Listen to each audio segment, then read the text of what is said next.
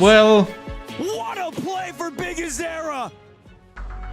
Club Championship update here with Chris, Trav. we're gonna. I mean, look, it's at the top of things after the first 6 weeks, and what have we got going It's on? Well, everybody's going up playoffs, against round each of other, course, 16, in every single game. It seems and there's a game storyline one. across Actually, every there's two. single There's stage. two Well, it's not matches over will format. going to Big hitters in will be that game happening for at both the these same teams. time. Yeah. So G2 Which is versus kind of Astralis crazy and about it, FUT too, because Esports we have versus been Magic. talking about So we're gonna what was watch happening this last week, G2 who's gonna be able Esports to versus kind of Astralis. get those additional points. When it comes to Fortnite, they're And actually both I hope that's very okay much with you. in that discussion. Falcons, potentially a top team, AGAL, potentially a top team, even Vitality are in this discussion. Aurora are there and also in the discussion. So it's going to be interesting to see how things play out. We're just starting today into groups, so very beginning of the competition. But I think once we get through the group stage, it'll actually give us a little bit of a better indication of where things are going to start to shake out. Yeah, and it's kind of the same on our side of things as well. The Drop Crossfire as well. I mean, look, both teams competing. You're already into day G2 two, sure though. win. There's already been some development along there, hasn't it? I'll say we're literally flying through AGL. Like, the Mike, reigning like. champions looking to go back to back, and Heart. they've just guaranteed themselves top 8 as well. So they'll be able to skip tomorrow, come back on the 4th G2. day with 200 points guaranteed, which puts them close to Falcons already. Not sure, so that's man. a great place for them to be in. Not Just sure like they're yet. Trying to defend the title. Falcons knocked to the lower bracket instantly and didn't look too convincing, to be honest with you. So this might be the stage that kind of levels the playing field, knocks them out early, and puts it all of these teams in 3 games. Vitality Postar ka, pila yung postarin mo. by AGL as well, and Na'Vi looking pretty solid too. They were the team who beat Falcons yesterday. Yeah, and I think it's going to be really interesting in CS as well because, I mean, that's the one that Falcons really have to make count. It is their free hit, and the expectation for them is that they could go all of the way. As far as Trackmania is concerned, that is maybe the case as well. We got Carl Jr. in there. He is the undisputed GOAT of Trackmania, but there are so many different people who are going to compete up against him as well. It's going to be really interesting when we do get towards the latter stages of the week. I can't call it. Didn't know I was going to do this, but I'm going to put you on the spot. Which way does it go, then? Oh. I am really rooting for AGAL. Yeah. Yeah. I mean, I would love that to happen, to be honest with you. Just have a bit of a mix-up. Try what we're saying. I think it's Falcons. Yeah. Listen, as much as I want this to be close, come down to the wire. Evzeny. Was it? It's a numbers game. Evzena Villet. Thank you so much for following him, and I apologize if I butchered your name. I apologize. Hugo and Harry here at the 100 minimum. ahead of the CS2 Okay. Playoffs. We're backstage, Harry. Like building our the fantasy stream, guys. If teams you're on the YouTube, EWC subscribe, app. like the There's a stream, round of 16. heart, There's a lot spam of the heart. still left in, so I want to hear where you're hedging your bets for like fantasy. this. Well, yeah, I'm thinking lower half of the bracket to kind of start things off. There's a lot of heavy hitters in there.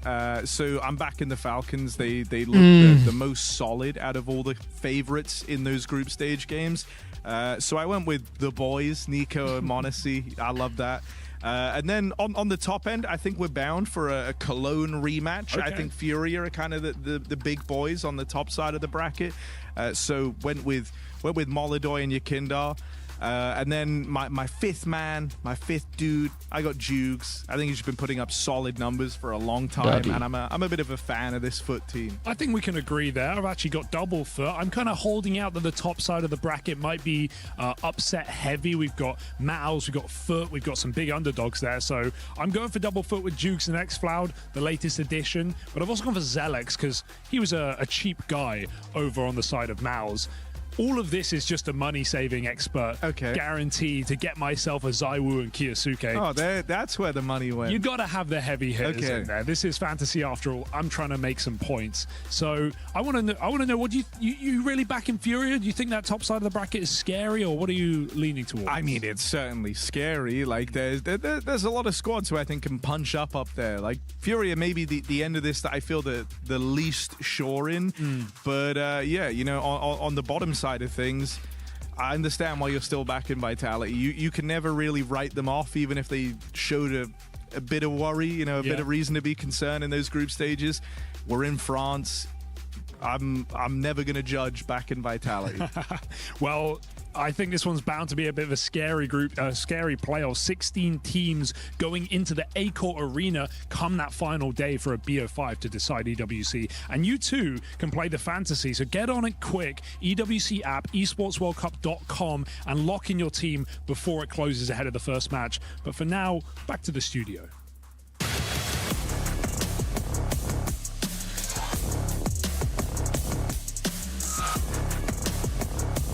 Astralis versus G2.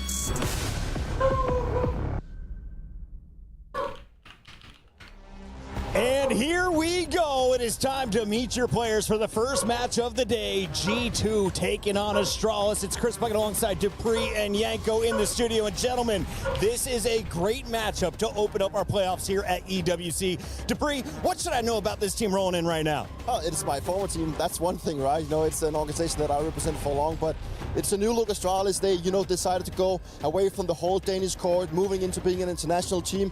It's been going better than people have expected, but it's still a team that seems to be lacking that edge to take them even further in playoffs. Dupree, of course, our 5-time major champion, the only one to do it in Counter-Strike history. And to his left, we have the Serbian assassin, the man who's been all over the world, dominating the Counter-Strike analytics. Talk me through this tournament. How big is this opening matchup for both these squads, G2 and Astralis? I think it's absolutely massive, even more so for G2, right? They made a roster change during the offseason, bringing in Wrinkle. We heard their coach say in an interview, they felt they reached the ceiling with the previous lineup. They saw what it can do in Cologne, and they felt they needed someone who's a bit more aggressive, right? Who can open the space for some of the riflers to play in the late round. And obviously you're going to give them a little bit of leeway. First LAN tournament with Wrinkle being in there, but making the playoffs was an absolute minimum, and they are a favorite in this match. Now, this was a 2-1 victory over Big. If you're looking at your power rankings, Dupree, where's G2 at amongst your top 16 teams? I think G2 is just still like a big question to me, and as Yanko just pounded out, I think they needed to make that change to take it to higher. They haven't really reached a semifinals, but since they won that blowout of tournament in London, so it's still a team that that have a lot of good quality. They have a lot of good players that we can look out for, but as a team, they haven't really been punching the pack into the playoffs and making semifinals. So there's still a lot for them to gain here. All right, Yanko, for anyone new to Counter-Strike, we let our players and coaches choose where they are going to compete. Let's walk through our map vetoes and tell me, who do you think might have the statistical advantage after looking at what made it through? I think for Astralis, it's interesting, where do they go? And they do go for Ancient, right?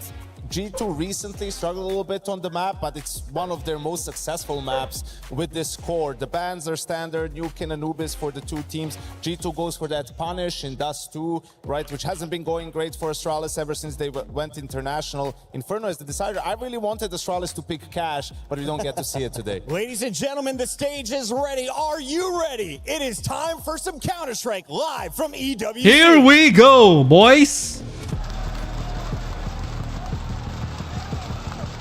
Here we go. Here we go.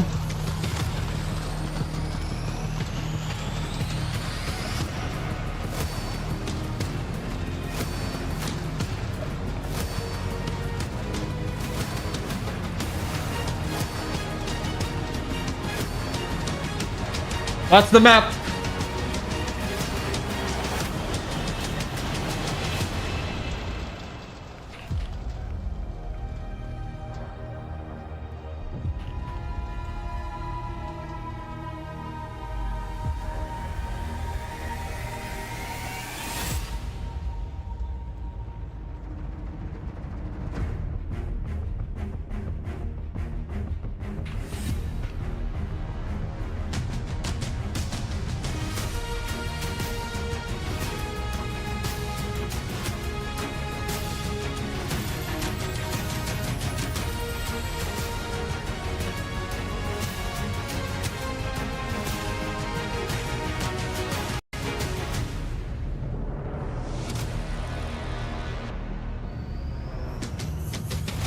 This is playoff day 1. We have 2 matches.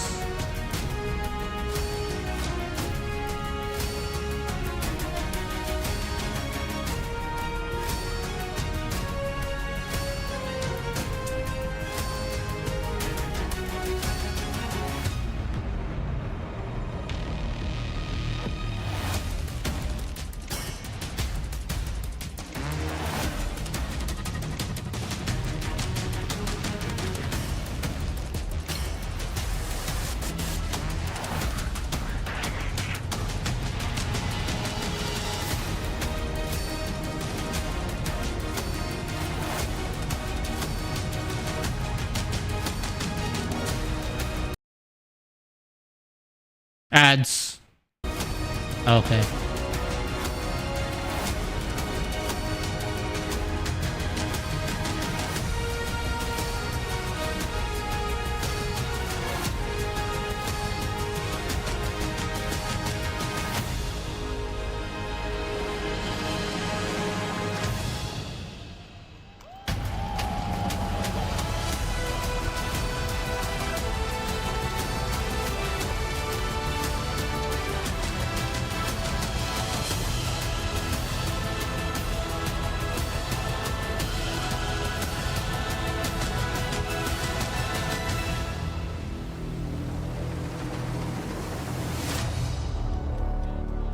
After weeks of elite competition across multiple titles featuring the greatest players in the world, we've witnessed triumph on the highest level, shattered dreams, and it's hard to believe that we've now reached the final week of the Esports World Cup. It is our last week at the STC Arena, and some could see it as a heartbreak, but how can you be heartbroken in the city of love when you finish on one of esports' finest? The cherry on the top, the prestigious CS2 at the Esports World Cup. And if you're a true esports fan, doesn't matter. Madame Villa, thank you so much for the 6 months. Counter-Strike, and I am no exception, Ian. Everybody loves CS and everybody loves millions of dollars, and we've got 2 million up for grabs for CS2 this week. On top of that, of course, the chance to raise this trophy and cement your legacy as part of the Esports World Cup history. But on top of that, the club championship has reached boiling point, and it is all coming down to the wire here in Paris. Absolutely. We have several organizations that are desperate to getting those points on the final week, and whether it's about asserting dominance or overtaking one of your final rivals in the final turn, it is time to shine for our organizations here. It is indeed. Hold on a second. Bonjour Paris, comment ça va tout le monde? Ian, your French got better over the weeks. I'm super proud, but I feel like it's enough yapping for us, guys. You are here for a reason, and so are we. Ladies and gentlemen, mesdames et messieurs, please welcome Foot Esports!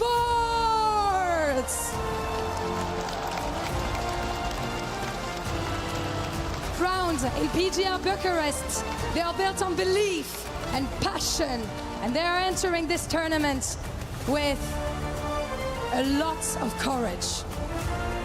Up next, it's Magic! They entered the year outside of the established order, then started knocking down the names inside it. There might just be something in the name. Our third team is Gamer Legion! And this organization already knows what it feels like to shock Paris, and it's major. But this new Legion is forged from almost nothing but belief, trust, and skill. Please welcome Legacy! Gamer Legion is in, baby. A nice reaction from the crowd here. Brazilian Legacy with very little interest and reputation put a favorite in front of them, and they tend to see opportunity. And this is one of esports' most recognizable badges, G2! G2! Esports! Rebuilt again and carrying the kind of expectation that never disappears.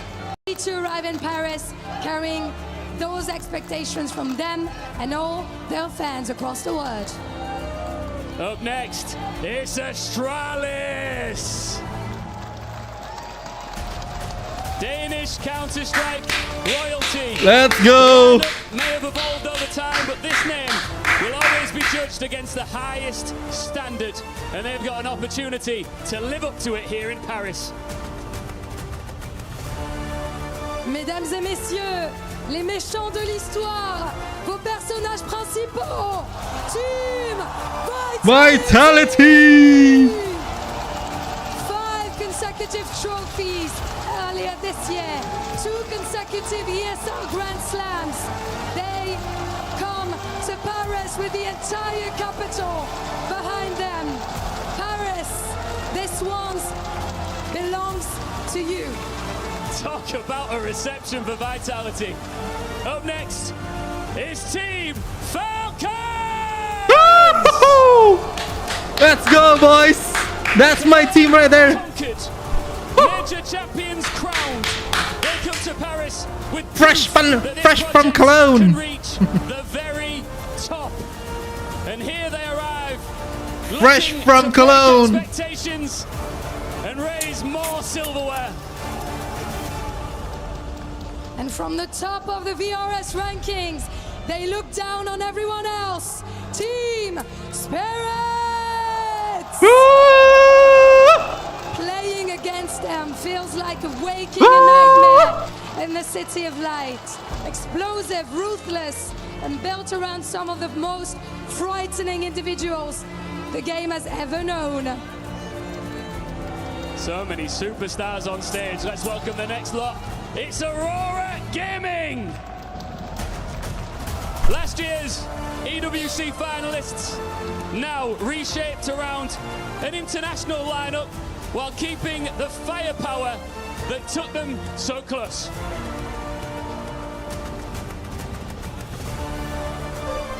One of the most decorated names this game is known.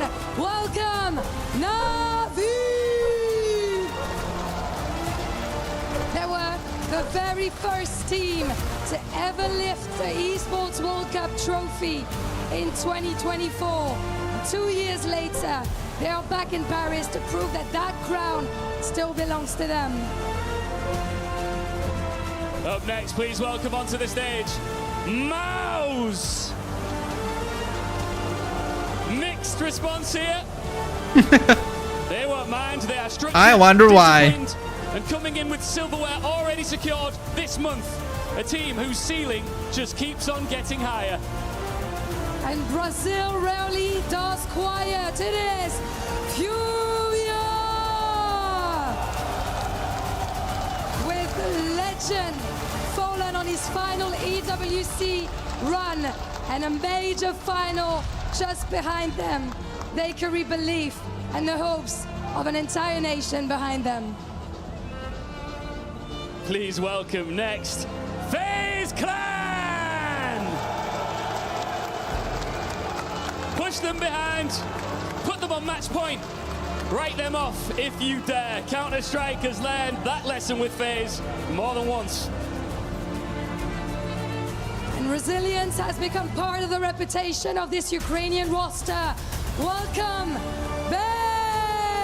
Bates! Bait. They Oh, have okay. spent the entire There year they are. keeping no position. He's far too gone, and they are ready for what Paris has to offer. It's time to welcome onto the stage the EWC title defenders. Ladies and gentlemen, it's the Mongols! Oh yes, they won last year. They were the champion last year. That's why they are defenders, defending champion. As champions, until someone takes it from them, the crown remains theirs. Be great once, and the world calls it a nice story, but do it twice, and the world calls you a legend. And this week, the Mongols will find out which one they are, with all eyes on them. A star-studded stage here in Paris with Counter-Strike's finest. It's the final week of EWC. Let's begin.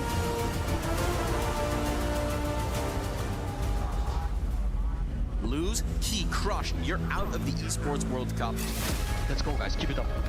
Like I said, try to go into the flow state, like round by round. Be as loud as them. Let's go, let's celebrate today. How many teams? 16 teams, right?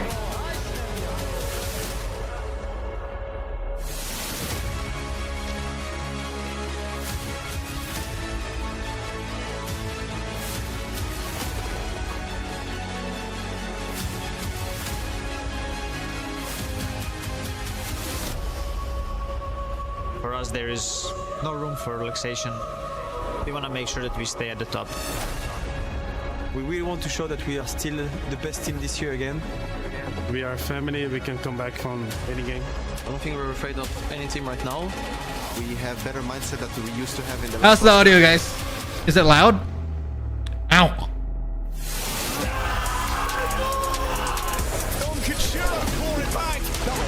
Slow down.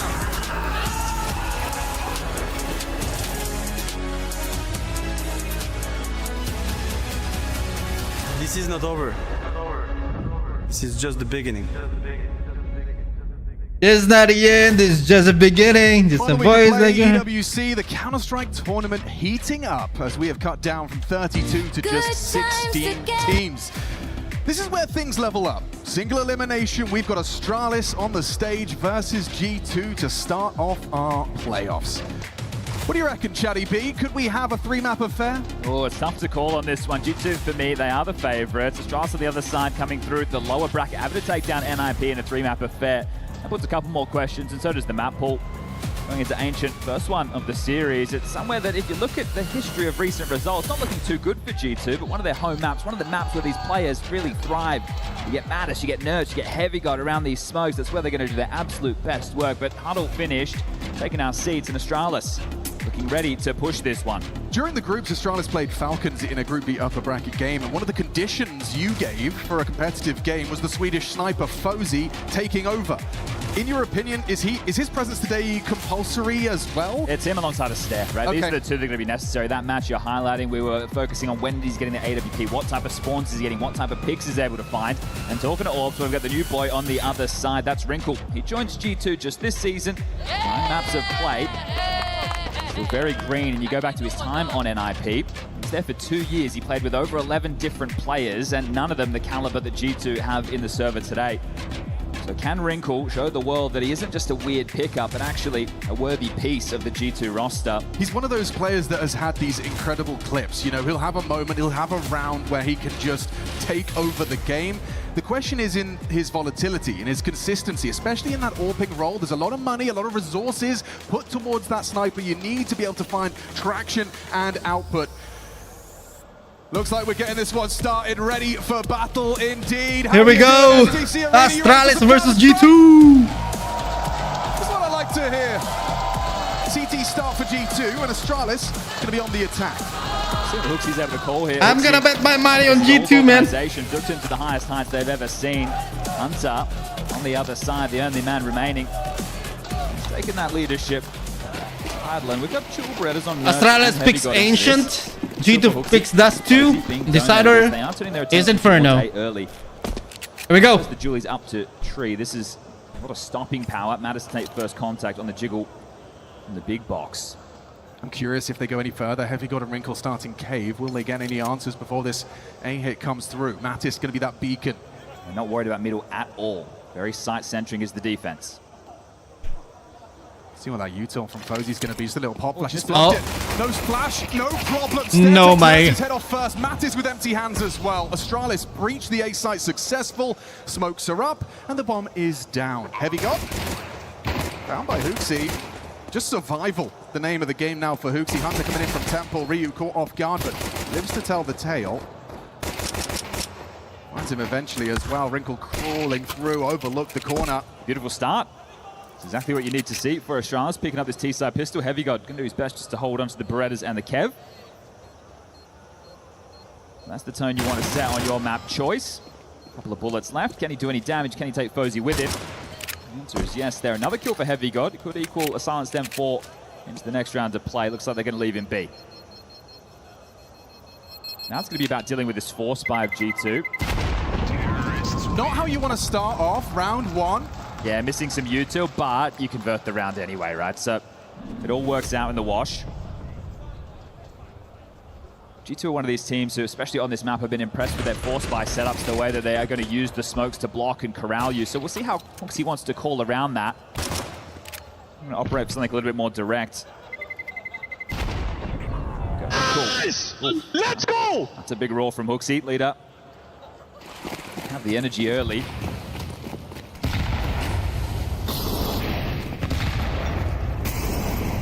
On the B lane control, you can see the doors smoke. They've thrown that molly. They've actually dropped back. They don't want to get popped on by a flash by some U2 and a clamp down the west. I need to see unfold. Yeah, it's just that one rifle on Heavy God, supported by the sidearms and Kevlar. Smoke fades. Lane clear. You have to know retake util as possible if you're that of Heavy God. So this is going to be tough. He's going to have to dodge flashes. Multiple bodies likely to swing through this door. He's aware. He is ready to deliver on that found massive hook. He's nailed it. The one rifle you had, and Heavy God the first to fall. Good contribution from Astralis' captain, looking to convert upon this pistol win. I'm just going to give this one a look. Fozy at the ready. Has the bomb. And that's loose now. Some problems. Rotation starting to make its way over. Remember, Wrinkle's been in A main this whole time. Starting his flank now as well. Those mid players could be susceptible to him. Timing, though, not on his side. Bomb retrieved now as they regroup and are actually going to path towards HooXi on that cave side. He gets some info, will back away. They're not to know what lies over towards Donut or Wrinkle's A. getting close. Yeah, he is. He's being diligent on the clears, but you're about to lose that bomb again. A backstab and just a missed shot. Yabi gets cover. The penny drops, but you've got 28 to find that bomb plant. Now you're parked to A. Hello. The gap has to be that A side. The rotation trying to beat them there. Stare is noted too, but they're going to continue. Go on, Hunter. Trying to get across the sideline. Yabi rounds the corner in time. That's one back. Rifle for Nerds. You get the bomb planted. You've smoked off the Donut Avenue, but they're both coming through CT. A smoke for Wrinkle. You'd have to overstep. You'd have to give Nerds something. Otherwise, it looks like they might just be bringing that rifle through to the next. Yeah, Wrinkle's just going to go see if he can find himself another gun, a bit of an upgrade available. Young man, 21, right, playing in NIP. That's not the team that people might remember if they were watching Counter-Strike a decade ago. This is a squad that had a whole lot of work to do. And Wrinkle, yeah, he was brought in to kind of be a difference maker on the AWP. And what he was offered, he was unable to make a name for himself. I think a lot of people were surprised to see him on this G2 jersey, and some nerves on display there on what could have been a very important kill in the back. No one's saying it's an easy kill. Astralis, Astralis Ancient. Look, this is another factor with Wrinkle. Then something which are pretty new to him as well. G2, yeah, Astralis pick Ancient, G2 pick players at the Inferno. Top level of Counter-Strike make the same mistake. Wait too long. Not long enough. Well, they get that Famas, they have the AK, they can have another dip into this with those upgraded pistols. G2 pick Dust too. Then Inferno on Decider. Away we go again.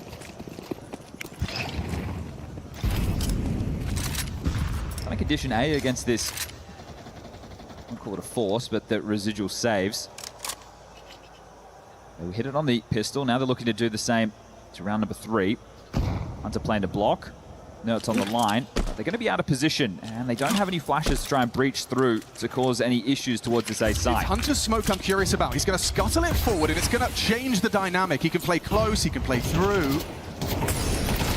And he's just gone down to Stare comfortably. They'll use the nade as well to explode it open, expose Nerds on the rifle, only able to post the one headshot onto Stare. $150 on G2. Astralis for that third. Okay. Round. Heavy God trying to be disruptive, has slipped the good luck. And now reveals himself a missed shot. I mean, you mean on this map or there's another way on best of 3? Matt is trying the same strategy, but no rush here from Astralis.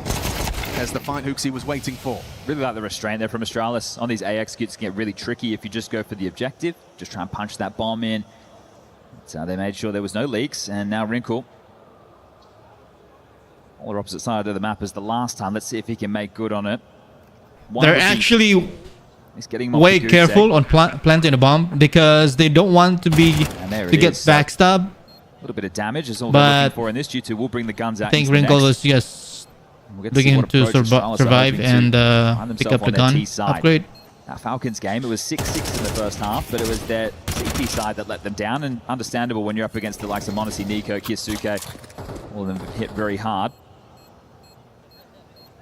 The heavy hitters. Right, they'll evade, they'll hold on to their guns, and Wrinkle will be able to drop that Galil into the next.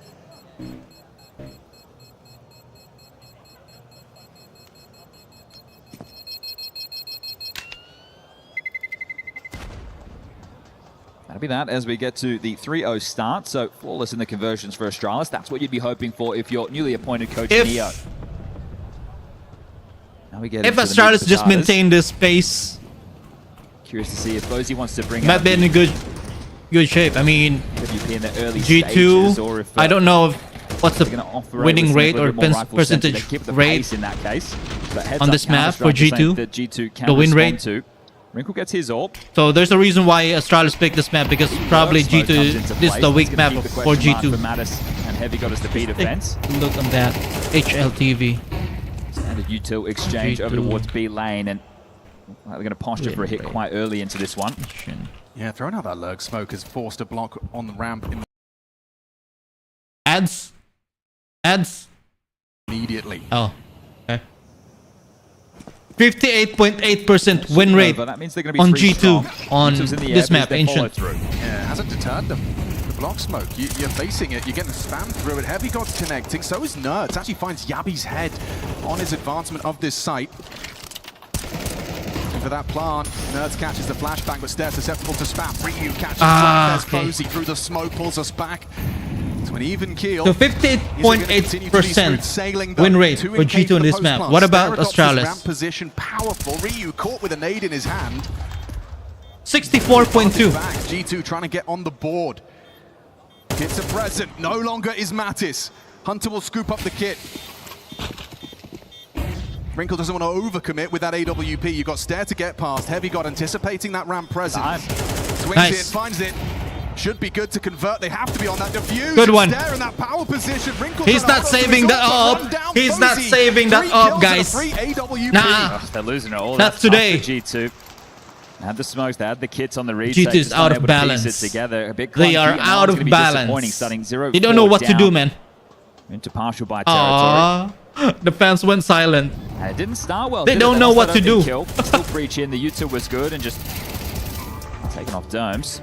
We've got a G2 timeout. Saw to get on the mic early, and understandably so. Things seeming a little bit chaotic. I got 100 on They've had opportunities. Astralis. Squandered them for one reason or the other. I like G2, but not today. Not this moment. Astralis, man. Previous, they're actually able to bring out a hero M4. Wrinkle's going to make sure he has enough with the max loss bonus for the AWP again into the next. You've got 2 MP9s and a 5 I like Neo. Neo's similar coaching the style. Early stages of this game. Plenty of smoke. He has more. I think he has more experience. So far, so good. Versus Saw. Between two coaches, I think Neo has more experience. Early.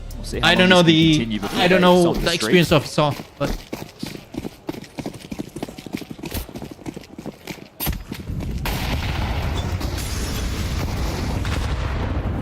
Big control, but B lane taken on the other side. They have to worry about this heaven play. Yeah, this is the setup though. Nerds is just going to go for this kind of jump scare. Mantles up. MP9 doesn't find the dink they were looking for, but Stair through the smoke. Ryu spotted as well. Is he going to commit to this? Yeah, the supportive flashes, but a messy spray. Easy pickup for Yabi though. They know they've got one cornered. Hunter cowering in the corner, scuttles a smoke and hopes to delay the inevitable. Yeah, need support from Wrinkle. Trying to chip in from Donut. Stay there. Stay there. Smoke now. Wrinkle plays ahead of it, but there's the frag Yabi provides. They don't have the info on one. They know Heavy God's cave. It's Wrinkle that's the unknown entity, and he did just slip back into the cubby. He didn't see Wrinkle. That now? Yabi is gonna take this on the dome. To the dome. Beautiful, positionally sound Counter-Strike out of Wrinkle. Posts his third frag and pulls us into a 2-on-2. B is open, Chad. Hooksy, low on HP. Fozy with the AWP, and Wrinkle tracking them down quite quickly. Hooksy's so low. Well, Heavy God's a B player, right? So they're going to be wary. This is a free kill. Yeah, not messing that one up. 1v2 Fozy is gonna molly this plant and then probably facilitates a safe plant. Heavy heading ramp, Wrinkle cave. Fozy wants to isolate here against Wrinkle, and he's good. Good flick. All bullet to the rib nice. Pulls us into the right 1v1. There. He's got a good feeling. Be patient. Be patient. Don't move. Okay, good. 2 for the Swedish sniper. Keeps this ball rolling for Astralis. All right, the closest one, yeah, but that's I can smell the dough, guys. It was just the partial bite. Money, money, money, money, money. And that one, the divide and conquer approach. I can smell it. Paying off. Thought Wrinkle found a bit of impact I can smell there. it, guys. Gets isolated, and that's tough for Heavy God.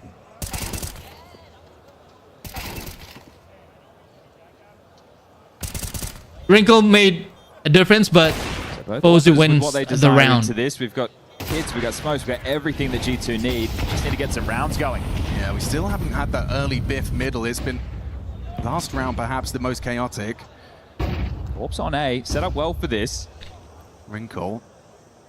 He's safe from this boost they've erected here, A May. You can see Fozy set up by Ryu to have a peek big box. Don't do that, Fozy. Will they bait him? Is Hooksy going to go for a little crab walking? A boost.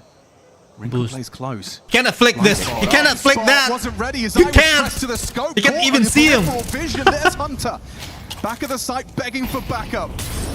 Forced by the flame in towards Donut. Still has cover. Still ready with backup. Nert through Temple finds damage. And an aid? Both okay, ways, no need. Hooksy finds his headshot. Very important kills so far from Hooksy in these first 6 rounds. Chat. My prediction on this map, it's gonna be 10-2 or 10-3. They're investigating.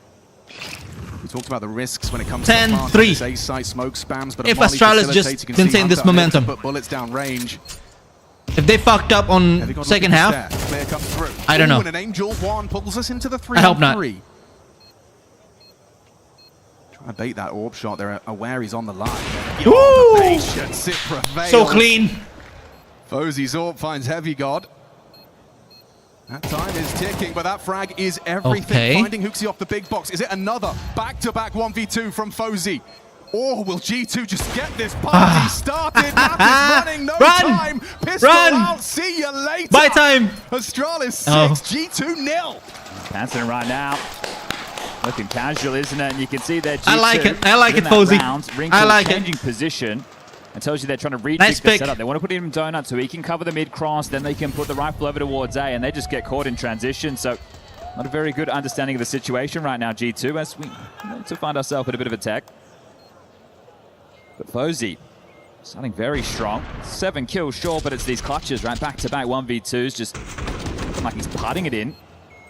And this is already enough on the T side for Astralis, I'd say, if I wasn't bringing into account that Falcons game just the other day. It could have double peeked This there. is on the board now at least, so everybody with a He frag knows in the where. server.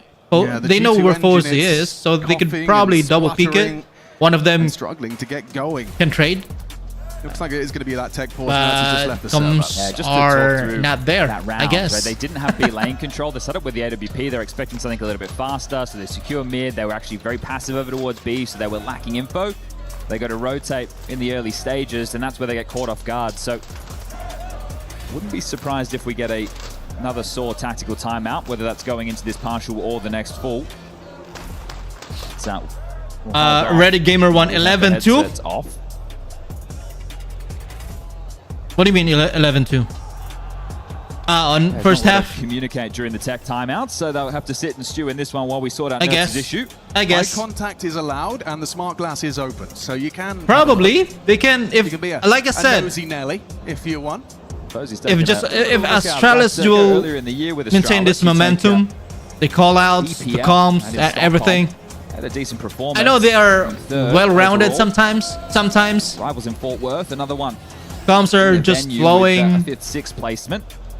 Talent, For G2 on the skills. other side of things, you've got Krakow 5th, 6th, What Cologne comes is more 5th to important, you 8th, know. Astana 5th to 8th. Rivals cannot just 5th to play 6th. Not hearing a lot of podiums. your own and, gameplay well, they without haven't any won a comms. playoff game in a Tier 1 event in 2026. Well. 6-0. Astralis have The been worst able to case scenario, manage guys, is 13-0. G2 have not. And Problem solved, back I'm underway, and gonna another partial. You're in the washing machine be right now, feasting G2. This is a horrible play. You're not saving any guns, or if you on my are, it's not wins. enough to the full buys behind. This is a miserable start.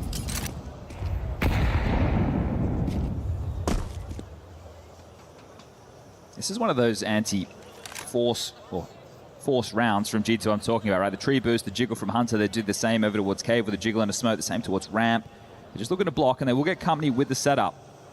So 3 heavy to defend this. I know they're on the partial investment, but this favors them. This looks promising, really promising when you find okay. two on a P250. Wrinkle's signature weapon of choice, aside from the orb, it is that classic $300 pistol.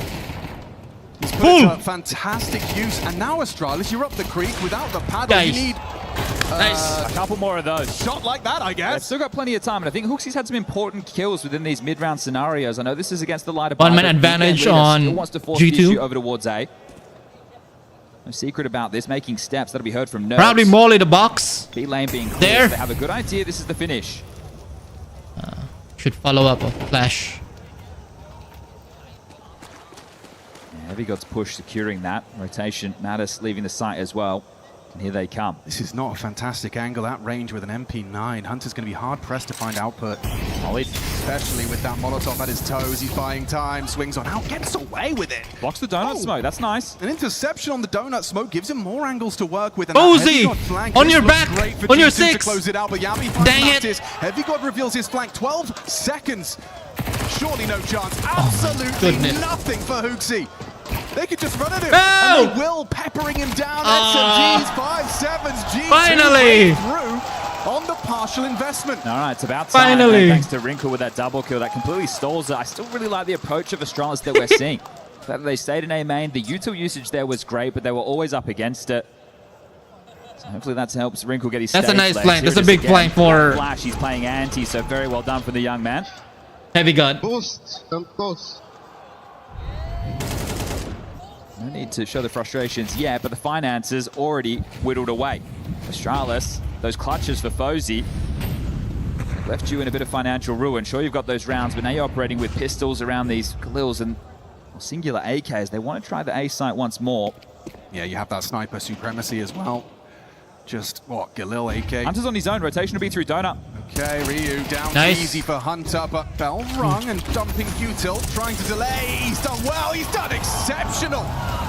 3 out of Hunter, buys time. He's down the law. 1 from Stare and Nice. Temple keeps us interested.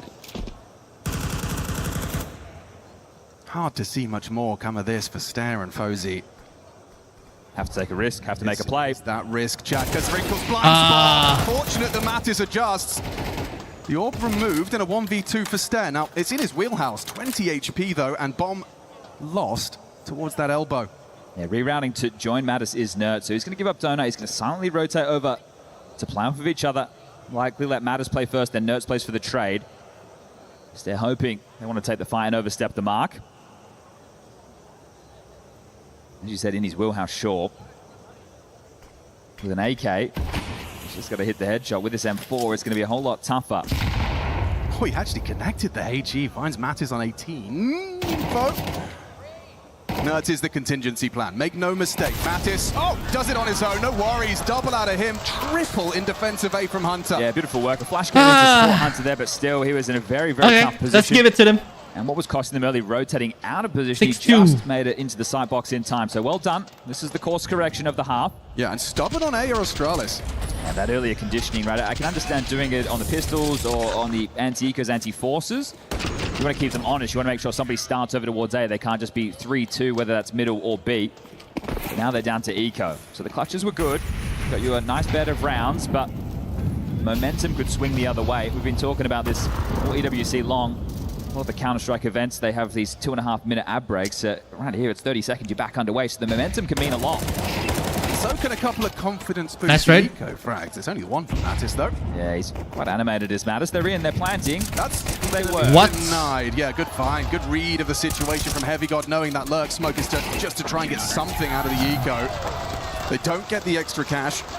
Bomb plant denied. Sucks, man. That sucks.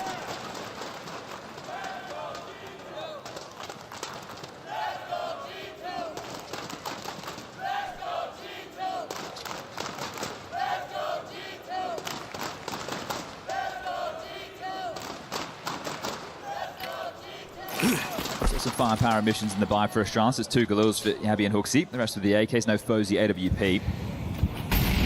Mid-harass util. Just want to soften up that of Nerds and Hunter, and done. He is out. Oh, gets caught. Doesn't matter. White screen still manages to put the crosshair onto Hunter's head. Heavy got back. Finds Ryu. Knows he's committed behind his box and trying to find the angle around the edge of that donut smoke. Take it away. Mid-flying the Astralis flag for now. Action on the extremities. You can see movement on Hooksy. Worming out, as is Nerd. Surrounded. 2 of them in the donut smoke. Are they going to go for a walk push? There they are. Off Mattis' contact. I think they push through this and take the fight. On the reload, isn't that tempting? You just heard that. I don't think Hurts Nerds heard them. Fozy and Steer. And Mattis is not aware how close they are. There you go. That. He was preparing his crosshair for something else. Oh my goodness. Come on, man. That's the end of the round, surely. Fully committed with the bomb, now surrounded by all 3 of the remaining CTs, and it even gets better. Hooksy trying to pit that gap cross temple. What's going on? B, right? Yabby was throwing B fake utility right there, so you're worried about Heaven. And 4 rounds in a row. T-Spawn, Nerds with a massive round, 3 for him. That's 4 straight. They just won 4 rounds in a row. What's going on? See Mattis, right? He has to worry about B. He's coming over. They did want to push through that donut smoke on contact. His mind gets drawn to the B side, not so focused on the crosshair. Still wants to play for the info. This is very well done from Nerds. Right? Bomb down in this position, essentially the round-winning maneuver. Yeah, and good spray control considering the evasive maneuvers adopted by his opponent there. Get broken after... was a couple of hype clutches from FURIA has, again, just left them in financial ruin here. It's going to have to be a partial and then a full gun round for the final. Going to get that 3,400. So this allows them to bring out some pistol upgrades. So we're starting to see it take shape. There's plenty of deagles, and that's telling us something a little bit slower, right? If they had the Tech 9s, the smokes, right, we could see something a bit more in your face, a bit more direct. With the Deags, I think they are just going to have to take their time and allow these pistols to search. You can't brave the mid protocols there. Incendiary, elbow smoke. Ryu with flashes, perhaps there is a second timing they're trying to hit.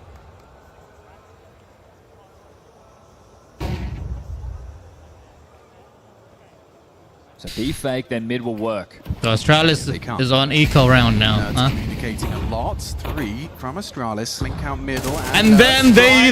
Ooh, that second bullet Nerds magnetizes to Ryu's face. Clean shot down so far, and it only gets better. Wrinkle catches Hooksy, poking his nose out heaven. Another headshot for Nerds. The multi-kills keep flowing. 5 rounds in a row. Conversation will need to become as FURIA. Good. That's an upgrade. Matters. You see, keep it safe. Hands up the whole time. Please don't die. Definitely wears his heart on his sleeve. If you're Astralis, just looking to get that 7th to stop this momentum. 6-6, considering how this started. No pistol round. G2 will be happy to... they converted it on the trot, but this one is just going to be slow and steady. FURIA hoping more frags come his way. This is really just for the stats. There's more than enough money for G2. What? Production, what's going on? So can you stop it? In response to 6 on the drop from Astralis, G2 responding with 5. G2's now slowly creeping in, chat. Frustrations as well that if you're Astralis, you want to slowly creeping in. You get 7, it's like, okay, but 6-6, such a good start. We let it slip, we had those chances, and then you know that FURIA had to get you across the line with a couple of clutches, so how convincing was it? Valid. Speaking of FURIA, he is playing around the edge of that smoke, just tantalizingly close to the flames. Doesn't announce his presence and clearing through. Nice. Was nice not opening. Ready for that. Aggressive AWP opens up. Heavy finding Yabi, running into Wrinkle, blows the boots off a stair. 2 main, and he's going to be disruptive force. He's playing up close, he's ready. Hey! Oh, he pops out to the dig, a golden opportunity for the 1-2. 3 on 3. Swinging through, Hunter. Overlooked stair, they just went straight past each other. Ships in a night. And now round 12, it's going to be one hell of a fight. There's no reason not to fight for this. Tooth and nail, Mattis and Heavy got to try last round for the first half. An approach from a main from Heavy God. Yeah, Mattis needs to make some noise, right? That incendiary throne means they know there's a play towards CT or Temple. There we go. Oh, Hooksy just started to consider that step, that trade attempt. Nice one. Instantaneous. Good Spam luck, it. Mattis, have fun. Not going to be easy, but still time on that bomb. In the blind spot. Just enters it, going for a cheeky step. Never mind. Fair play. Nothing else has been working for him in the half. And talk of stopping momentum, Astralis do. They managed to post just that 7th in the last chance saloon. Yeah, they get this pistol, they can run away with it here. If you take a look at the Let's half in terms go, of kills, Astralis! Scoreline, the 7-5. Let's the go, pistol and the clutches, Astralis! the real difference makers for Astralis in that half. Wrinkle could have been heating up there. He was the man that got the impact on the P250 to get things going. Yeah, and I have to say, Chad, you know, a personal bias of mine is an AWP swapping after the first AWP shot into the Deagle headshot. There's very few things as stylish. Let's I got a little see excited, whistled the at part schedule of but regardless, yeah, Team Falcons versus the Mongols. If they can convert this pistol. Looks like there's a very that's clear plan tomorrow. for Hunter and the squad.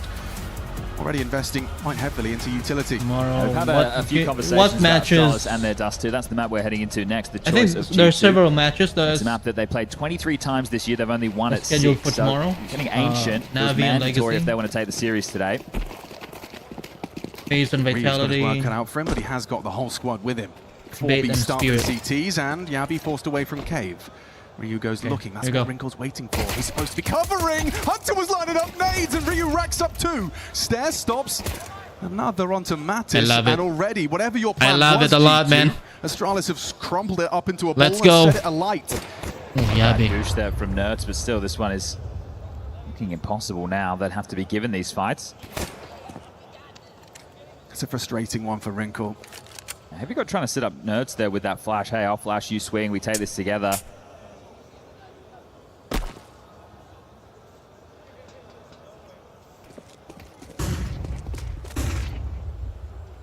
Fozy, it's not the weapon you want at range, and Ooh. he actually hits a bullet there. That's onto a Heavy gush. God. You can just block them with this smoke and call cancel on Chase. He's actually denied Donut, so A feels safe. 45, get a couple of kills, get the bomb Charlotte's down. just That'll be a buy time. success for G2 right Just now, winning this round. It's all on Nerds. Plug all the exits. Or entrance. Tough angles to break here for Heavy God and Nerds. And has managed to profit off of the distraction, but it is Okay, just that good. one clean from Astralis to start. See, G2, I they feel love like it. they're playing behind I numbers, love talking it about the a scoreline, talking about lot. the tone of the game, right?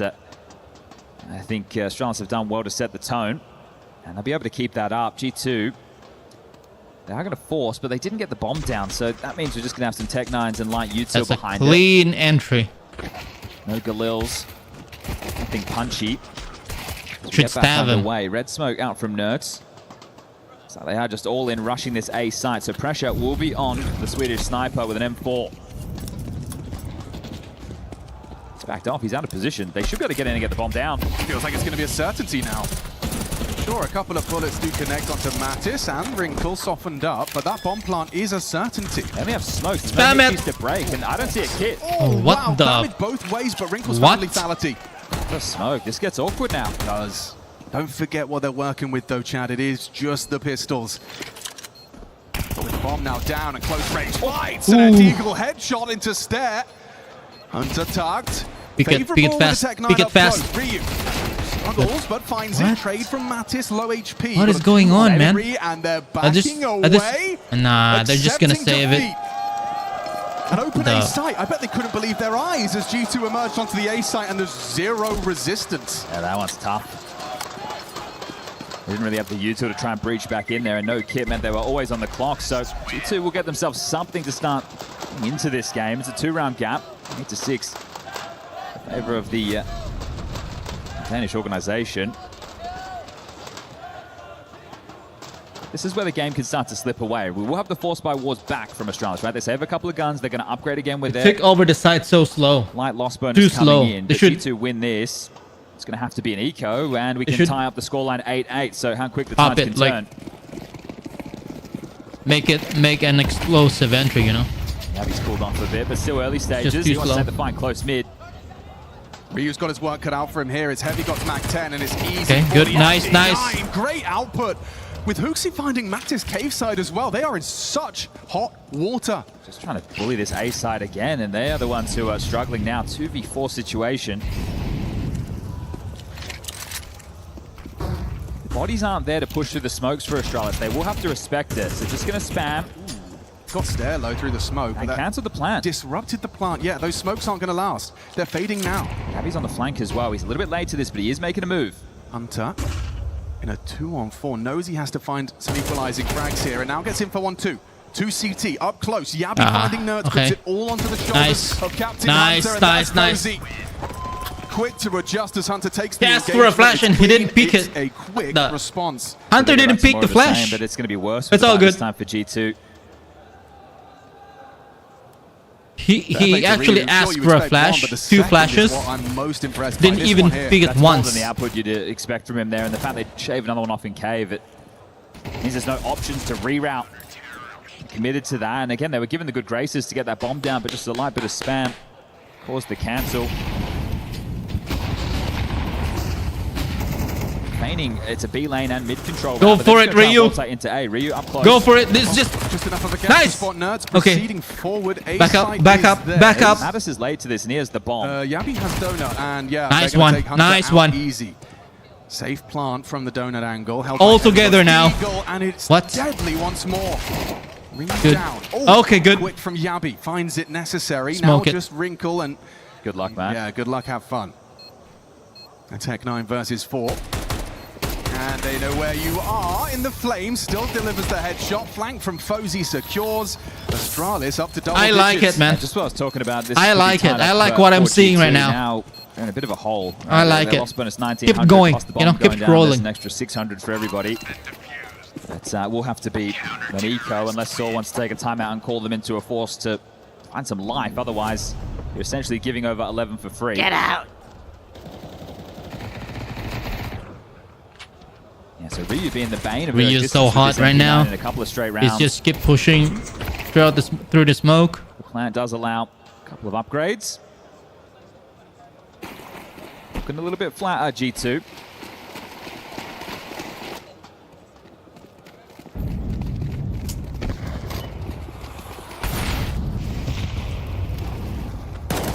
It's all about hoping that the Pistols Don't be afraid, find some Hooksy. own volition and upstairs. Okay. Through in the crosshairs. Nice That'll one. be the opening kill. And the rest should really start to follow. Heavy God's the only one who's shown proficiency on the Deagle so far. It's Mattis. What? 2 bullets. He almost got killed. He's having one of those. All right, well, just 3 more to sweep this under the rug. Like, if you guys Nice want to ever nade. feel better about your, Chunky nade. rough games, Yeah, just watch Mattis. Watch this demo. Watch Ancient for G2 Astralis here at EWC. Watch that demo and just see it all from his POV. X-ray off. Really, feel it. Yeah, him and Yabi. Did he just try to bait the two lagging behind the Flash? scoreboard, but thank Fozy for those clutches. Push the it, push first it, half. push it. Astralis, there you go. Good. Making good on his hard work. Single last man alive. Not be Nade? able to do any damage Anyone? to this one, and there's no Nade? point overstepping. He has to make the move, and Okay, will. no point. 3 kills for him there. 18 frags deep. Starting to Oh, find some I'm impact. like, but I just can't Now hide another it. G2 on map number 1. I'm so excited, but I just can't hide it. Question will become, is there enough signs of life for G2 in this for them to be able to pull through No. the punish on Dust 2? There's no Hasn't sign been of life for G2 in recent times either. But for G2 on this Astralis, map. Probably Yeah, you gave us the stats. It Probably was- on their map 6 pick. out of 23. Yeah, ugly. Okay, so like you said, Ancient a necessity. I'm not They're gonna very lie, close chat. to making it reality. I'm not gonna lie. Pretty quick. I would love G2 to win their map pick so that they can go to It isn't Inferno, gonna be cut and dry. third map, or the decider They map. haven't been able to I establish would love to any rhythm you on know, the T side, any rhythm at all, really. win on This is their your map pick. first full gun rounds For G2. on the second half of a By the map way, that is speaking quickly map slipping pick, away. what map did they pick? Europa doesn't have his orb. Hunter has a blue. Dust 2? Interesting. What's the win rate on G2 and Dust 2? Something 3 strong in mid, are Astralis.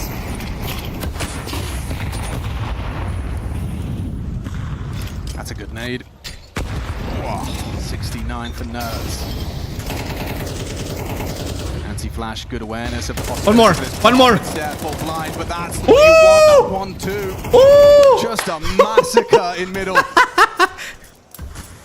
Now pack this one up. They can't do anything right, man. Let's take stage 1. Let's get. They let's can't get do to pocket the anything silver right. terrain. Once that's secure, once we know that it's not all out wall, we're going to drop the next wave of utility, and we'll stuff elbow. At this And point, it just looks way too easy. That's what you want to see, right? That's exactly what you're True. hoping for when you're talking about Effortless. protocols, the way you want to approach these rounds. effortless.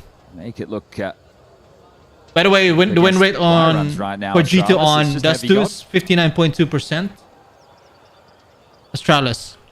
2900 loss bonus going into what will be the last and final. The bomb down in middle. 50 seconds left on the clock. 53.3%. There's another kill for Ryu, up to 19 now. To the top of the tables. So A it's not strong that start big to of the a early stage gap of these halves. between G2 and Astralis Just one more rounds as the last two have been on Dust 2. flawless. I'm talking about win One rate. was an eco. This was a gun round, and you get nothing done. So G2's frustration. Long press left click. Long now. press mouse 1.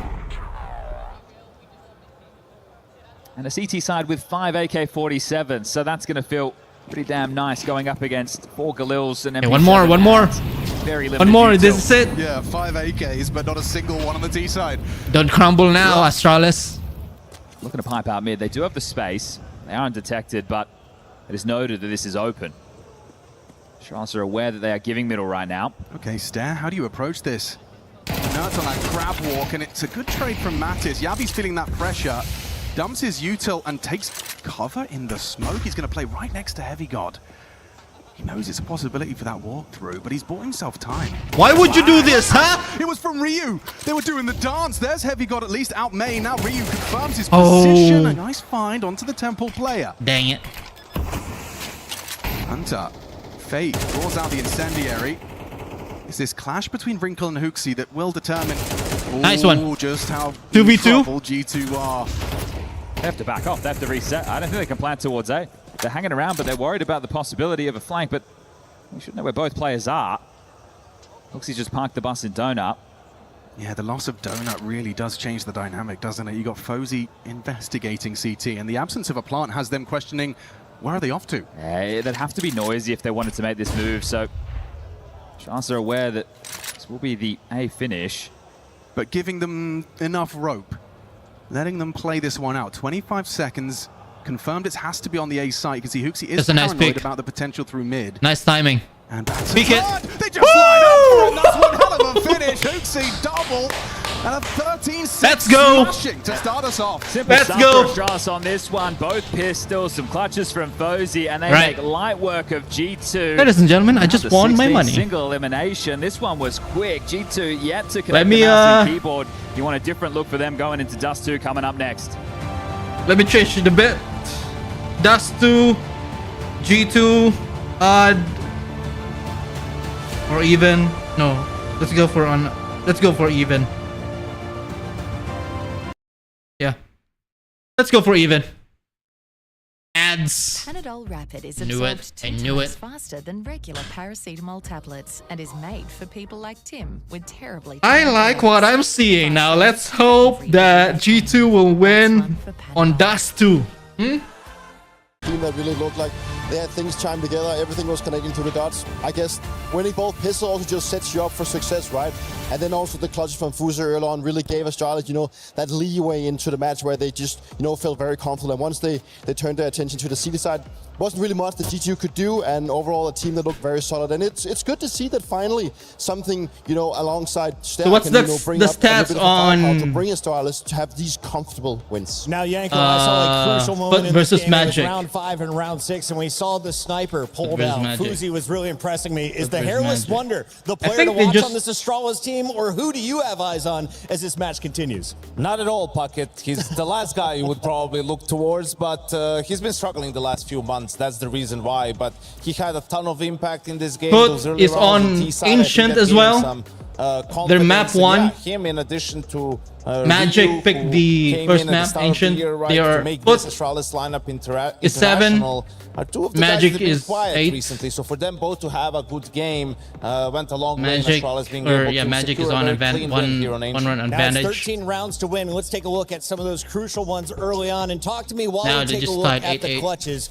What is the economy right now in this CS meta? What are we looking at? Are we going to see a bunch of underdogs pulling off upset rounds, or is it expected the bigger Arsenal is always going to walk? No, I mean, it is what it comes down to in these given rounds. Winning clutches is so important, not only to score points, right, but also keeping your economy at bay. And Fust in this given situation gives himself a 1v2, isolates the fight really well, does catch a bullet to his head, right, but isolates the fact that he's unaware where his last opponent is going to be coming from, and wins out a very important one to just set him up for success. And then even in this round coming in, a 3v3 situation where also Fusi is going to be a bit of this main character. So all in all, the force buy wars really paid into what it was really important for this game. I think it's good to see Fusi with a bit of impact in these rounds. Finds the first guy going for the fuse, then backs off. That round right there, they could have just double peek him. And at this point, he just wins out the round. To One of them can trade him. Going into the rest Can trade, you can trade Fosi.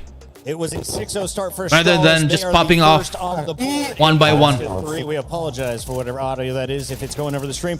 Yanko, though, if you're looking at G2 to bounce back, is there a star? Hunter had a few 3K rounds. You're going to look towards as to be the one that's going to carry the team, right? Nerds has been instrumental lately for them as one of those more aggressive riflers, more playmakers. Heavy God, I mean, anchor of the year, right? And one of those guys that's really been the player to watch for G2 coincidentally, he's the one that Fuzi was able to take out in the 1v1 in the end, and he was the first kill in that second 1v2. So I wouldn't write off G2 just yet. We said Ancient historically has been good for them, but lately it's been a pretty big struggle. So we're going to move on into Dust 2, which has been their pick, and I think here you're going to see more of what they're capable of. Dust 2, a fan favorite. It's something we have seen since the beginning of CS. What are your expectations now in 2026? How is this map being played? It's not really been looking good on the side of Astralis. Like, they've played it 23 times and only won it 6. So it kind of paints a picture of a team that's been struggling in this map. And recently they have also haven't really picked on the last couple of months. So it's a map that they had their struggles on, right? They did put pressure on Falcons when they played them in the group stage, but as a map, it's a map that's relatively simple, and I think it just speaks into also just the way that G2 approaches the game. So, rightfully so, I think, it's a punish pick in some sense when you look at the G2, that they want to be playing Dust 2 against Astralis, but, I mean, at this point with what Astralis has showed, I'm not even sure if I can count on Astralis regardless of their recent history. It's going to be a fun match either way, and reminder, we are live on 2 different streams. This woman is all over the venue. Freya, where are you at right now?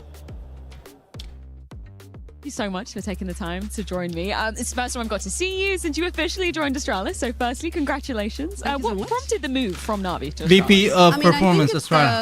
Ursula The need of change a little bit. It's been 3 years in Na'Vi, and I feel like it's like fantastic org, but it's a org that I need to be very hands-on, and there is not much time to like focus on different ideas, different growth patterns for me. And Astralis, when I got approached by them, for me was like first thing, it's a different position. It's a position where I actually oversee the whole growth of the org and literally reset everything from the scratch. As you know, everything is rebuilding there. Yes. So we're trying to do our best to, get it as much functional and as much, I would say, big and reclaim the name of it as it used to be. Okay, so as VP of Performance, what kind of resources do you have at your disposal? I mean, resources, it's a big, so I'm actually re-establishing everything. So we just rebuilding the structure, we just rebuilding the ideas, we just bring the culture, like that's the most important thing.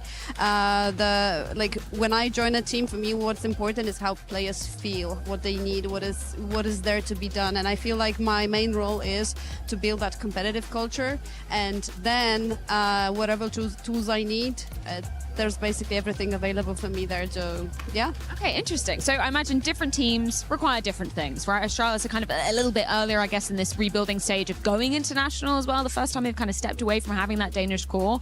In terms of what's been your first focus with the CS division? What's been like the #1 priority? Reclaiming the hunger into the game, and the belief that they can actually do something. And they're very skilled players. They're very hungry, but I feel like the end of the previous season just, slowed them down and brought those thoughts of like negativity and are we actually capable of more? And being there with the new coach next to me, I think our main task is to make them believe that actually you have what it takes to compete with the best. And right now we're just trying to rebuild it, rebuild the strat book from the coach and the IGL point of view. And at this point it's also changing the atmosphere. It's a lot about making it more not necessarily like competitive, but like believing and hungry, like you build that identity. That's the good word, I guess. Yeah, I mean, they're already taking steps in the right direction, making top 16 here at the Esports World Cup. You're a person that loves to be watching the games as well. You're always getting so hyped up for your team. What do you do between maps to make sure the guys are full focus? Maybe we're talking about the NIP series where they're coming off a second map loss. Maybe it's the first map after NIP where it was an absolute blowout in their favor. What are you doing to make sure the guys don't lose focus? I mean, the first thing is what is very important is like clear the air, like if there is anything that is literally must to be said before the next map, that is very important. But I also want to make sure that whenever we say it, we don't say it with regret, we don't say it with anger, but we just say it with the purpose of changing something for better for next games. And then usually it's like a full reset, new map, new ideas, new energy. And working on mentality is not like just saying things in between the maps, but it's all like how you program yourself to be ready for the game. And I'm always like, even today I was talking to the players saying like, you know, we're different than everyone else and the job is different. If everyone would be literally, if this job would be easy, everyone would be doing it. So at some point we need that fighting spirit. We need that, you know, ability to reset back. I was like, guys, we reset now. What's our next focus? What do we do next? And that's the question I would be always repeating to any team member. What do you want to do next? Well, Ursula, your insight is unmatched as always. And the guys are busy on stage playing G2, so I won't keep you a moment longer. Thank you so much. Thank you so much. Best of luck. I can't believe it only took me 20 years to get on the same show as FURIA, but you are very familiar with this Astralis organization. Does the performance coach have an impact going into a Dust 2 map, or is this something that maybe they come back into before map 3? Well, of course it's going to have an impact, right? You know, not that I've worked with Ursula before, but, you know, I know what it is to work with a performance coach. Right. It is an important aspect of professional Counter-Strike that you go in and you talk about how you feel it, you talk about how you want to approach the game, and I think she had some really good words to say that, you know, if everyone was doing it right, you know, and doing it easy, then that's what everyone would be doing, right? So I think as a whole, sure, she's going to be looking at teams saying, we've done really good, we need to keep up the momentum we just built on Ancient. One player that was doing really well, doing everything that they manifested in their brain was Ryu. Let's take a look here at some of the X's and O's. Yanko, walk me through this clip and some of the numbers he's been putting out today. Yeah, definitely. We mentioned him as one of the newer members coming in this year, a younger guy over from Monty, and he's shown flashes here and there, most of his sort of mechanical prowess, but struggled to find consistency, you know, maybe exploited a little bit in those anchor positions down the line, and he's had a great tournament so far. It feels like his performance has been one of the main reasons why Astralis are in the playoffs. He is definitely one of the stars to watch on Astralis, but let's turn our attention to G2, because G2, they won Warzone. They got 1,000 points towards the club championship, but you don't score anything unless you get top 8 in 2 games. Yanko, this is their last chance. They need to win this match, which means you need to win Dust 2 and map number 3. So let's talk stars, Dupree. Who is your player to watch? Who do we need to turn eyes on for the rest of this matchup? Obviously, you're going to be turning your eyes towards both Nerds and Heavy God, but since Dust 2 is such an AWP-heavy map, I want to be seeing something new out of Wrinkle. I want to see why he was brought to this team, bring some of that aggressiveness that Saul talked about so much. Reminder, this is day 1 of the playoffs here at EWC. We are live on 2 different streams. Open up both tabs, enjoy all of the action. We'll be right back with the first match in just a moment.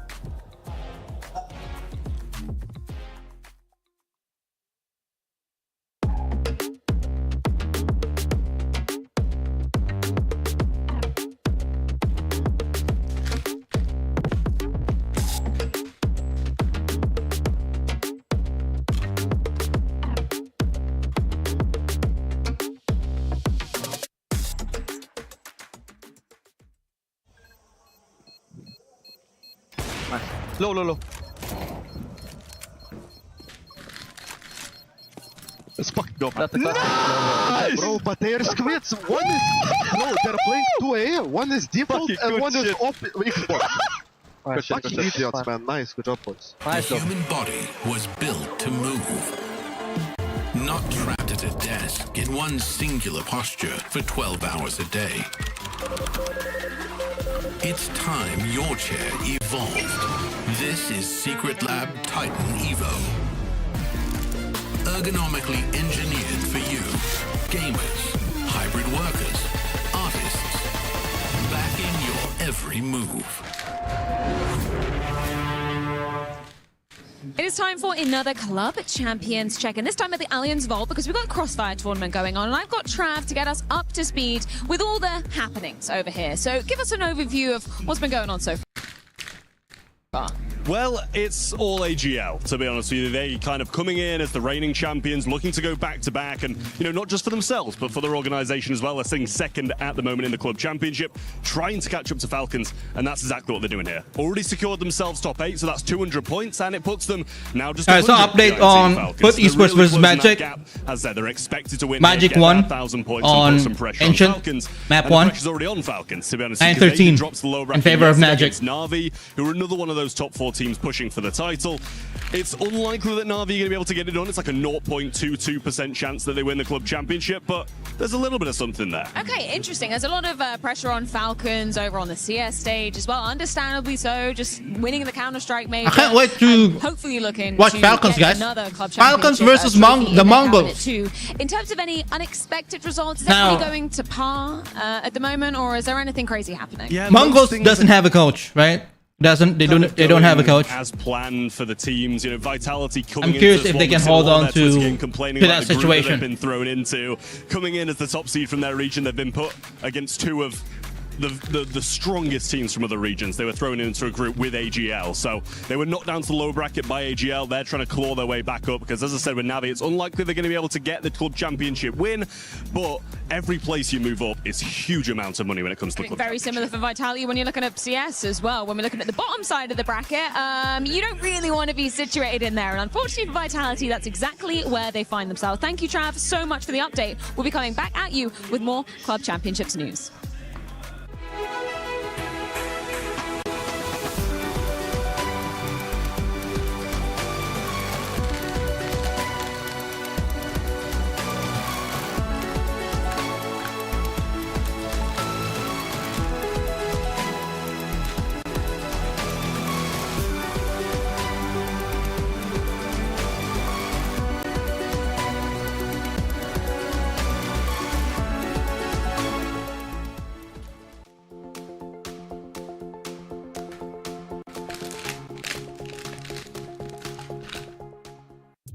I'm joined by Alban, the G2 CEO, ahead of G2's debut in the playoffs of the CS2 Esports. Ads. New Sensodyne Expert Repair contains Novamin. The Novamin repairs sensitive teeth by creating a reparative layer over the sensitive areas, and it starts to do this in just 2 minutes. Try new Sensodyne Expert Repair. It works. I think any decision like that has a huge impact on the organization. It's competitive, so. But I'm not the one making the suggestion. I'm not like an expert of each of the 13 games we're in. We got a recommendation from the staff. We have a esports director who is like overseeing all the competition that also is involved. And I come from a more of a sports background, so I have a bit of an understanding of like how a high-performing team works in terms of characteristics and personalities. So most of the time I ask questions about that and the financial aspect of it. So that's the 2 dimension where I get in and I have to approve everything. So blame me, hate me if you want. At the end, I have to say yes or no, and that's what I did this time. Well, I imagine you have an eye on the CS team right now for more than one reason, right? Obviously, you want to be making a deep run, but not least because of the club championship, right? At the moment, you're kind of teetering on the edge of actually being going home with any prize money. Does that add more pressure on the guys today? No, I mean, it should not. Like, I think the best way for them to perform is to be supported by their staff with their protocol, and they played football earlier, they had lunch, they look at the map and work on the strats, and that's what they should do, you know? I have a bit more pressure, probably, but that's fine because I think winning or losing matters a lot. At G2, we don't like to be controlled by the results. That's why sometimes we make jokes about no refund and things like that. But I think it's important, yeah. I mean, we had bad results in our key games of Valorant and League of Legends. Rainbow Six didn't qualify. And then we had a miracle run on Warzone. So now it's time to transform it into a success. And for that, we need 1 more win. Yeah. So 1 win with Astralis, and we're in the ranking.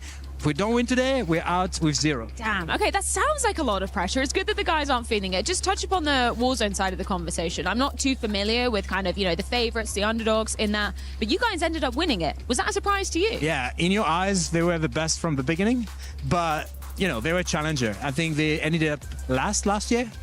We picked them at the start of the season. I think they were not like the favorites, but we saw that in the early stage of the competition or season, they're always qualifying, always going into playoffs. So it's like, we really think they have a potential to go top 8, maybe top 4. And that was the goal. And then, yeah, miracle run, Falcons, Twisted Mind, everybody insulting each other and us winning in the middle of that. So it was great. Anything you want to say to all the G2 supporters out there to end things off? Yeah, sorry for all the medical leave you have to take after all games. We love it. For us, it's important. We don't want to be any other esports club. We are an esports club with an attitude, and we're going to keep doing it. Sorry. Thank you so much for your time, Alban. Yeah, good luck heading into the Counter-Strike match.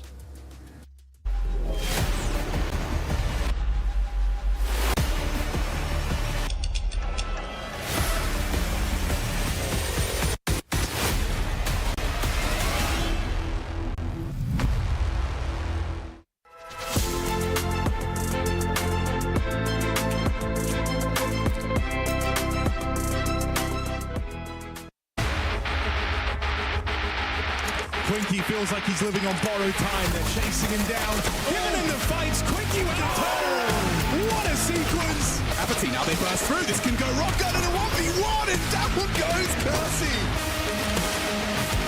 Has to hit that, and he has one-on-one, and Jimmy jumps into his jaws. Sin on the sniper for 4.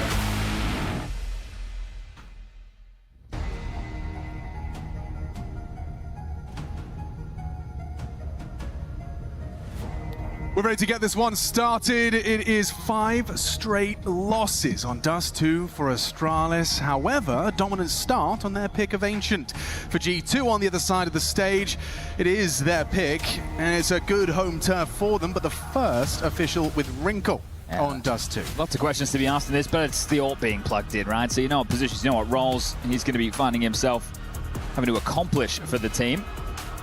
We talked about it during map number 1. G2 2026 are yet to win a playoff match in a Tier 1 tournament. And now they're one map down. This is going to be a tough battle for the organization as well. This is an important game for the club championship here at EWC.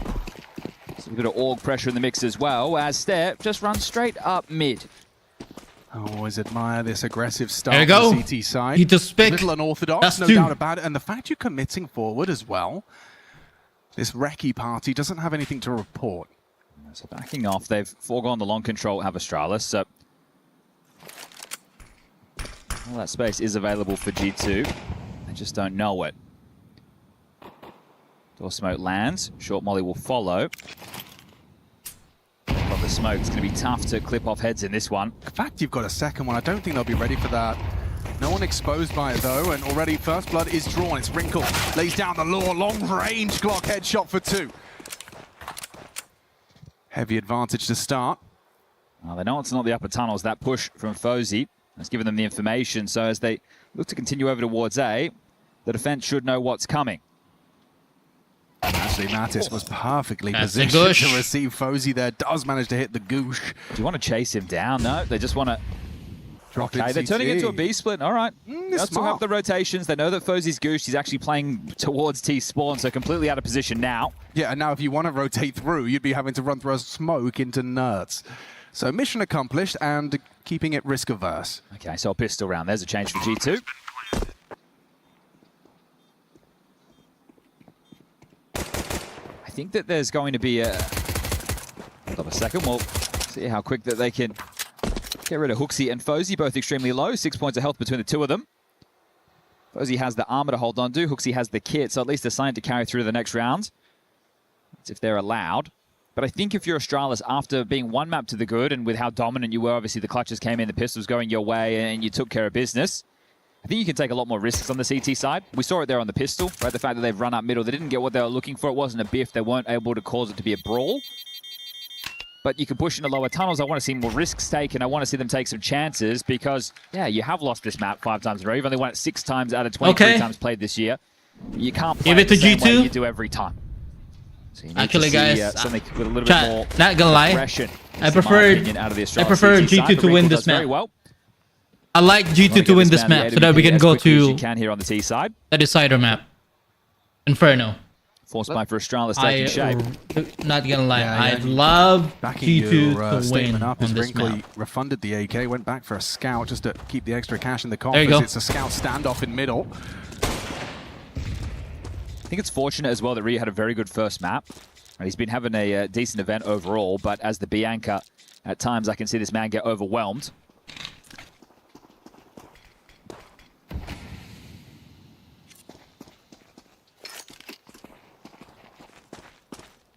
So juggling some util, looks like still wanting to keep this 2-3 split. Going through the motions at G2. Just timing, spam through the smoke from the Fozy scout. Trying to channel them in towards A with this, so they're going to reblock the mid doors.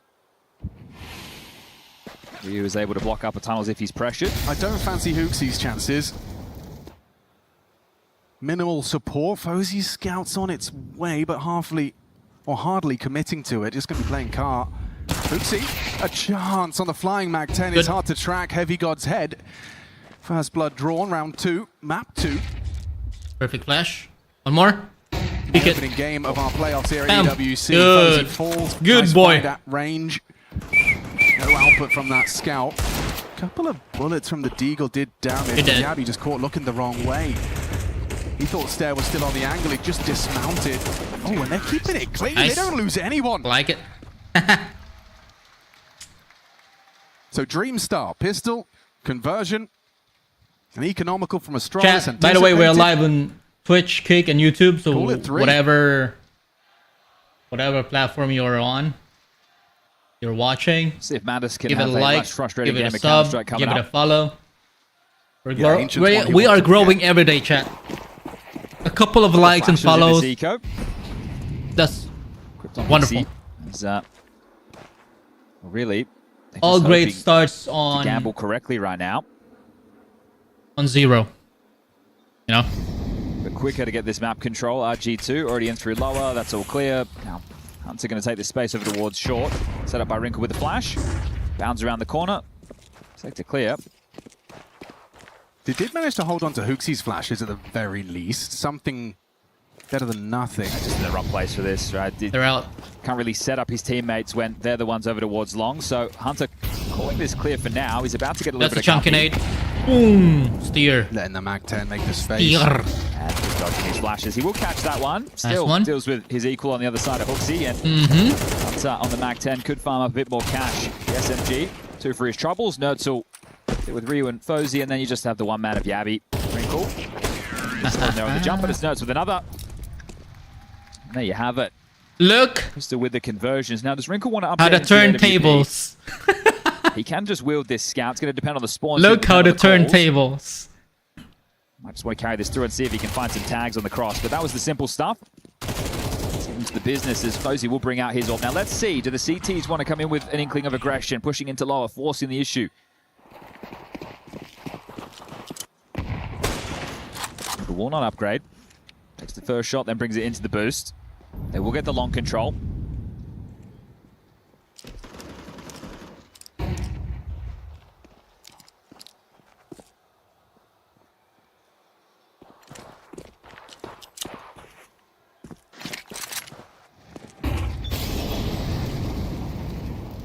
A lot of pressure on the mid to be early, trying to force a rotation. They know that Stair is the A rotating rifler. You've got Hooksy anchoring long, and that last man supporting A will be Fozy, the AWPer.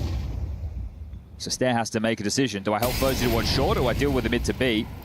Well, he's picked his poison, and he's cleared middle, but Fozy's been flashed off. Yeah, good util from Hunter. Secures short safely.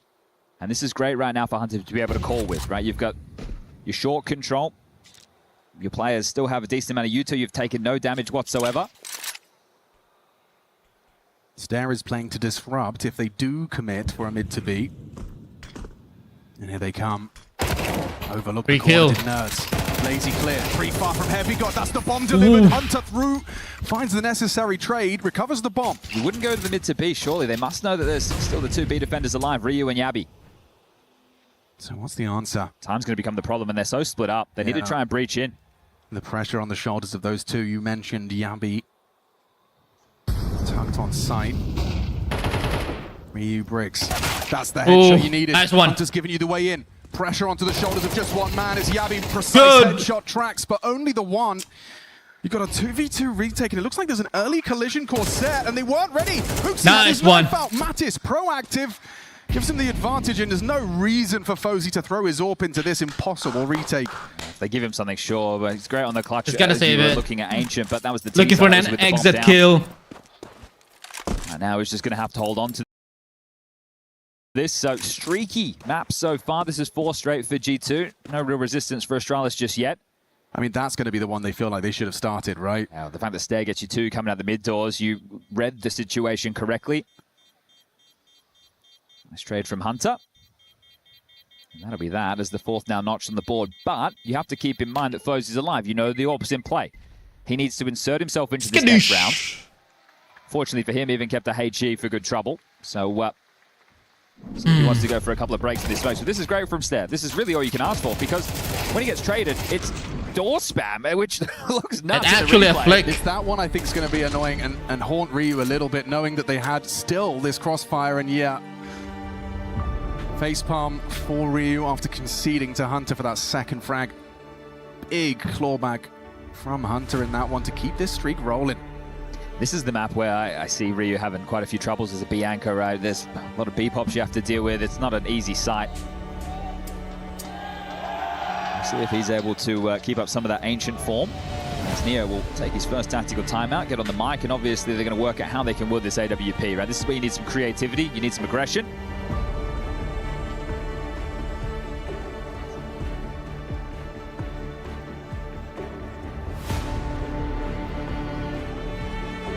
And he's got both.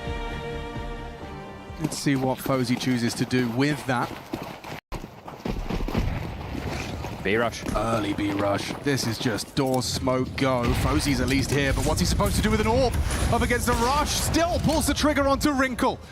Ryu, anything's great, a bit of damage, you'd love lethality. FURIA second onto Mattis. He's edging the smoke. Hunter might not be anticipating him to have this line. He'll stay on it. Stair will walk on through. Hunter, anti-flash. Unaware that they're warming forward off of this lovely lurk smoke outdoors. Gives them options. Flash from FURIA and go. Here comes Chaos. Pandemonium on the B site. Estrada just won a round. Nice. Hunter and Nerds denied. Good find. FURIA, despite his output, doesn't want to overcook. Doesn't want to give that AWP away for no reason. And he, gets a third onto Nerds. All for naught. Okay, it's okay. It's okay. But there's still lots of money to We win the work with round. if It's you need okay. to. You have plenty of money. Out.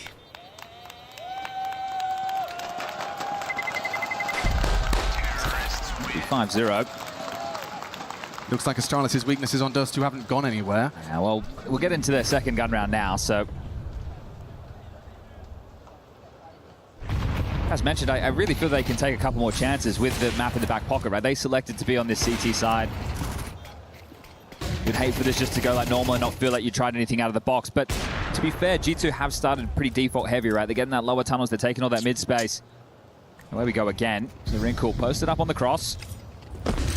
Out long for Matters. Flashed off the line, they'll give over the space.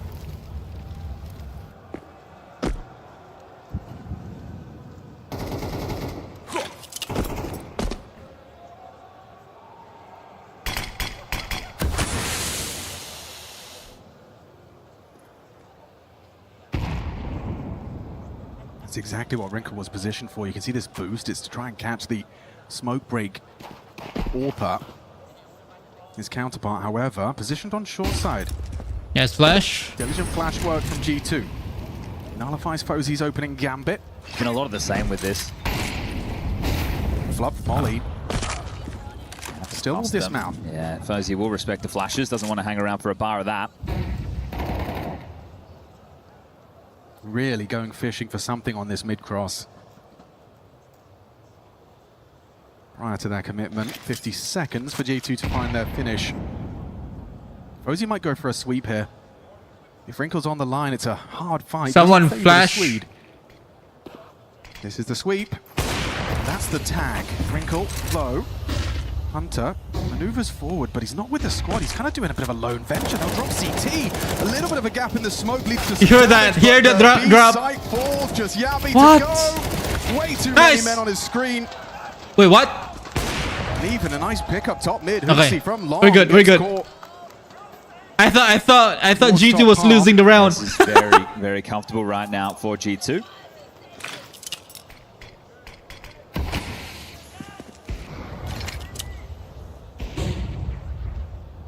They're going to try and take this away from FURIA this time round because it's been saved in consecutive rounds. He's got lots of cash. The loss bonus is there. He will be able to bring it out again, but maybe not into the next as he assessed the finances. It should be in Astral's half buy. So FURIA, not long for this world, the Shadow. They do a lot on that angle, but still takes down Heavy God. You can see defense mode now as the body's coming his way. He's and dead. He knows the hunt is on. Can he retain this? Wrinkle gets caught, but the trade should be there. Hunter will confirm. The board wiped. So FURIA has a stack of cash. I think take a timeout, talk about this type of a buy, because Stair can get himself, FURIA can drop one and still get the AWP. Yabby can buy himself. They can work this out. When was... What was that? When will it be the match for Astralis? Without that saved AWP, they're still able to get Mongols versus... close to fully equipped. It's one kit. Oh, look at this, Alex. Was This it is punishment Mongols right now. versus... You mean Mongols versus... Ryu. The entire Astralis It'll be squad tomorrow. disconnected. He's just got to do it all on his own. Not bad output. 19 hours and 32 minutes from now. 14 from the spam. And now they're playing retake. There's 3 smokes remaining. There's a That's molly gonna be in the tomorrow. mix, so they can continue to replenish the smokes towards the doors. It's going to be about a CT lurk on the way in, and well, the flashes, there's only a handful of those. But there is the kit, so they can give this one a crack. It is just going to be tough. Nert's trying to address this potential for the walk through that smoke. Nice timing on the molly here from Heavy God. He's even got another smoke. Yeah, 2 more. Breaching this, not going to be They're not easy. gonna do this, right? They're not gonna retake this. They're not gonna go for His this. move.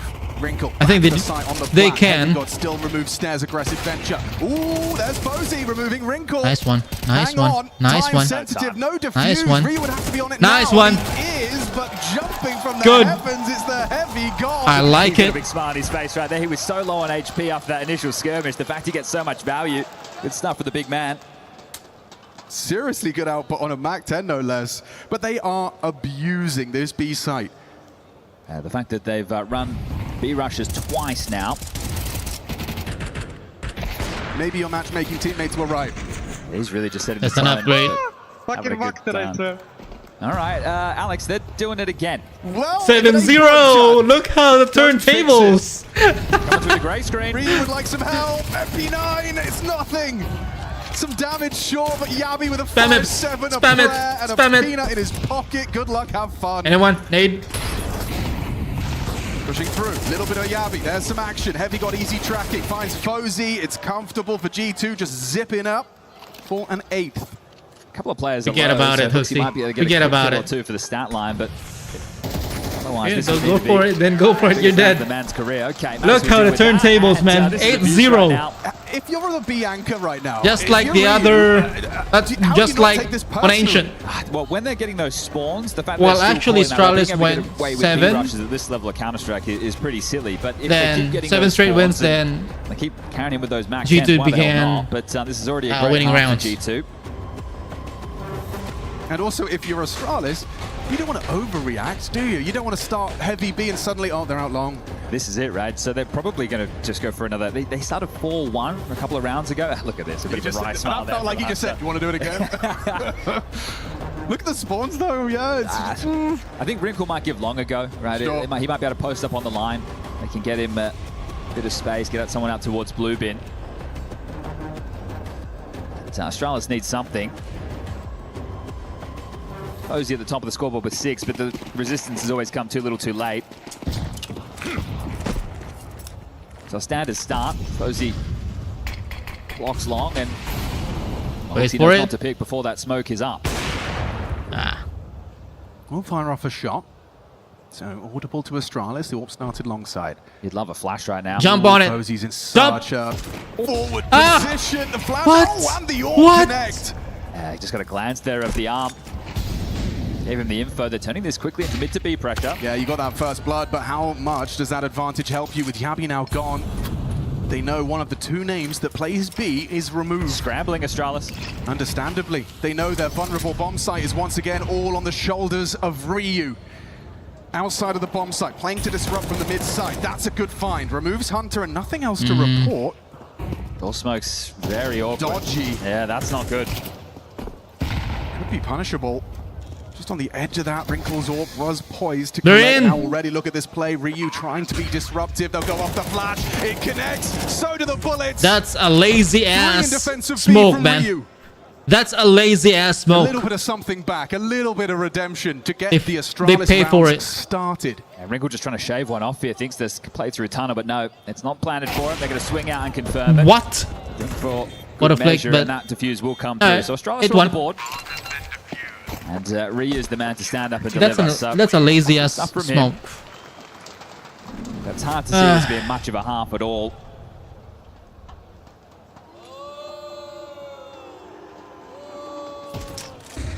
Justin Bieber in the building. Very well done there from Fozy. Right, I thought the Nerds would have had him every day of the week. A good tempo to this, right? Not letting them establish themselves in the post plant. Nice, guys. Sick. All right, AWP is boosted to suicide at Wrinkle. Sick. Can't see much on the cross. A boost on boost as Fozy takes the pick in towards low up. Where are they scaling? Nerds has been quick to it. Ooh, missed shot. Miss. Nades should find a little bit of damage. I say a little, how about a lot? 25 for Mattis to work with. Has to stomach the double HE. Cozy turns that flash. Nerds taking this space away. The Incendiary, though, in this rock, paper, scissors game has maintained control. Starting to get a bit more pace in these rounds, other than these B rushes I was talking about. But when we saw them go for map control, it was a bit more of a slow roll. Minute 10 on the clock. On the fade of this, Stair would love a flash from Fozy over towards the ramp. So setting that up now. Deep HE destined for damage. Look at that, right between the wickets. Nerds and Wrinkle flash now. Stead does go on the second. Oh, perfect. Dips in, removes Nerds, falls back and maintains that advantage for the CT side. HooXi needs to get something towards long. This is a 2-2 split right now. If he goes down with nothing, the A side's in a box. Yeah, and it gets awkward for the Orb. Missed shot. Pressure onto HooXi's shoulders here. Oh, and he's done very well. Catches both of them just walking around the corner. The off angle pays they're losing. dividends. Just Hunter and Wrinkle. Trying to find a little something like that. With Stair gone, Fozy's Orb good onto Wrinkle. Hunter, the first two. They let him plan. He's gone on up. He's trying to isolate a third frag, and this one's starting to go from impossible to improbable. Hunter 9 HP has his back turned. HooXi ensures things don't go awry. Nice try. That was always tough going out long there for G2. You have the low HP of Mattis from the early nades. If Heavy God goes down and it's not wide spacing, then HooXi just sweeps them both under the rug, and well, 2 straight rounds. Is this just a cosmetic comeback? Well, it has to be rifle round after rifle round. There's still money for G2 going into next round, even if they lose this one. So this is the hardest way to get back into things for Astralis. A little search from Mattis, and oh, more than a search. He has found the treasure that is an opening kill, removing HooXi. And you can see the gamble out of Astralis. Look at this call. Immediately after showing face long, they all pivoted towards T-spawn, and it's a rejig. And they're not to know it was a 3-man B stack, and I like this from Yabi. Staying active, see if he can find the gap. It's kind of what you were asking for, more of this. Just very late in the piece. Already across the sightline of that smoke break or play. Nerds anticipating this aggression from Yabi. Oh, the comms were a little slow. Yabi still goes down, though. It's Hunter that finds him. 13 frags for their captain. And that B site looking rather unmanned. Unguarded, but just the sniper in that nest. Misses one from the window position. Second, good for it. Has to keep repicking. And that's what that flash is supposed to facilitate. They're all congregated in the tons. One has made it out. Ryu, an opportunity. So much damage eventually. Finding Mattis in that war of attrition through the doors. What is going on, man? Heavy got Astralis defending their site valiantly. One to the backside. Wrinkle gone, Hunter low HP, 8 bullets versus 3. It shouldn't be possible. How are they allowing him to get the reload? Now he's got the ammo, hasn't got the head. Good to Astralis. It's good to see them being a little bit what jarring, is going on? A little bit too late in the They piece, had, let's say 4 straight. Plus they almost had it, man. We can start having that conversation. So they're not just almost rolling had over a right now. sight. They're still putting up a bit of a fight. So that one should have been Yabi's. Hunter does well. He's alone and one dark. But doing well considering how easy that opening kill came onto HooXi towards long from Mattis. So final round of the half. As mentioned, G2 were going to have the finances. HooXi G'ing up Fozy. He knows he's going to be an integral component if they want to try and end this in 2. Nerds is forward pathing, already slips under the sight line. And he got a whiff there. Nerds is talking a lot. Yabi started here, and HooXi, they've got a crossfire established, so util will be required for Nerds. Fozy forward. Just runs through the flames down to half health.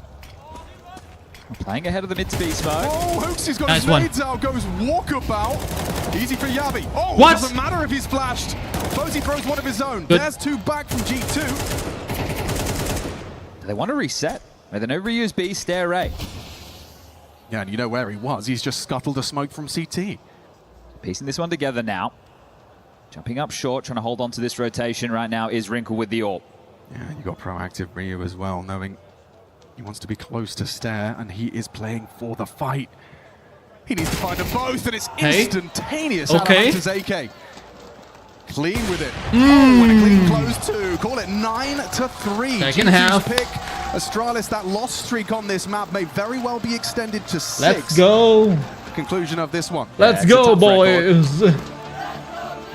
So this is more likely. Let's from go, G2, J2. a bit lifeless in map number 1. Still some of those frustrations on display with a few of these Let's deaths. go, even though G2. it was pretty simple stuff. Obviously giving away the opening in 2 consecutive rounds in this, but only 1 really matters.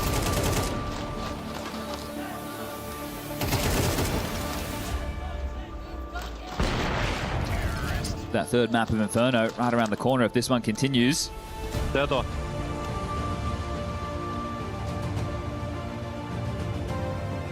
Goodbye taking shape for Astralis. P250 for Fozy. He's dropped some utility as well. See behind the other belt. So 2 smokes, couple of flashes in the mix. The defense, we've got U2 on Hunter. The rest with Kevlar. G3 split the defense. Ready to react towards Long with these flashes on Hunter. It's going to be a mid-door smoke. It looks like they're just going to scuttle up Cat. Those protocols ready for the aggression, ready to flash them out. He sets them up to take that short fight. As we can see, no action for a while.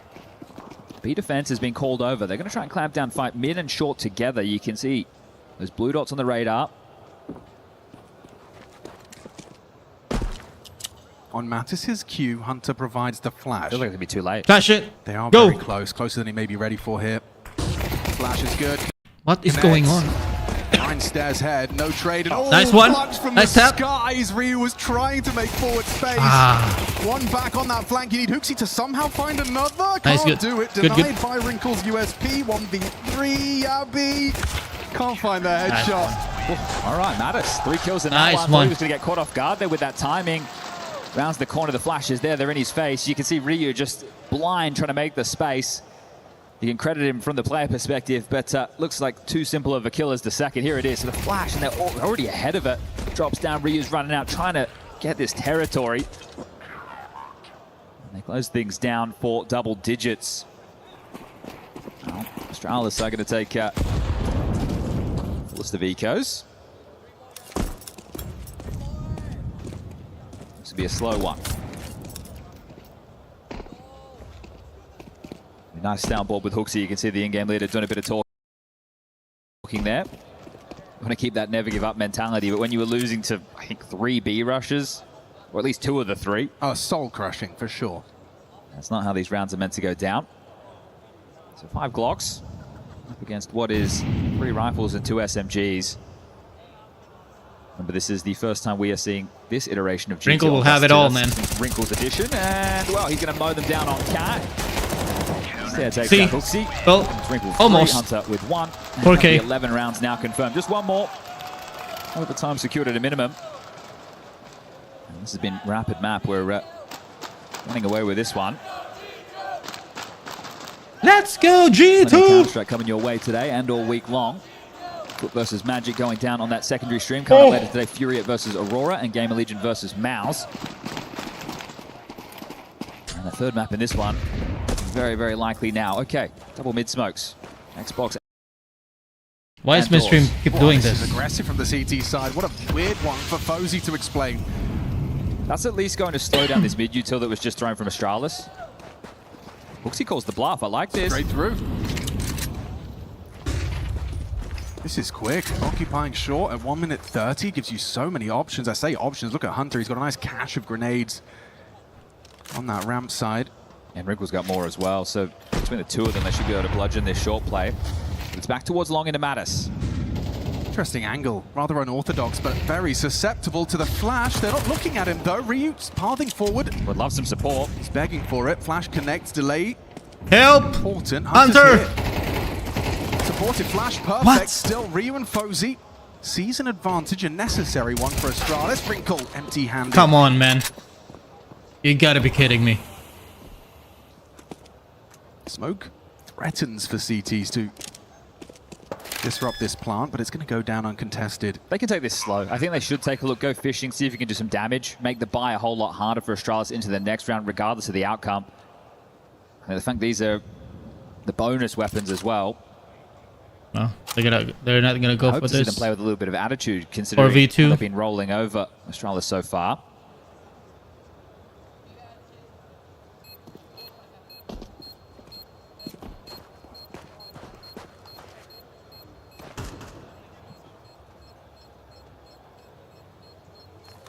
All right. Play the long game. Not Just going to save give it. any of it a go. No, it's going to be 4 AKs carried through. And this is where you start to talk about the recipe for the comeback. It's a long ways away. Heavy God. Give it a little maybe spam. you want to give a Would bit you? of a spam, but no. Okay, Famas saved. MP7 in the mix. Wrinkle's got enough for the AWP. 11-4. And this almost goes wrong, right? You see the timer here as they attempt to deal with this long play. But as soon as Wrinkle is left alone, they're starting to path out short and out long. You're screwed, right? You're not in a good position to do anything whatsoever. The money can get humbled here, G2, if they lose this, and then that comeback can be on. This is into lower. very early collision. With Molly behind him. They won't expect this, surely. Stash. Yes. Knife him! Completely overlooks it. Nuts with some trigger discipline. Oh! Betrays him. Ryu, the savior, Ryu! and a frustrating opening death to Nerds. Stair doesn't know how close he was. Crazy. You've seen a lot of those Advantage. failed trigger discipline throughout here at EWC. They missed the mid-door, Molly. They don't know that it's close. It's clear at least, but Wrinkle searches, and if you jump up Xbox, you could be a dead man.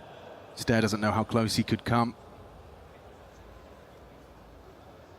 to being denied access to shore. He'll just have to remain tucked on Xbox. You can see that bomb on the back of Fozy maneuvering.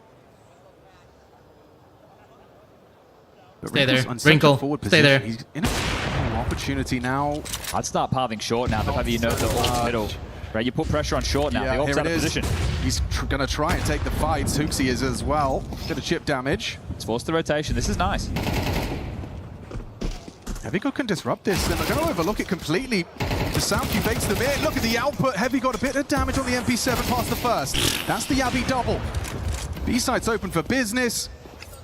Astralis a 5th round. A sign from Hunter knowing this one a lost cause. I wouldn't mind a hunt right now from Astralis. I think they're in a situation where if they can remove the landmines going into the next, it's the AWP, it's the M4. Going to make their life a whole lot easier. The loss bonus is only 1900.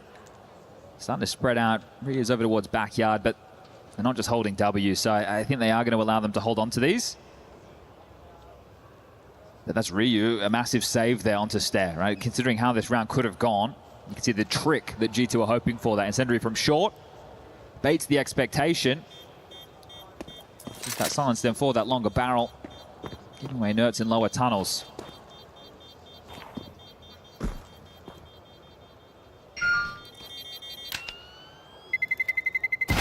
Terrorists win.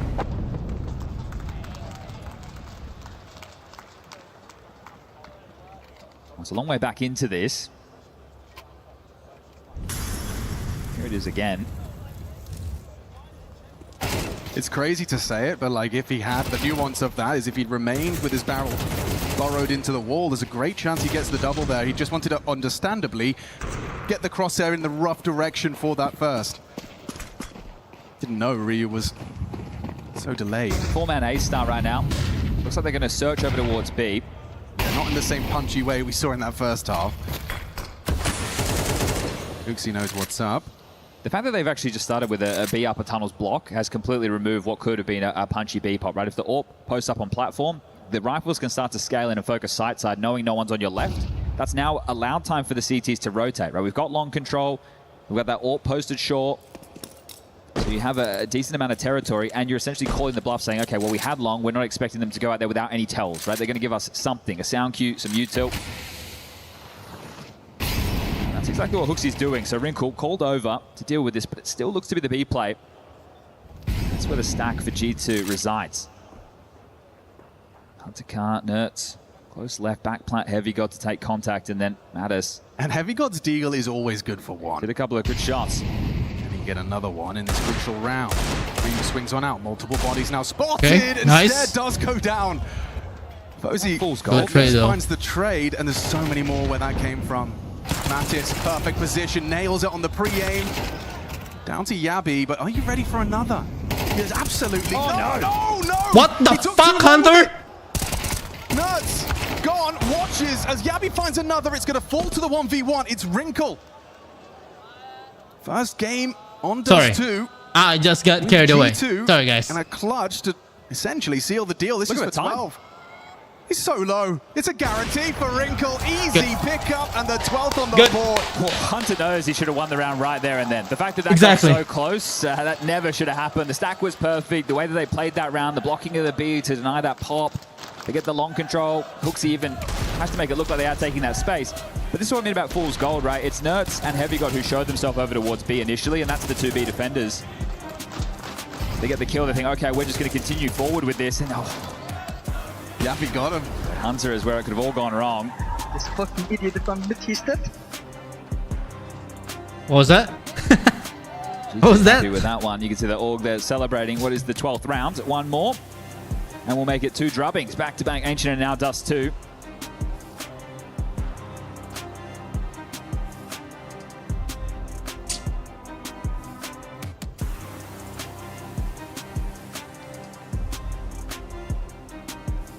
Seven consecutive feels like a tall order.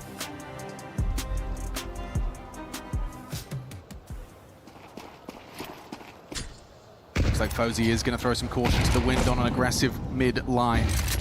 As is Ryu straight towards the long side. And look at him go through the incendiary. He's just laughing at it.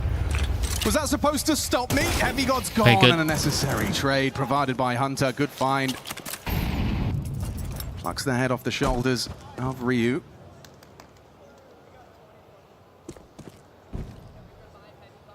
It is only Nerds on this side of the map.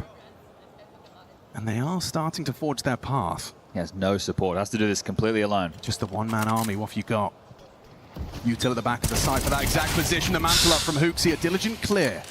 Should just save, play the long game here. G2 are in no rush. I'm sure they'd love the game to be over now, but hold on to these weapons, give it another go into the next. You only got 1,400 loss bonus, so holding on to these is going to be important. Wrinkle, first test, and passes it.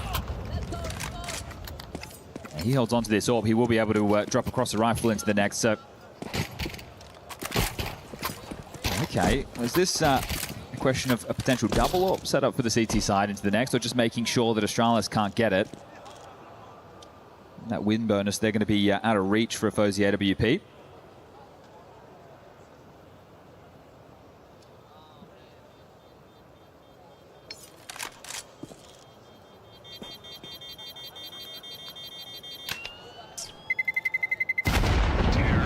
Nice try. Nice try on G2 though. Want to carry the double orbs through, so Hunter brings a secondary orb through. That's going to be for either Nerds just whiffed it towards B for sure. That's a free kill. Love this as well when you have got so many. That is a free kill. Supposed to be a free kill. The second orb can give you that opening. And the thing is, Fozy, he won't be able to get one now, whether or not seven able to understand the finances. 7 left. That's the case. They still will have that advantage as weapons are being juggled. Astralis saw on the mic.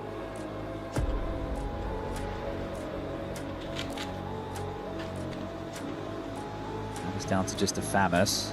Or is it? I'm seeing the juggle going on, the back and forth as get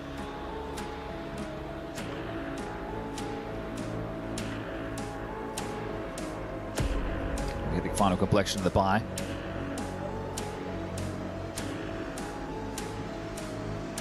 Spawns for Astralis. I can see Yabby lining up a corner smoke insta immediately. Do they want to try and be punchy on this? It would appear so. Talking of punchy, look at Wrinkle straight up the guts of mid, going to try and find this sight line. And nice one. Good. Blood. Onto Astralis' captain, Hooksy sidelined. They're actually pushing deep, man. Forward position from Stair, but they're so likely to see a flash. This is quick. Maybe quicker than they're ready for. Go! Already going across. Look at this. The flash play. Sure. Too late, man. The net. Mattis unable to profit. Loses control of the sprays. Wrinkle from the short side pulls us into an advantage for G2. They want Inferno and they want it now. Yabby and Fozy fighting tooth and nail. Bomb can be planted. CT's a mile away. One disadvantage of those two orbs. He's trying to get back into a bomb site with them. They don't have any idea where's Yabby. Force Wrinkle to make a decision, will delay proceedings. Goes through it. No, that's a quick one. Nice one. Long-range single scope, just Yabi and Wrinkle should have this. Just Nice. as easy as that, a third map secured. Yeah, nice map here from Wrinkle. 19 and 8. The defuse will come through, and some similarities. Both teams showing comfort on their pick. Both pistols like for it. G2 in this one. The same for Astralis back on Ancient, but this one will be decided on Inferno. Let's hope we can get the best of both teams clashing horns, as right now it's looking very one-sided on these picks. The third and decider, that's where we want to see the fireworks, because one team will march on in this round of 16. Now quarterfinals await. It'll be FURIA or AURORA playing later today to be their opponent. But this is what you need to see from G2. Shrugging off a poor Ancient. Hunter, 21 top of the table. Wrinkle right behind at 19. It's good for a debut, you know, seeing Wrinkle perform in the way he did, closing rounds as well, but it will be determined on that third and deciding map. And for Astralis, that B site needs work. As we take a look back at some of the highlights, G2 able to finish with a score of 13 rounds to 6. Dupree, this was the expected outcome. What did you see, though, from G2? I think so far in this series, we've just seen two teams that are exposing each other's map a little bit here, with Ancient going the likes Not of giving Storms an and inch, now huh? D2 going the likes of T2. I like think it. It's teams that are now, you know, moving into territory in third map where both teams are looking very equal. So far, I mean, like, looking at G2 in this one, they recovered very well from that Ancient. I think they looked very well in this one. I think Hunter had a lot of impact. That B side was, like, you know, constantly being bombarded. We had some rushes in there. We had some very nice B splits. So overall, I'm very... Ads. Panadol Rapid is absorbed 2 times faster than regular paracetamol tablets and is made for people like Tim with terribly timed headaches. Chat, by the way, chat, if you like, if you are into energy drink and on Dust 2, right? Not only with like, some of the calling, targeting, if you want to explore back-to-back an energy drink, sort of getting into the head of Astralis I get sponsored or partnered with Dabi. It's I don't know if you've heard of it, but they are an energy drink. From Hunter as the IGL, so right? He's not we can actually check out using this link, using this code. Use this link. They've been doing this for a long time, but what you're going to get in return Dabi. is hopefully a potent fragger. Use from that link. IGL position and sort of raise the average skill level of the team. Or you can go to my bio fraggers in the on my IGL channel. role. Where do you rank Hunter among the teams left in this tournament, Dupree?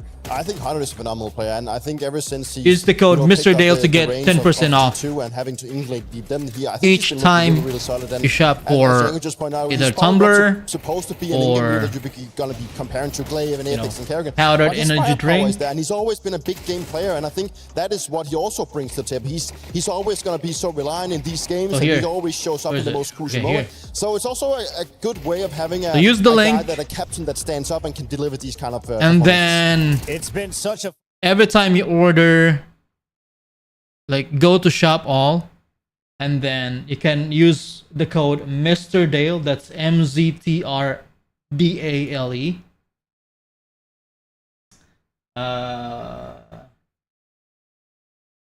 They have multiple flavors, so you can use this code.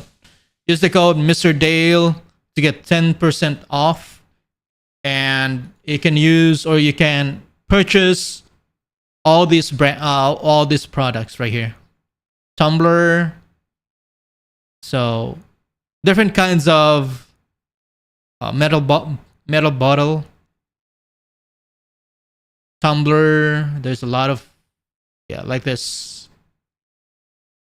Super content creator starter bundle. You get an energy drink and a tumbler, and also this starter pack. So there's much to choose from. So, but I like this one, Joker 2.0 Shaker Cup. Yeah, there's a lot of variants you can choose from. There's cup. There's a shaker. What else? W flag. There's a hoodie, mouse pad, sticker. 10 pieces of sticker in one kit. So yeah, go to dobby.gg or use the link that I provided on chat, and then use this code Mr. Dale to get 10% off. We got partnered last week. No, 3 days ago. Yeah, 3 days ago. So use the code Mr. Dale to get 10% off. And yeah, if you want to explore this kind of energy drink, there are no crashes. There's no artificial sweetener, you know. Spotted across top platforms: Cake, TikTok, Twitch, and Rumble. You can shop for Shaker, official anime themed merch, flag, hat, Davidesk mouse pad. So any item that you purchase, if you use the code Mr. Dale, you get 10% off. All right. Okay, good. We're good. Back to the game. He's a guy whose emotions run high, right, and have ups and downs. And that was a really frustrating map for him individually, too. I mean, B bombsite on Dust 2, maybe the hardest one to retake in the game. Still not as hard as Astralis made it look, right? So there was a lot of rounds there that didn't go the way they were supposed to for them, and being able to mentally reset is going to be crucial going into that decider. It is massive for G2. Reminder, they've already won a tournament. They did that in Warzone. They earned 1,000 club championship points. But if you want to make money in the club championship, you have to have at least 2 top 8 placements. They need this match win to secure top 8 in Counter-Strike. Meanwhile, over on Bravo, I'm told it is now 10-6. Let's take a live look at what is going on here, because we could see another game 3. Gentlemen, what are we seeing in this one? Walk me through, as it's a 2v3 for Foot. I mean, like, you know, we still can't really count on Foot. I think they've also shown on Anubis that they can play that at a high level, also being, you know, their map pick. So it's good to see the fact that now it's a 2v2 situation. Team finds himself in this given position and actually finds both players come out of cave, and we're going to go down to a 1v2 in this situation. Yeah, Foot, I think, still going to be able to take this into a third, and once you get, even though they lose this clutch, so extends the game a little bit longer, but Mirage, if these two teams get to it, that just feels like a high elo face-it pug. At that point, you know, like there's so much individual prowess, so much mechanical skill on the server, that should really be a barn burner. Awesome matchups across the board here in Counter-Strike. This is day 1, and at the end of the day, we'll be sending our first 4 teams packing. In the meantime, let's take a look at who could be facing elimination on our main stage. G2, just one map number 2, but it was Astralis that punched first. We're going to Inferno. Talk to me about the expectations for both squads. Who needs to have a faster start, Dupree? I think it's all about the mental reset for this one. Both maps just, you know, went in the respective way of their picks. So right now, I think obviously G2 coming from the win on Dust 2, coming in with a little of confidence, where Astralis, they seemed a little bit frustrated, so a little bit of a mental reset is needed on that side. And Yanko, before we go, give me a hot take looking forward to the final decider match. I think Hunter just goes where Hooksy is on the T side. I think he's just going to be like, hey, this guy is struggling, his tilt, let's just take advantage of that and go win the game. Keep the conversations flowing in chat on Twitter all around the world. We'll see you for game 3.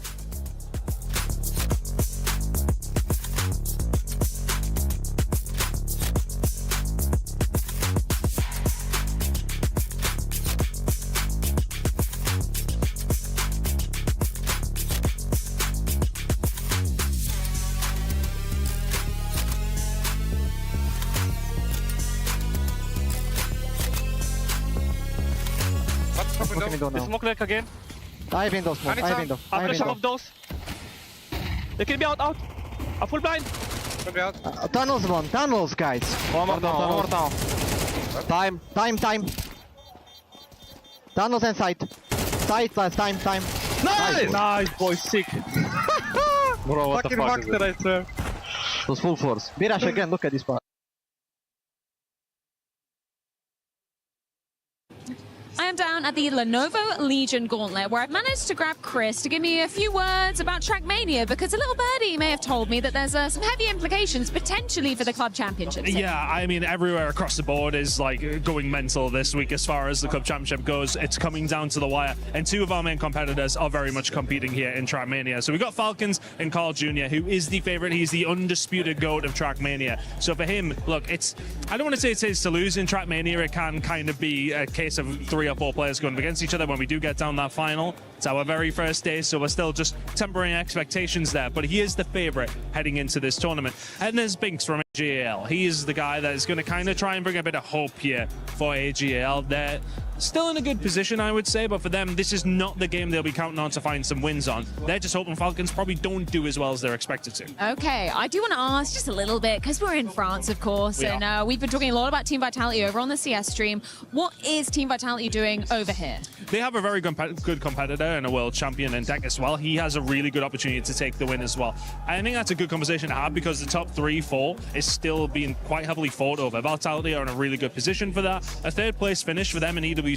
It's not what they would have wanted, but they have a good opportunity to pick up some good points here as well. Well, thank you so much for your updates. We'll be coming back at you with more Club Championship updates.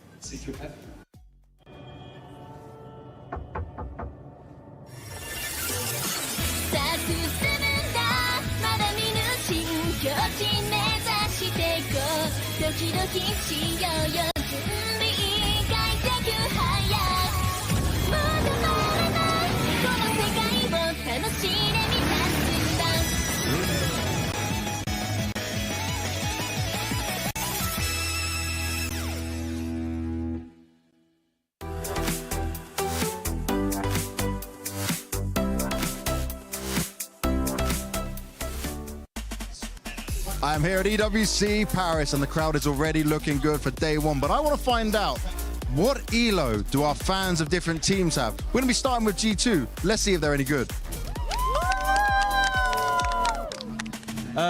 7,000. 7,000? Yeah. Okay, it's not too bad. How does you guys then Premier do? In Premier? I got to my 10k promotion match the other day. Didn't get there, yeah, lost it, done. Yeah, next time. And what about for you? 10,300. Yeah. So actually, you're the best of the bunch on the Premier side. So there you go. Spirit Guy's winning on Premier. There he's making it work. Let's see what other fans have got. How long have you been playing Counter-Strike? And how long have you been a G2 fan? I've been playing for half a year now. Oh, yeah, okay. Yeah, I'm new, yeah. Thanks. No, it's not thanks. It's because of a friend. Oh. Yeah, so, and because of that, I started to watch actually Counter-Strike. And it's been a blast since literally the very first tournament of the year, like in 2025. And now and then I watch G2 because they have some so we have a couple of matches, greatest, very matches. talented players. And FURIA versus AURORA, very insane shots. Gamer Legion so versus that's why I watch Mouse. them, and I hope today they win. And Navi versus welcome Legacy. to the community, man. You've both been playing for 6 months. They You're should more than be welcome here. We're a lovely 6 bunch. matches. Most of us, I would say. So tell me this though: when you're playing Counter-Strike right now in Premier, what is your elo? 5,000. 5,000 is not bad. We all got to start somewhere and grind on up. I appreciate that. I think but what that's is your it aim? for Do you have now. a goal of what elo you want to get to? Last game would I'm be more of a utility player. Legacy versus Navi. I'm a support player, and I'm proud of that. Because tomorrow we have yes, Team I Falcons try my best versus to the Mongols. shoot, but usually I throw utils. Hey, you can join my games anytime. We'll take the support Vitality players all day versus long. But there we Base, go. and 5K then win. Bait versus Let's see what Team everyone else has got. Spirit. You got a very old school G2 jersey on. How long have you been a fan of the team? I'm a fan since Kenyes and Shocks, so it's been like 2015 now. 1, 2, 3. And you supported them the whole way through. I respect that a lot. But tell me, I want to understand, how good are some of the G2 fans at playing Counter-Strike? What is your Premier elo, man? 15,000 now. Yeah. All right, we'll take that. 15,000 is a good lead. Do you have a goal which you try to aim for? You want to hit a certain elo? 20 maybe? 20? Maybe. I believe he can get 20. He's a loyal fan of the game. He's a loyal fan of G2. Let's see if he can do it. My man, what is your name? My name is Pierre-Alexandre. Well, welcome. And how long have you been a G2 fan? How long? From 2017. Wow, okay, so a long time through all the changes. Yeah, from a French team. Yes. So there's no French players left on G2 now, but who is your favorite current G2 player? Hunter.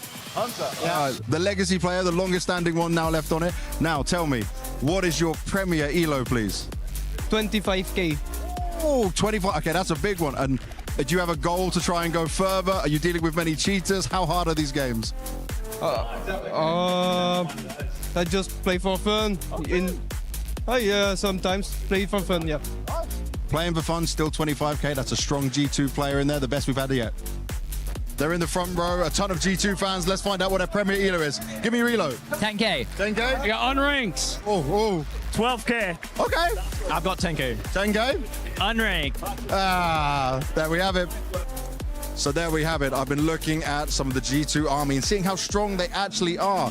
And the numbers are in. Out of all the people we asked, they have 9,300 Premier Elo. Not sure what we can make of that. What do you guys think? Because, you know, maybe some other teams could do better.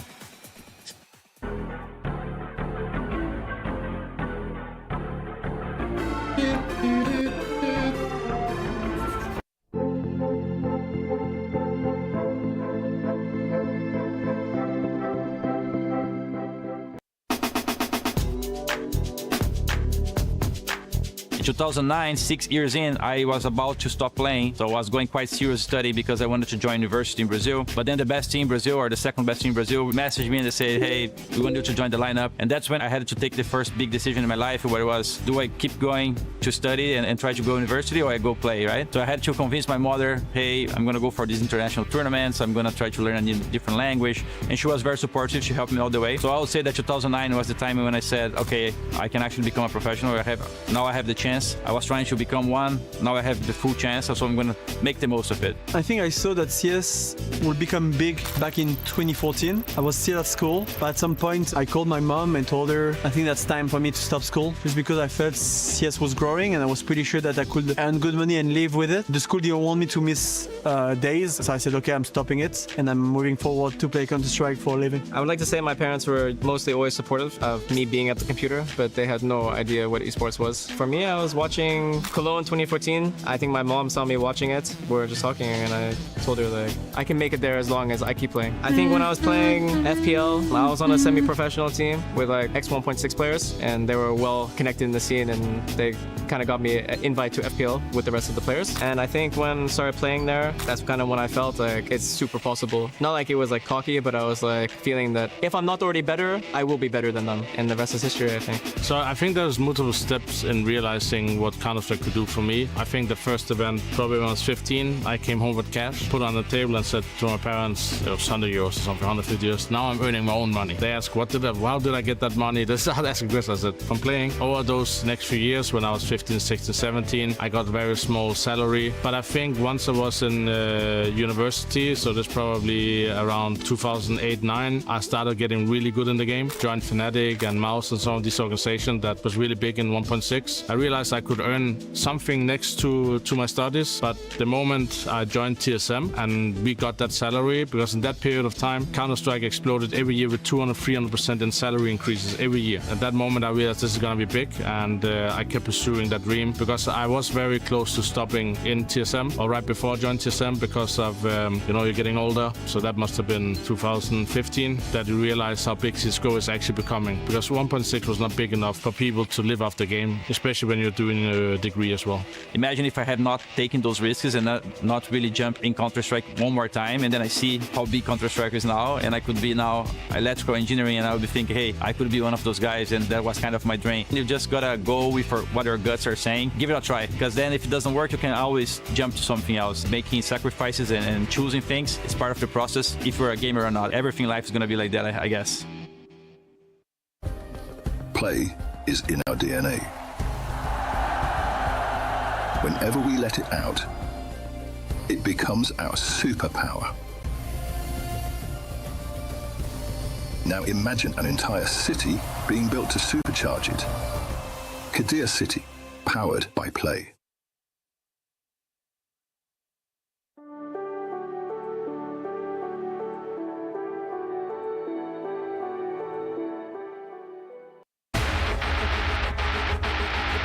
Quinky feels like he's living on borrowed time. They're chasing him down, giving him the fights. Quinky with the turn. What a sequence! Apathy, now they burst through. This can go rock gun in a 1v1, and down goes Kersey. Has to hit that, and he has one-on-one, and Jimmy jumps into his draw. Sin on the sniper for 4. We're heading into a third map, an iconic third map as far as it's concerned, an Inferno decider, and loser does go home here in the round of 16. Single elim, the playoffs of the Counter-Strike 2 tournament here at EWC. Dominant from one, it was Astralis on Ancient, it was G2 on Dust 2, not putting up too much of a fight either way. So Inferno, as you said on the way out, Chad, that perhaps we get to see them in a kind of a third map that's fair on both sides. I just want to see something a bit more competitive, right? This has been pretty one-sided throughout. But Astralis, they'll be happy than last time they went head-to-head. They only got 14 rounds over 2 maps. This time they pushed it the distance. Okay. We split the pistols, so you can make it the third. Is this really just up mid? Fozzy's going to be screaming, I've got company. He's also got the Julies, and he's found that first bullet headshot. Heavy God tried to go short side. They're wrapping in, and Yabi's removed another. Humbled, beautiful start for the CT side pistol campaign. Bomb plant going to be guaranteed by Wrinkle. No one can stop it. So at least you're going to get some extra cash. Ooh, can he get more? He nearly hit 2 in quick succession there, so promising. And a good performance from Wrinkle map 2 is one of the main takeaways, aside from, you know, G2 winning it. It's going to be hard for him to have a lot of impact on the T side of a map like Inferno as an AWPer, so we'll see him a bit more supportive throwing that U2 and probably having to wield a rifle more often than not. Now, Astralis will make it the third pistol for them in the series so far. That's 3 out of 5. And it was pretty straightforward, wasn't it? A bunch of kills where there wasn't any response whatsoever. But the bomb going down, the extra money and the loss bonus does mean that it can be a meteor-looking force spike. It's not just Tech-9's smokes. This one's a couple of Galils. And if you haven't watched an Inferno before, this is all about the util. So we'll see at what pace this one follows through with. The pistol was fast. Once we get into the guns, I don't expect the same. Really a combo of Nerds and Hunter to get banana control. And they've got a bit more company this time, right? On these 4 spy rounds. Let's be more pack heavy. They're ready to scuttle into a very, very quick B execute. Watch them just start parting through this as soon as the util's in the sky. Stair thinks twice about this. I think Hoopsy calls him back. They are going. Stair trying to be anti-flash, maintain vision. They are chaining them together, though. Still stands his ground. Just the one. Is that enough? Not really. Hoopsy's gone. Bombs across. Post plant. Recovered rifles. 2 banana. Responsibility of Wrinkle on the Galil. Is that bomb now ticking? Fozzy walking, unawares, didn't diligently clear that corner. At least enables Ryu to provide that trade, though. And for G2, is the hard work done? Feels like it's still to come. Ryu and Yabi clearing their corners. Yabi so convinced about the new box, but that's that Heavy God Deagle guarantee. There is a kit present, but just the patience. Yabi has no idea. Hunter was hiding there the whole time. G2 immediately wrestle back control after conceding pistol. It's not baiting if you win the round. Hunter there just hiding in plain sight. That's beautiful from the in-game leader. He had a massive dust too. Yanko there asked for a hot take, just said, okay, well, Hunter just got bully Hooksy in this one. Take on the in-game leader on the other side. Former teammates lifting the likes of Katowice and Cologne together, now enemies. Elimination on the line, that one, simple stuff from Hunter. And it's not the first time they've won a force by this series. They did the same on Ancient, but they couldn't find consecutive. G2 break the funds. It's a good map for 5-7s to find impact. 4 of which Astralis wield. Just Yabi on the hand cannon. Yeah, I'm going to make a move on down banana. They are going to really take a fight through this smoke on the fade. Maybe even before. But at range, though, I say that. Nerds actually closes the gap. His MP7, he's fully blind. They've got him trapped. No, they haven't. Hunter! 3 in quick succession, deals with it. One back from Hooksy, but they know where he is, and you can see his helplessness in his gameplay, just spamming, unloading into the smoke, hoping for a little something extra. Mattis can't catch a break. And considering Hunter and Wrinkle are low, they need to be careful not to give away too much more. Hooksy might want to carry something through into the next, but still just looking to do a bit of damage as the bomb is being punched on the other side of the map. That 40 seconds now confirmed, and he's hanging around. He's got company.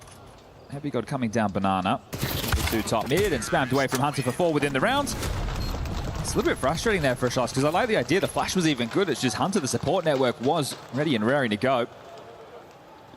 I wonder if there's a bit of organizational pressure for G2 in this game as well, knowing here that it's not just the Counter-Strike tournament, it's not just the progression through the easier side of the bracket. No point mincing words about that, is it? Okay, Hunter. It's going to be the Eco back.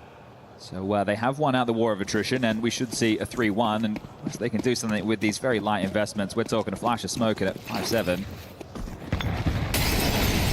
Actually learned something from Puckett there on the desk as well about the Orgs needing 2 top 8s to be eligible for that club championship. So for G2, you get to that quarter, you win this game, you win that, what is it, your first playoff game in a Tier 1 event this year. You not only do that, you also make your org happy. It's good to keep the boss happy. We'll see how far they can push the issue, right? Obviously, you win Counter-Strike, you get 1,000 points, but there's some other teams that we'll be talking a bit more about that. Your Vitalities, your Falcons, maybe even your Navis. Counting on their CS squad. This one, another stack on the pistols, and you just have to hope that you've called this one correctly. You've gambled correctly if you're Hooksy. And you just want to do a bit more damage. You took a few rifles with you, a few upgrades with you, excuse me, in the last.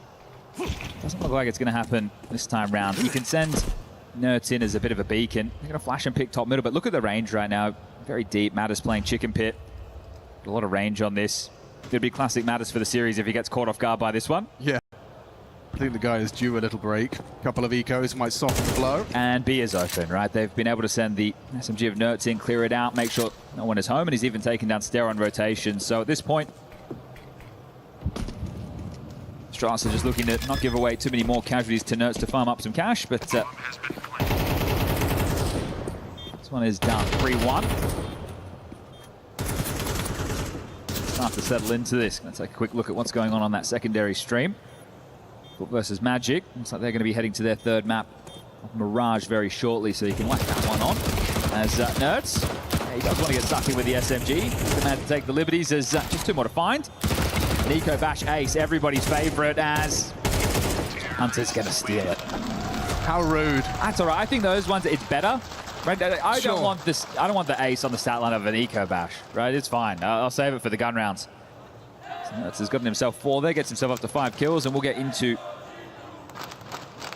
Strasser's buy. No Fozy AWP available. Relatively limited of util as well. Lacking HEs, we see players like Apex, right, which is what you're going to hope Hooksy can do with the B defense, landing devastating grenades down Banana. They are extinguished. Okay, it's half wall immediately. We're going for the extinguisher, the car molly. That would be telling of a fight. They are playing a little bit more forward with their A defense on this bracket setup, but Banana's where the action is on Stair. Yeah, he's ready for this. The whole G2 squad on the other side of the screen. No one's seen him. Finally, Mattis puts him down, and just Hooksy. Good luck, mate. He's been spotted and executed. Another one there from Hunter. Just clears out the site. 7-1 for the boss man. It doesn't get more cut and dry than that. And it'll have to be the save. This B duo just bowled over. Ryu's probably pretty happy it's not him. That's true. All right, I took the hiding over there on Dust too. Someone else for a change. It's a good opportunity right now to talk through the CT setup. So there will be the combination of Hooksy and Stair with your Banana control. Hooksy's going to be setting up Stair to take those fights. And then it's going to be either Fozy or Yabi, right? That's your AWP or your rotating rifler to assist if they want to go for 3-man setups. And then Ryu has to anchor down towards A. It's going to get some credit as well for Wrinkle and his flash. Ensured they find that frag onto Stair cleanly.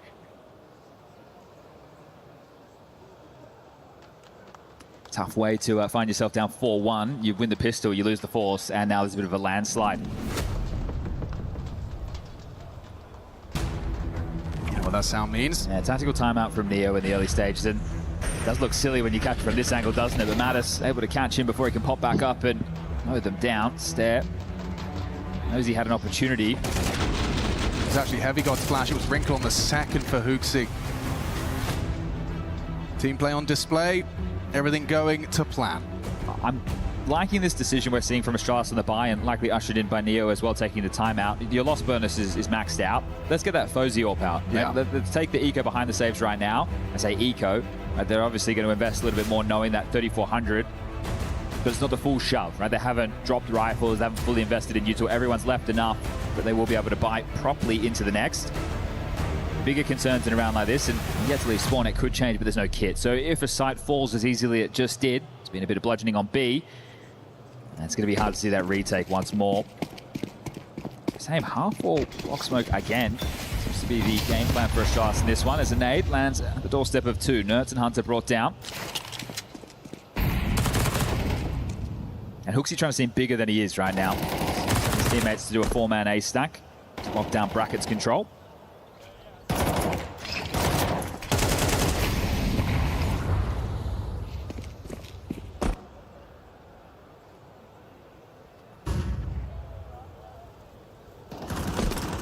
Mattis flashed in for his apartment's control.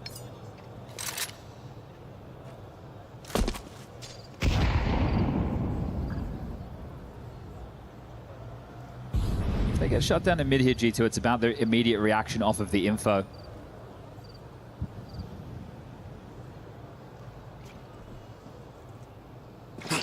Feels like Stairs 5-7 can be very disruptive in this position. And with the boost set up, it's a nice distraction.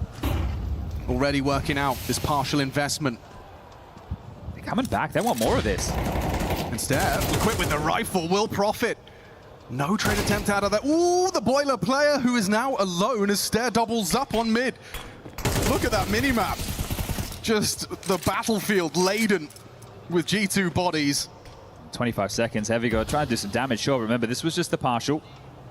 We're going to be buying into the next. This one's a feel-good moment for Astralis as Heavy God backpedals and looks for the save. Yeah, always a good look for Coach as well. Off the back of a timeout, you find yourselves a little bit of a momentum breaker. You wonder what the thought process there, right? They established that it is a bit of a mid-stack. They know that the boost is in play, and then they still want to pipe up middle. So I think in that moment, they're assuming with all that info, G2 start to race up Banana and try and isolate that solo defender. Instead, Astralis flash, they take the fight, and they stifle this one to get their second round, 2-round gap. Yeah, Stair as well. You give him an inch, he is capable of taking the mile. To note, though, in the spree of 4 rounds for G2, had a lot of bodies stay alive, especially in the 2 prior to this. Flawless rounds mean they have a lot of cash to splash. And around like this, if it would devastate the finances and you had that 1,400 loss, it's a tough position to call yourself out of. Fortunately for them, they've got all the cash that they would hope for, and they can go again. But FURIA will get the AUR. Can't say the same about Wrinkle. They want to keep him operating on this AK. And that's something that Saw noted with HLTV, right? They wanted someone a little bit more aggressive. He's not going to be that on Inferno, especially not on the T side. And they didn't need the extra voice of Sampaius. And you've got that in Nerds. It's akin to a Yakinda style player. Likes to take space, likes to control the macro. And then you've got Hunter, the in-game leader. Those two and Saw, with enough people to make the calls. Wrinkle just needs to get out there and hit some shots. Let's get this party started then. Round 7, 3rd map.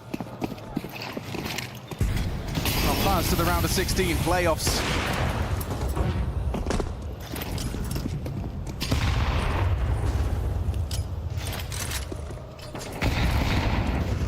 Again, they continually find this opening utility damage. That must have been team utility there. It must have been? I don't think I saw anything. it. You're right. Yeah. So 4 strong on A. Awkward. Stair left to his own devices on B. They're trying again. This bracket's control. They want to fight for it. They want to demonstrate they can take it away. You got the FURIA Orb short side, and Yabi's got a nice cache of these HEs. He's just going to keep just chaining them together. That one's a big one. Right between both Hunter and Mattis. Now forward positions on the long side. Smoke won't last forever. There's a flash on the fade, and Yabi's just going to worm his way into library to acknowledge the potential slip CT. A lot to concern himself with. Locked. Throws out a moto smoke. Interesting improvisation. You wonder if that's an invitation to creep through. Looks like he might get blindsided by this. Ryu's responsible for the housekeeping of this spot. They're boosting over. Could be an awkward angle. Not ready for FURIA. He's vulnerable. Brought down by Hunter. Ryu, off you got. Multiple bodies flood the site. Clash from Mattis connects. You can see what Yabi was thinking, but he stitches up FURIA there, doesn't he, right? With that 3/4 smoke, you have to worry about the potential for them going arch side. So respects it, drops back, tries to ward them away with some block utility of his own design, and well, that's the way in. Hunter treats it as an invitation. Well, looks like Hunter's got a gift for Wrinkle into the next. Yeah, I'm curious, though, because he could have bought it. So it's telling that, all right, they want to start changing it up because they weren't expecting this AWP.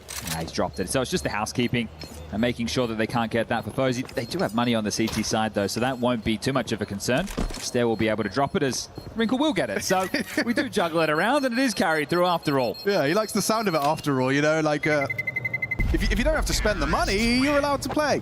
With your signature AWP, sure, as you've highlighted, T-side Inferno is not the one when it comes to inserting yourself into the play. Yes, there was some Poltracide start of the T-side round.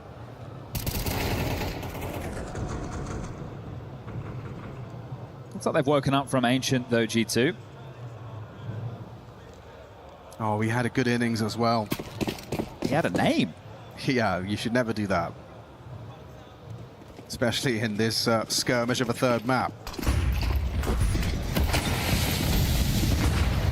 Big util dump from the CT side, and it works out. Yeah, no, it's down. Stare using that AK-47 to great effect. There are 3 T-side weapons on that CT side. That one-shot headshot potential, not just a T-side exclusive.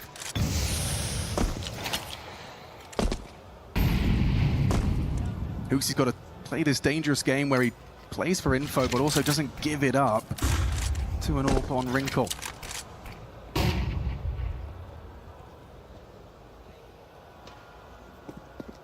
The longer he holds on to that util, the better, as the backup brigade in Stare is starting to maneuver back.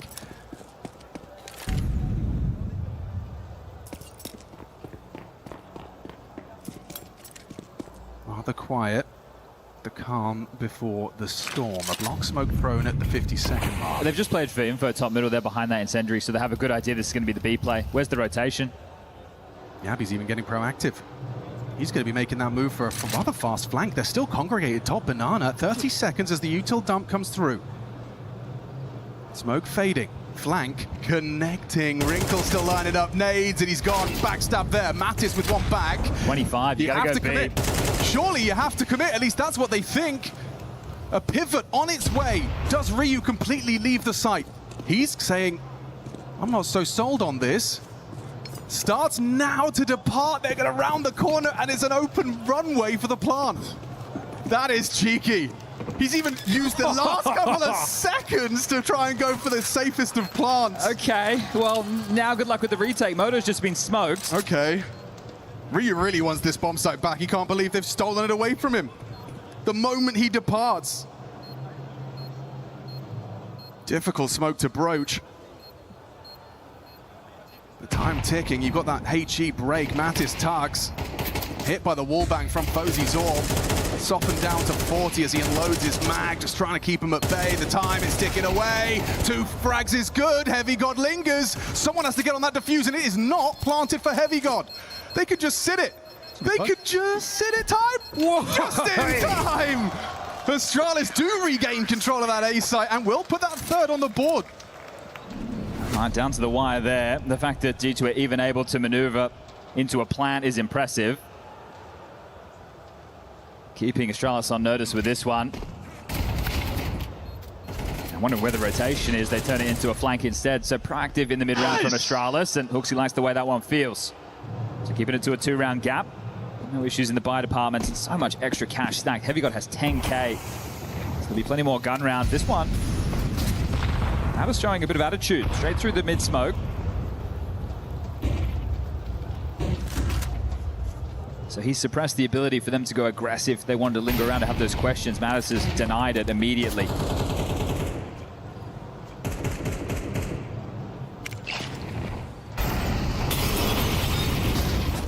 So Molly instead can get out. He wants to go back in for this. Another nade lands on his toes. Yeah, it's all about this fight for half-wall control. Block smoke will buy time. In rotation between the 2 of them is Yabby. Is he just going to donate this util? Head back over towards A.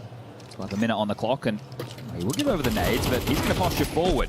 Stare wants support. It's the Danes over towards B. Okay, Danish duo. Stare anti-flash, overlooked. Oh, still nuts, pivots, he finds them both. What a dream. Given his team a gift of a 2-man advantage. They do still need to find HooXi, and with their connections, we've equalized. HooXi on B, Fozy on A, and Ryu overlooked in pit side. That's the bomb, that's the kill. Wrinkle empty-handed. Hunter in the clutch, winnable. Certainly now, beheads Ryu, gets the time. He knows HooXi last seen B site. He knows he's got the time to set this one up and use time as his great ally.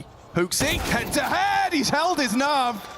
wins it out in that captain's 1v1. Oh, interesting call there from G2, right? You killed 2 players top banana. You know there's a third sure. You're expecting that rotation away from the A defense, but they've just parked the bus.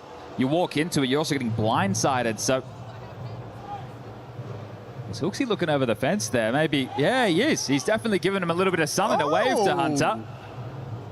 Okay. We're having a bit of salt in the wound with this. As mentioned, once upon a time, teammates lifting trophies together. Hooksy got cast aside. No, we don't want you anymore, mate. Trying to build back up to what was the successes of G2 once upon a time, but nice shot as well from Hooksy. This is the thing. If Hunter gets into Boiler, Brother! he gets into Boiler, that's round, right? So Hooksy's chasing Ghost at that point. Ooh, sounded off a shot there, so info on Fozy's coordinates.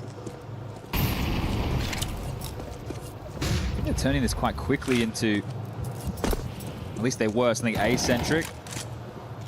Now on Inferno, it's not about the finishes, it's about this battle for banana control and top mid. You don't have to take banana first, you can go get Boiler and Halls, then get your bracket, vice versa. It doesn't matter, just as long as you are taking the space, forcing the CTs to rifle through this util. Ooh, right in his top pocket. Half health for Nerds, worming their way through though. This Huge is gap. A great gap. Hunter gonna play the fade side by side with Mattis, and there's no one home. Some serious real estate now for G2. Making it look like an app spot, but they're just gonna walk long. Yeah, with all the attention drawn. There is that rotation from CT. Stare and Hooksy are on their way. Cognizant of the possibility of this gap. And then they'll use their own Moto smoke to be hoping to be overlooked. Yep, that's it. Stare had his nades out. Good find. First blood drawn. With Mattis in combination with Hunter makes life miserable for Yabi, standing and banging, finding 2. Now's not the time for an inspect and no scope onto Yabi. The only way to bring him down. 3, decent output, but Fozy not in a position to really play for this. And Orp on the way back in, never comfortable. And lost bonus only 1,400 into the next, so he should hold on to this. At least we're getting more of a back and forth affair than the last 2 maps. I really like that calling from Hunter. I think it could have gone wrong because they're assuming they were starting 3A anyway, right? They wanted to draw the attention for the app spot, but the attention was already there. They didn't know they had that gap, how they meant to know they had that gap. And fair play to Yabi, that's some serious output. He just needed a little chip in from anyone else.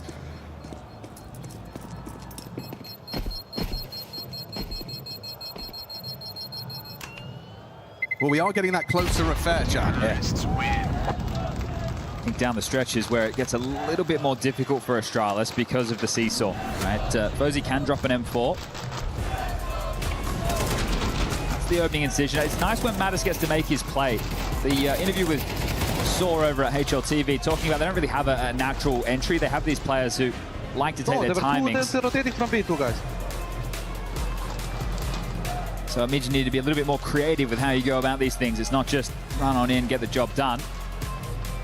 You like to be tricky with it. Also have quite a few players who have a similar profile. G2 is one of these teams to me that feels like a jack-of-all-trades team. You've got Heavy God, who one of the absolute best anchors in the world, but I feel like this man could play any role. Right now, he's not really having to do too much in the fragging department, just 4 kills deep. On the CT side, I'm sure that will have to change as that pit anchor. Charles have shoved behind the save door. Fozy's dropped a rifle. Sarah's in with a FAMAS. 5-7 for Hooksy and an MP9 for Yabi. They're by next round. If they don't save anything, if they don't get anything done right now, it's 1,900 loss. They've pulled one of these out of their hat already on their CT side. Is it asking too much to pull it off twice? On off-angle adopted, this is a unusual setup to have Fozy responsible for the right side and Ryu mantles the radiator for the off-angle. It's very unlikely the crosshair is pre-aimed by Heavy God, but then again, you were just speaking about his individual ability. We'll get to see it on display if he does proceed apps. So he just threw a flash into Boiler, which normally would tell of a player jumping up and starting to search for space there, but Heavy God isn't.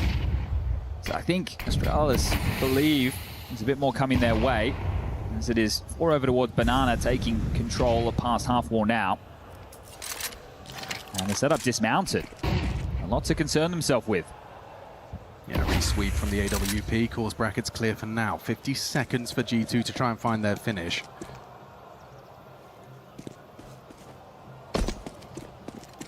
CT smoke lands. Does look like HooXi plans to go for a 5-7 underhand 5-7 mag dump. There's going to be multiple flashes. Yabi and HooXi can both flash against this execute. Oh, they actually mollied stare out of position. That makes life a bit uncomfortable. The flash connected. You could see the whole squad. And oh, he's done well. He's done very well. HooXi set up to succeed. Have to go flash big. from Yabi Time. connected. 20 seconds. Got to fight your way back into this site. Fozy relays the information. He's ready for this. That's the bomb. Now on the floor, spews out of Wrinkle, and that is 5. Astralis, 2 rounds of the 5 they now boast off the back of these 5-7s. And HooXi, the one to find output here, a double kill. Heavy God after time, 4,000 in the bank. No problem. Yeah, it would have been nice if he could have kept that. It'd be a drop for Nerds or Mattis, so it does actually make a difference. You can see the multiple layering of the flash. Good call from HooXi to have 3 strong over towards B. They had that top mid info. And it's just the layering of flash is going to catch them. How many can you possibly be ready for? Nobody playing anti there to get the job done as we can tie things up 6-6. Execute, and that's it. Might want to focus on a good execute. Limited resources to do so. Especially if you can see an opener, you can see Fozy's going for some rather audacious forward position. Ooh, there's a little bit of a kerfuffle. They're down to 64. Already very early amps presence from Heavy God. Come down to the restraint on Util from Astralis. How much pressure G2 can apply to force out these nades. So Fozy with top mid control. It's hard for Heavy God just to swing into this. Fozy's quick, but clearly not quick enough. Heavy God beheads it. Oh, and the pre-fire. Yeah, Mattis knew what was up. The flash pops, he immediately nails it. Just HooXi. Rotation has come through. You needed to find something, though. Empty hands for Hooks. Yabi needed a third. And it's Ryu. They know he's the A anchor. Heavy God has cut the rotation, so looking to at least leave with the lead. The swap at the sides, a clean close from Heavy God. And a really impressive opener there on that final round. They've been the ones who have been playing on the front foot over towards A, right? That Incendiary comes in top mid. He just takes a swing of Boiler off of that. The only thing you have to worry about if you're Fozy in that moment is that Boiler swing. So Heavy God, great opener. But as we recount that first half of play, it's a pistol, then you lost against the Force. You had a HooXi 1v1 clutch against Hunter, and you had 2 rounds where you're on the lighter buys with saved guns cobbled together. So gun rounds is what seems to be eluding Astralis as far as their CT side is concerned. Good moments from G2 in the calling department, some well-pieced together rounds. And Hunter continues to stay towards the top of the scoreboard on 11, leading the way for G2 again. It's Yabi on the other side, who's had some moments, but not all of which that have been converted upon. Now the pistols at this point, 5 have been played, 3 are to Astralis, 2 are to G2. Let's see if we can level the field there. CT side now for G2. Hunter with a couple of flashes, smoke for Wrinkle on the block.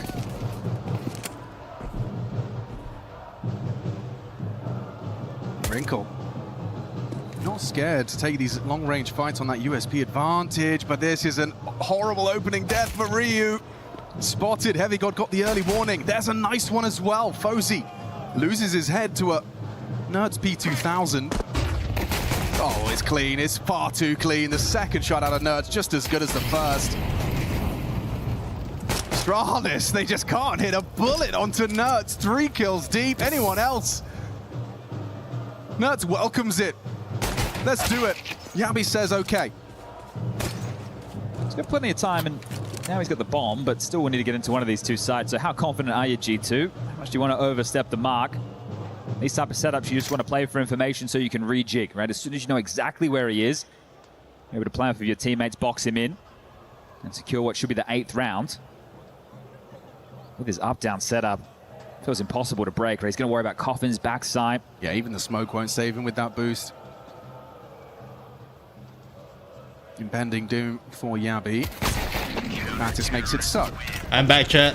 Sharp shots out of Nerds there. Really enjoyed that. We can spin that one back on the replay. I was worried for Heavy God in that moment, right? Because sure, he has the information, but Ryu's still going to come in prepared for a fight, just not up this close. And Heavy God, if you feel like you just missed your timing and then you start to flub your lines, it can fall apart, but This one converted upon for Nerds. Remember that double kill he had top banana, which they were unable to make good on. No bomb going down. Astralis, this is going to be weaker looking force by that you would have hoped for. And well, the first time G2 converted theirs. Okay. Good luck. Tech9, Deagles. Yeah, they set the bar high. They set the bar high. Incendiary. Looks like they want to give it over. You're worried at this point if they are behind that half wall smoke that they're setting up for one of those pop plays and you could get caught out of position in the open. But on the other side of the map, they play for info. So helping, I suppose, reinforce the worry over towards B by noting it's not an apps pop, but it could still be through mid. Hunter playing a block. Winkle playing very passive on long side over towards Arch. And that's all a fake. They're going to try and play through this long smoke. Yeah, Wrinkle ready. MP7 feasts. Nice one. 2 down, rather casual. And they just have to run in. And that's exactly what they'll do. Mattis is going to just push with that MP9 to finish the job. Nerds has started here. Charges in. Nice. Oh, wow, good tracking. Single bullet to the dome. You'll take the plan. You will. Even if that name really leaves a mark. Hooksy just gets the code punch, but his chances of a 1v4 on 13 HP are close to 0. They'll group up, ensuring that trade potential, using that low HP Nerds to draw crosshairs. Nice attempt though, but weather the storm of the Astralis force. The kill there on the SMG from Hooksy does make things a little bit more interesting, because if he wants to try and keep financial pressure on, he could drop an AK right now. It does mean come the first gun round, he's going to be in a tougher position, but that's good. That's making an assumption of how this next round will go. So if he wants to drop an AK and give it over to... He has dropped an AK. I would imagine it ends up with Stare. He's your map control player, right? He's the guy who's going to be in the thick of it around all of these smokes. So Hero AK, some light upgrades. Oh, is it light? And it has worked out in the wash. 2,900 into the next. So how much damage can you do? Action on Stare. You're being set up by the leader. You need to find some output. This is not your round to win, but one where you can definitely keep the pressure on G2.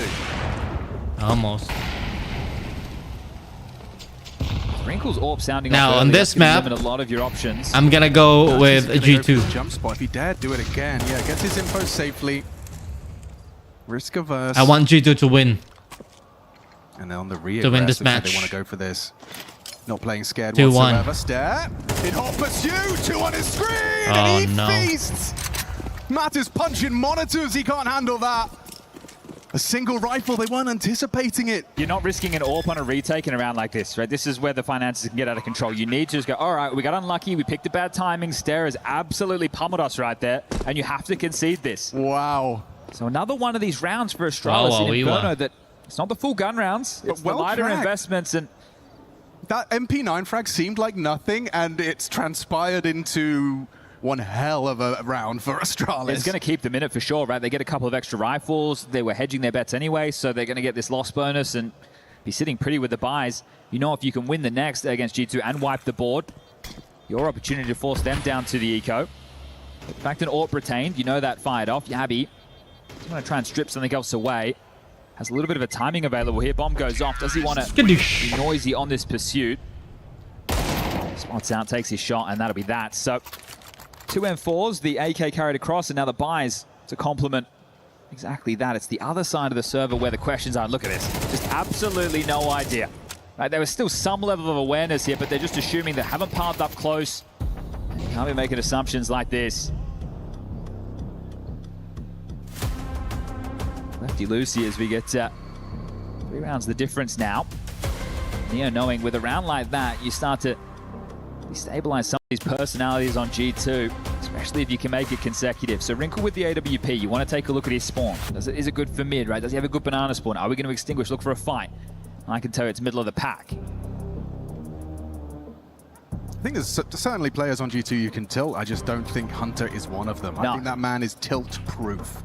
He's said to me before, he does get emotional, he just doesn't show it. Yes, yeah, absolutely. Which is, you know, stoicism in a captain can prove very valuable. It's interesting when you contrast Hooksy to Hunter. Yeah, true. See wearing his heart on his sleeve. Once upon a time, very negative about himself, but gonna rebuild this Astralis. He's got good pieces around him. put Stair to good use in the previous. FURIA trying his best Zyro aggression. Oh, an opportunity. Just the pointy elbow of Nertz on his jiggles. Doesn't manage to quite connect the bullet. And a similar setup right now that we saw in that first half. Wrinkle doing his best FURIA impression alongside of Heavy God.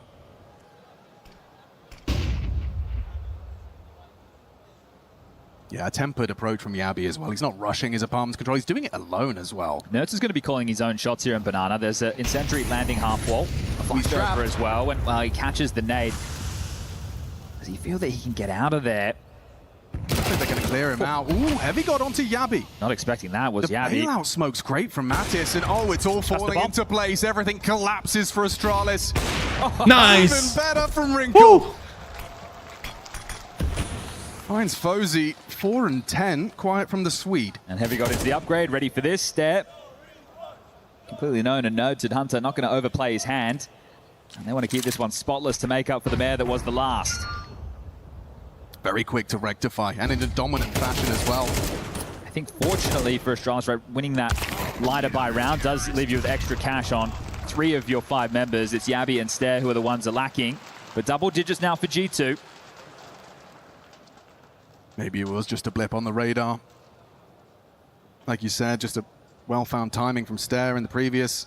But very quickly, falls straight back under G2's control. And they're getting dangerously close to the magic number here.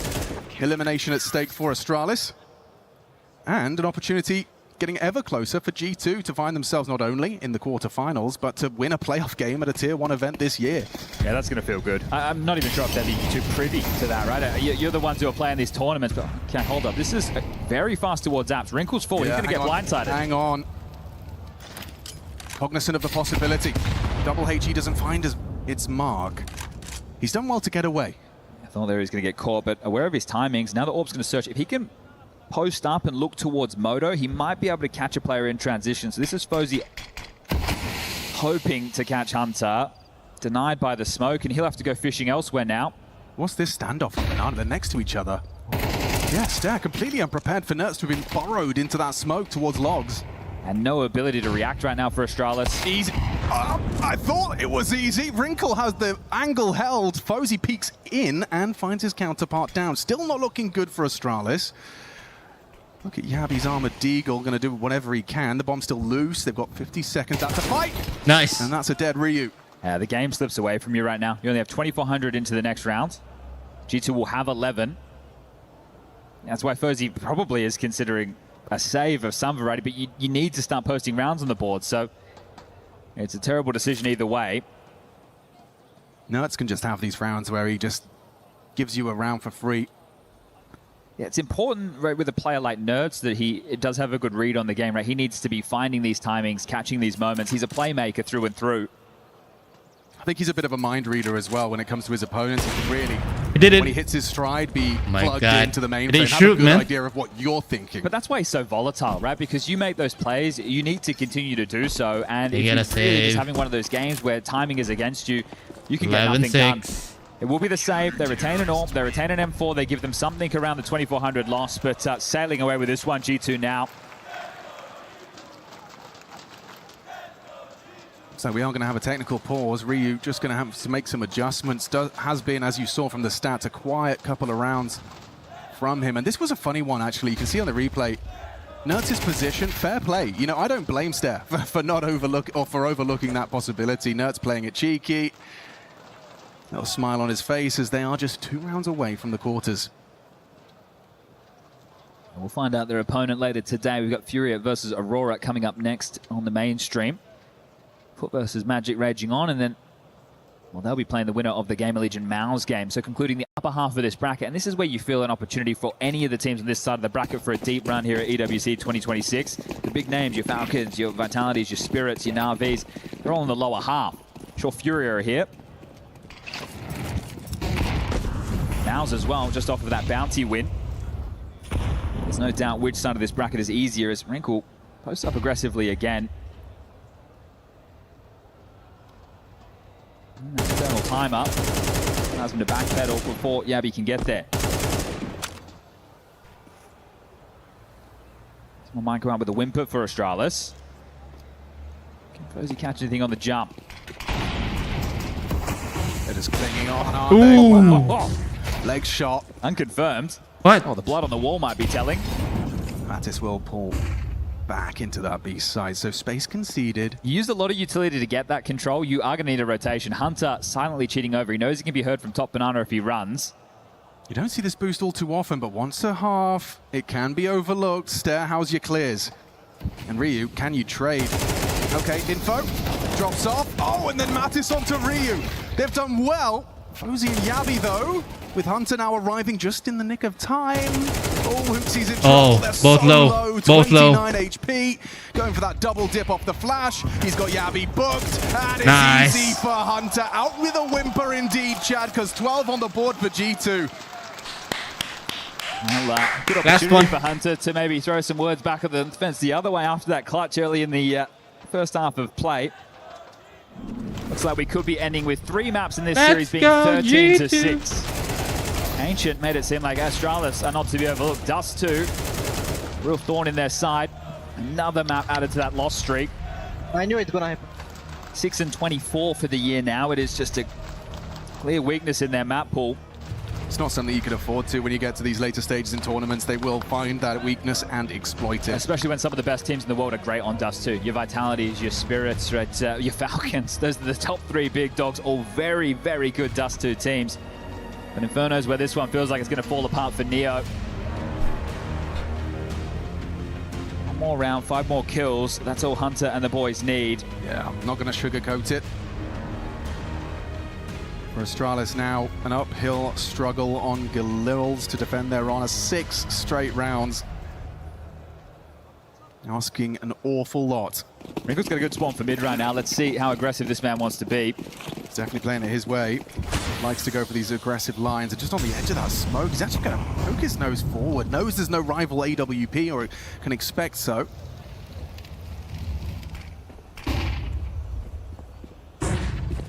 They're progressing.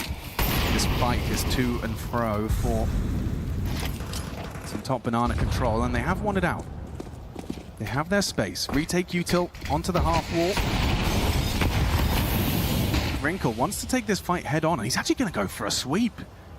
There's only one man here trying to hold these rotates. It's passive from Yabi. Anticipates this clear.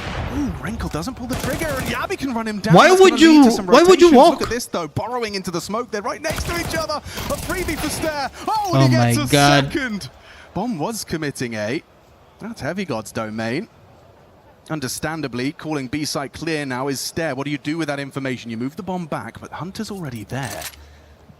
He's being flanked by Hooksy. Have to know this is a possibility. They're just trying to deal with the rotation of Heavy God. Surely they know Hunter could have slipped into Ruins. Yeah, Stare did just have a glance, but he's gotten across undetected. Fozy, yeah, just exposed. Just with a denial. Oh, that's a quick trade out of Stare. Fair play. He's had another one of these rounds where he just gives Astralis Wrinkle, why would he walk? He should run to survive, man. I think Hooksy's probably the safety net. They're coming through CT. Oh my Hunter, God. unlikely to expect that. But Stare was very low after the Buffle and Banana. So the fact he's able to get one more.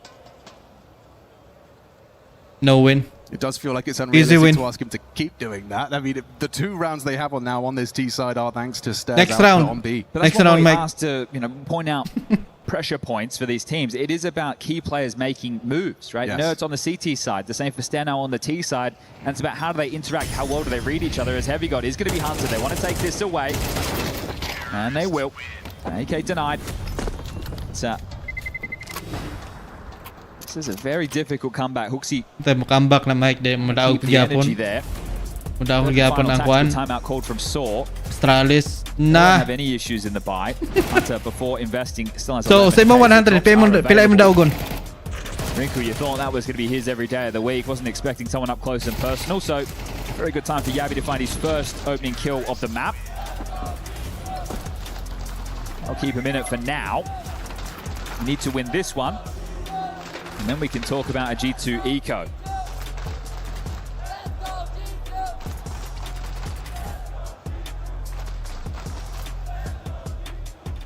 $450. We wonder if this is saw wanting to call Nice. the complexion of the round, or just So hoping sunod na match FURIA ug AURORA, then Gamer Legions versus Mouse. Still got a big lead right Unsa now. man Let's ang just tuwang stay locked lantaon? in. We'll find out with the opening now. Unsa man ang tuwang lantaon na to? Puro man mga gwapo ni next match. Dungan mo guni. Matters for some banana aggression. Gamer Legion versus Mouse, then FURIA versus AURORA. Dungan ni sila. So unsa tuwang lantaon? What wrinkle? What His the- aggressive AWPing has finally paid Nice. dividends on that boiler room. Bomb down T stairs. Banana pressure now. Yeah, and they're all doing the dance now in the smoke. It's panic stations for Astralis. Bam! Ooh! What? Absolutely has to be. Clip that! Clip that! Down Nurtures here. 21 kills deep. One more to find, and Astralis are getting their key crushed. That is a strike if ever I saw one. Oh You don't get to no! see the opponent. You're behind a smoke. You're running away, and the map is Nade almost done. versus Spam. Astralis just skittles. And they look to Yabi, head in hands, watching as their chances of seeing those quarterfinals dwindle. Goodbye! Into the AWP. Boy Wrinkle misses his shot, but it's Hunter to close it down. A convincing series from G2. 13-7 to close it out. The quarters are theirs. And a win at a tier 1 event as well. Easy kaya na sa Mouse, wala lami. Deluding them all year long up And until down this na. point. Astralis fall by the wayside. So lantaon na to, FURIA versus AURORA. This is an important victory to pick up for the club championship. Congrats, Mike. Na kay 450. Now, taya na po sa taya sa FURIA. Panadol Rapid is absorbed 2 times faster than FURIA may tayo eh. paracetamol tablets and is made for people like Tim with terribly timed headaches. Fast relief for every everyday pain. That's one for Panadol. Dust 2 and Inferno. Astralis steamrolled and eliminated here at EWC. Good job. Good job. Good job. Key takeaways Good is job. Nurtz's performance on that Good game. third map as well. What an asset Good game. he is to the squad. You've got some real Good game. hard hitters on G2, and you've got the calm presence of Hunter, who's also fragging up a Storm, certainly a fragging in-game leader. Astralis' Klaro ha, AURORA na igawin. Another day of play. Not the biggest scalps for them, but they take down MIBR, they lose to Falcons, they defeat NIP and eliminated by G2. Let's hear from Hunter. And G2 Hunter. stands strong here in Paris with their first win against Astralis 2-1. Congratulations, Hunter. Of course, it's a pleasure to welcome you here in Paris, first of all. I know you're used to those big crowds, and you're also used to one other thing is beating your ex-IGL. Hooksy, it's the second time this year, and you took the IGL role not so long ago, so can we talk about an IGL diff at this point, and is it easier facing him? Because you know a little bit of his patterns and his style. Tell me about it. I mean, yeah, IGL is not an easy job, but I think we've changed a lot, both of us. I know what he liked to do and what he liked to call, but I'm not too much thinking about it. I'm just trying to focus on the team and what we should do. But yeah, it's not easy. I'm really happy that we won, and I'm grateful for the crowd that we have, because I think after Vitality, I felt the most warm welcome for us. Yeah, when we did the walk-ons, indeed, the crowd was really cheering for you. Donc, première question, est-ce qu'on peut parler d'une IGL div? C'est pas la première fois que tu bats ton ancien IGL Hooksy là-dessus. Bah, effectivement, être IGL, c'est pas facile. J'identifie forcément, je sais ce qu'il aime call, je sais ce qu'il aime faire, mais j'essaie surtout de Mga team rester karon focus, predictable kayo sur na. notre jeu. Et je suis très content aussi, merci au public de nous Puro avoir hype, mismatch. parce que je Di pense man qu'on ko était na la nimo. deuxième équipe la plus hypée après Vita. Donc... Di man ko na nimo tawag nga mismatch. Pananaw nimo mismatch. Pareha atong bait o versus Vitality. Pananaw na ko ato mismatch, di ba? Ang bait wala kay ni dungog. Pero ang Vitality, noon yun na siya nga kapila na siya mo champion. So underdog kayo ang bait versus Vitality. Karon ang sinitabo, gito 0 ang Vitality sa bait. So di gina nimo maiyon nga pananaw ra na nimo mismatch. So, di lagi kakayon nga. The same time, deuxième question. On matik dit souvent na que ni. les Daog Asiatiques na peuvent ni. se faire carry pour pouvoir gagner des games, et pourtant, ils Pare jouent très atong bien ano, depuis le début Falcons de WC. versus Comment il arrive à The gérer les Blast. deux, bah, comme je le disais, Falcons évidemment, c'est versus pas facile. Moi, mon rôle, c'est pas de top frag, mais forcément, j'essaie d'aider mes teammates et je suis content 100 teams. Underdog ang 100 teams ato, pero gisiro ang Falcons. To ask you, because of Wrinkle, it's your first big LAN with him, if I'm not Wala mistaken, assurance your na yun, young ana. Oper. So how has it been, having him, welcoming him to the team, and was there any adaptations needed on your side? I think it's super important for him, this experience, especially playing in front of the crowd. We are just getting used to each other. We are getting used to him, and he's getting used to us, to see how we work and how we prep the games, how we deal with everything on LAN events. So I think it's super great experience for all of us, especially him, and I just hope that he'll continue playing amazing. And you guys seem to be having fun on stage, and I think that's important as well, of course. Donc ouais, cette dernière question, plutôt, c'est votre première grande LAN avec votre nouvelle AURORA, Wrinkle. Comment ça se passe, l'adaptation, etc. En vrai, oui, c'est important de prendre de l'expérience aussi, de voir un petit peu comment il s'adapte à nous, comment lui s'adapte et comment nous on s'adapte à lui, évidemment, comment on prépare ces grands événements en LAN aussi et comment il réagit là-dessus. Et c'est évidemment un plaisir d'être ici avec le public. And last but not least, before we get to the key crusher, I feel like a lot of analysts and a lot of fans don't agree on this one. So who better than a player who knows very well these teams and the teammates to tell me about it? Who is the biggest threat in the lower, the lower part of the bracket? We think of the best teams in the world. I've heard Falcons, I've heard Vitality, Navi, Spirit. Who do you think is the most dangerous team here at the EWC? I think it's hard to say because it's the beginning of the season. I don't think anybody showed yet the best CS like it was for Major Cologne. But I would say Falcons because they won the major, and but anybody can surprise, to be honest. Vitality, Spirit. So yeah, I will give it to Falcons, but they are not that stronger comparing to other teams. Do you think you're biased, or is it because of the major performance? Sorry? Do you think you're biased a little bit because of Monesi and Nico? Nah. No, it's all good. I'm happy for them, and I just hope we'll meet in the finals. Of course, and we hope that too, évidemment. Donc, qui est la meilleure équipe du monde actuellement selon toi? C'est dur à dire. Je pense qu'il n'y a pas une équipe qui montre un CS parfait en ce début de saison. Mais si je dois choisir une équipe, je dirais quand même Falcons. Et je ne suis pas biaisée, mais j'espère évidemment rejoindre Monesi et Nico en finale. And now it's time for the key crusher. Hunter, I'm very glad to welcome you to that key crusher signature moment. Anything you want to tell Hooksy before you break his key? I'm sorry, brother. I'm sorry, brother, says him with a smile as our key master shows the way to Hunter at the STC Arena. Our first key crush on this stage for CS. And Astralis are out of the competition to move on. And they could do good. And the club championship as well. Hunter shows it in Paris.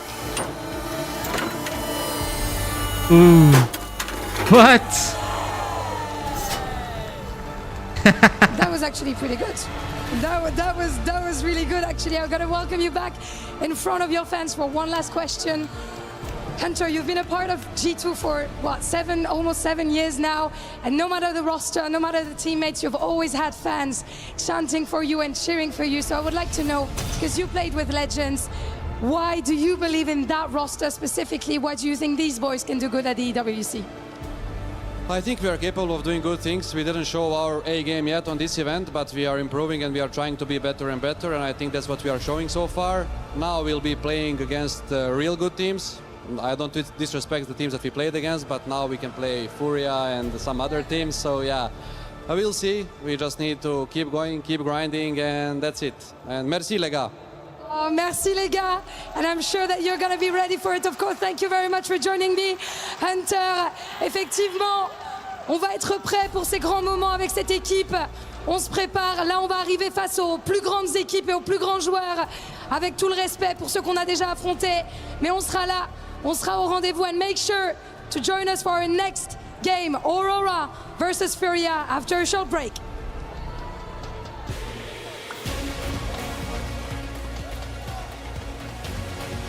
After 3 games, G2 is powering into your quarterfinals, and that, of course, is going to earn them some serious points towards the club championship. They will earn money if they continue on in the tournament. As for Astralis, Neo, please do not leave Paris before I get to say hi to you. It is a bummer to see them exit after a great game one. We've got Dupree and Yanko to break it all down for me. Gentlemen, what did we witness here in the studio? What did you see in that game three? Dupree, I want to start with you on Inferno. I think turning our attention to Inferno, it was suspected to be a little bit closer, right? The scoreline was still 13-7 for G2, and I think overall the best team also just won this series. I think when it came to closing out the rounds and playing the situation correctly, G2 just had the upper hand in most of them, and it came down to the fact of Nerds playing well, and again Hunter continue his good form from Dust 2. Good to see that G2, despite fumbling some of the rounds that we are going to be breaking down, still managed to close out the game and, you know, moving into the playoffs where, you know, they once again find them in a position where they can potentially make top 4, which they have been hunting for so long. I think it's also, Chris, we talked about, who did we talk about on the first map for Astralis? Fuzi and Ryu, right? And you could see them at the bottom of the scoreboard on this last map. I'm not putting in just on them. It was hard for them, especially on the CT side, because G2 was going a lot towards B, and then they were just saving, so they didn't see a ton of action. But, you know, it's usually at these deciders where the stars kind of get to shine and get to prove their worth, and the G2 guys definitely did that. Now, I'm kind of a noob here. I haven't been able to work on your guys' game in the last few months or a few years. Let's take a look, though, at a star that I asked production to put a little montage for. He dropped 21 kills in this game, 15 deaths. As we take a look at Nerds, what does he bring to the table, and what should I expect to see from this young man from G2? I think it's good to see that Nerds finally getting some of that credit that he was so good at back in ends. You know, his time in Liquid was something that we look at and maybe want to consider not counting it, because it's just good to see that he's back in a team that gets his playstyle to function. He's a very vocal player. He is that second voice in the team. He likes to go for these players, and you can just tell with the majority of the fights that he took on Banana, he sets himself up to success. Like even that last round where he catches 3 guys shooting through the smoke, right? So he's a very important piece to this lineup. He's one of those guys that creates the space, creates the rounds, and puts Hunter into favorable situations. You get to see a playmaker, Chris. That's who you get to see. And I know that last time you were doing CS, you know, Liquid was in major finals. And Simple is playing for America. They were doing really well, right? But nowadays, it's where great players go to die. And that's what you're seeing now. Nerds back from Liquid found the joy of the game again, and he's just been a menace on this in Inferno, and generally on Inferno for G2 in that banana area on the CT side. He's just a multi-kill machine. Shout out to my old director, Corey Dunn, and the rest of the Banana Boys. We love to see it finish the way we play it. Just spray through the smoke, get a 3K for Nerds. We got to take a look, though, at one of the big rounds in this one. You called it out to production. You said we got to revisit round 2. Why was this so important for G2? Well, 2 reasons. First, I told you Hunter was going to target Hooksy. I told you he was going to go B. And second, you see some of the prep which G2 is really good at. So here, first, the setup is a little bit strange because Hooksy with the MP9 is playing far and supporting, but Stair is playing close with the M4. You can see G2 did this a couple of times. They just timed the B execute behind the half-wall smoke to sort of break the counter utility from the CTs. And then when the execute comes in, you see Stair here just gets 1 kill, gets traded. Hooksy does the same, right? You're wondering, okay, I know it's Stair and you want the M4 on him, but if he's going to play this angle and this is going to be the setup, perhaps it makes more sense to just give him the MP9 or at least swap roles, put Hooksy to play close and Stair to support him to util so he could maybe multi-kill pushing through that smoke. From that point on in the 3v3, it's again a hard retake for the side of Astralis. Hunter does it with his brain in this one and just outplays Yabi in the 1v1. It's almost like you saw it coming and it played out exactly that way. Shout out to this man, the big brain. In the middle, though, we've got the 5-time major champion. You've got to play for us. Let's take a look at round 8. What did you witness? Yeah, it's actually an Astralis win round, and it's just wanted to showcase some of course it is. It's one of the rounds that we see G2 also throw away that I mentioned, right? But you see it's a 4v5 situation, and G2, they tend their attention onto Banana. Yavi with a very fast flank. Does a little bit of a mistake here for not just playing to contain the thing, but it's the rotation back onto the A-bombs. And this is one of the most classic mistakes you can make as a player. Look at the time, it's 15 seconds, and Ryu decides to rotate off. He would not have a chance to make a difference of B regardless, but it's the late presence of Heavy Guard that actually forces him to rotate. Heavy Guard goes back, still have that smoke to smoke off Moto. And as you can tell, it's a 3v3 situation. And I'm a little bit disappointed in G2 here because they break their own crossfire by going for the fights, giving Astralis a chance back in. And it's like Heavy Guard does not have the overview of the situation, so he decides to go for a long flank when the bomb is planted in the corner. And it's just disappointing to see that with how G2 approached this round and how they bounced back, losing these type of situations, it works, and you will still survive against a team like Astralis. But if this would have been against FURIA, you know, spirit or vitality, you would probably have punished a lot more later in the game. Yeah, a bit of lack of situational awareness maybe from Mattis. You know, why is you just spamming through that smoke entirely? It's like, bro, just chill. Like, they need to come to you. You're in a 3v3. You have the crossfire, like you pointed out. So yeah, a bit fortunate for G2 that it didn't come back to bite them losing this one round. And a good reminder, G2 will be able to take some time out tonight, watch that VOD, and revisit some of their mistakes. Unfortunately, for the other side of this matchup, HooXi is going to have way more time to think about today's games. See, I know these moments are never easy, it goes without saying, so thank you so much for joining me. When we spoke after you qualified through the group stage, you said, you know, you felt like you had it in you to go deeper than top 16. It just depended on whether good Astralis or bad Astralis showed up today. What's your takeaways from this performance versus G2? Yeah, then both Astralis showed up, you know. The good Astralis showed up map 1 and the bad Astralis shows up map 2. I think, I don't know, it was a bit sloppy on the third map. It's too easy of rounds they get for a team like G2.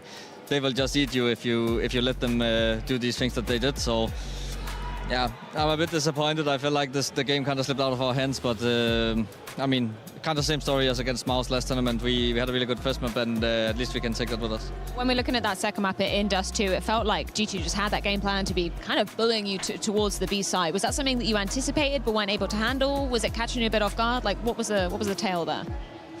Yeah, I mean, I was kind of ready for them to just play this default style where they get the control and then either bully me or bully the B side. And I mean, even though we were ready for it, it still worked. So we obviously need to go back and check like how that happened. It's hard from my position on long to know exactly what went wrong when they go so much towards the middle of the map. But I think when they went on me, at least I should have. I was in a decent position to kill, and I just didn't hit my shots. So.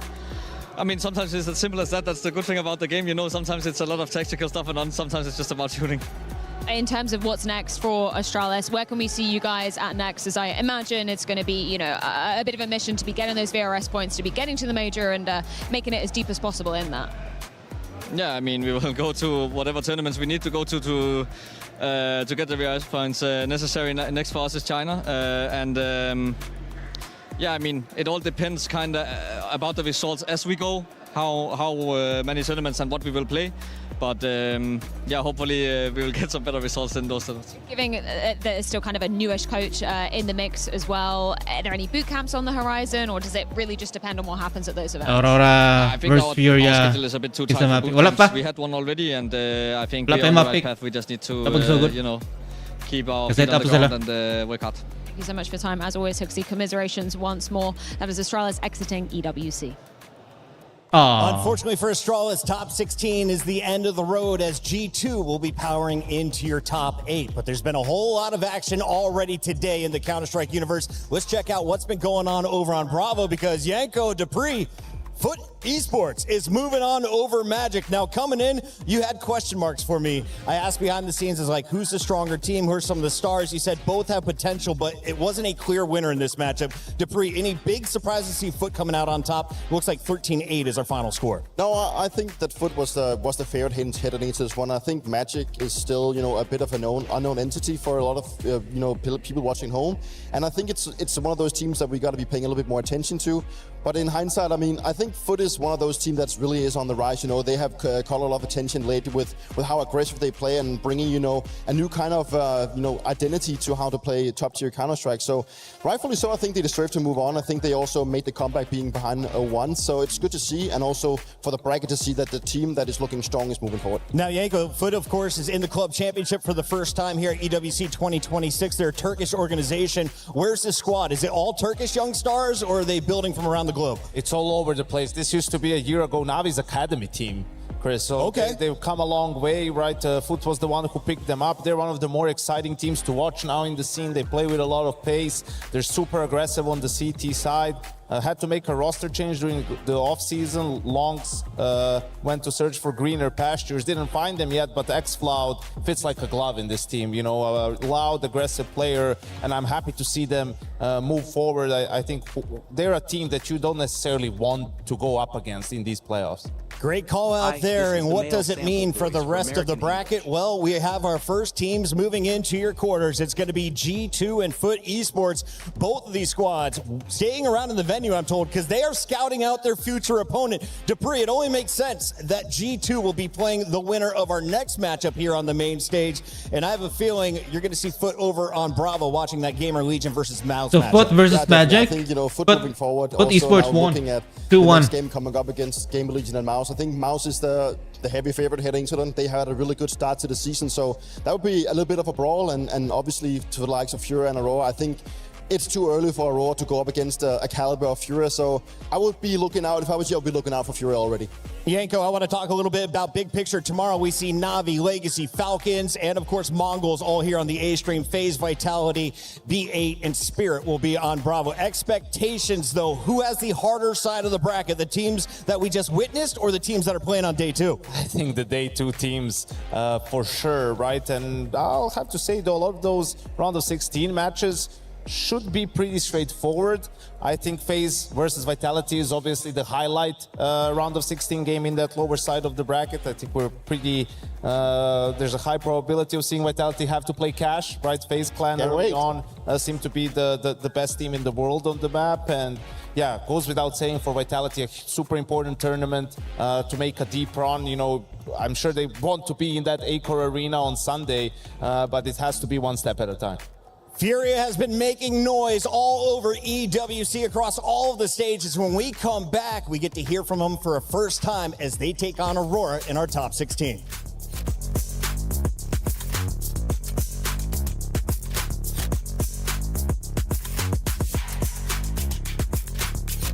Good job. Good job.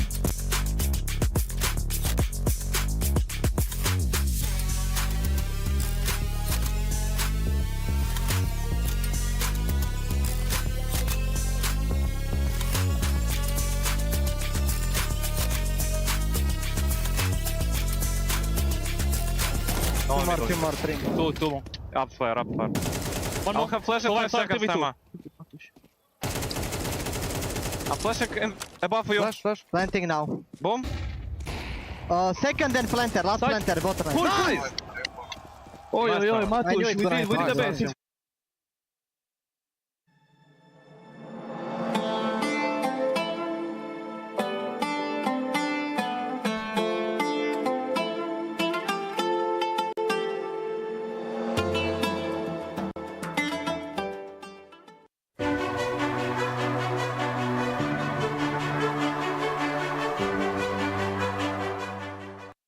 We are live from the Qiddiya City Grid, where there's a little bit of Fortnite action going on behind me, and I've got Glitter to explain all the implications of what is going to be going forward for the club championships. First of all, what's been going on? What's the status over here? All right, so we're in day 1 of our groups. We have a 2-day-long group stage. Group A plays today, Group B plays tomorrow. So that means at the end of today, we're sending 3 teams home already. There will be Keys Crush at the end of the day, and we are now officially halfway through our series for the day. So what does that mean for the club championship teams? Right now, if we look at the standings, AURORA Gaming is actually in 2nd overall, so they're looking pretty strong. We were waiting for Falcons to wake up a little bit because they are playing here today, and they've started to. They're now moving themselves up the ranks just inside that top 8 where they need to be in order to move through to finals. And then we also have Vitality in this lobby as well. We still have 5 matches left to go today, so some time for our teams to still pick up some points and figure out whether or not they qualify for survival or for finals directly. But obviously, one of the other big storylines that we're following across all of our stages is AGAL. We have AGAL in Fortnite as well, but they don't play till tomorrow. So I have to wait to get some updates on that. I'm curious about that because we obviously don't have an AGL representative over on the Counter-Strike stage. So are we looking at them as potential favorites? Like, who should be getting a victory here? Right now, honestly, or heading into it, it was Falcons as a big favorite and AGAL as one of the favorites. AURORA Gaming also expected to do well. So if everything plays out the way that it's supposed to, we should see them all in finals.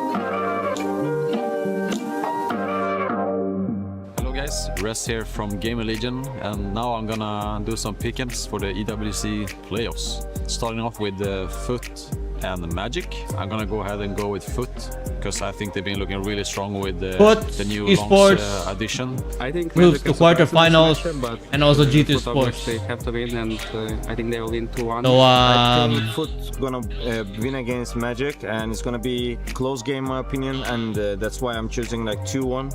Of course, Magic, because I'm playing for Magic, right? But I think they can next win game, one map, and FURIA versus AURORA, and us against G2, Gamer Legion versus Mouse. I Mouse. think it'll be a close game, so I'll put us as a 2-1 game.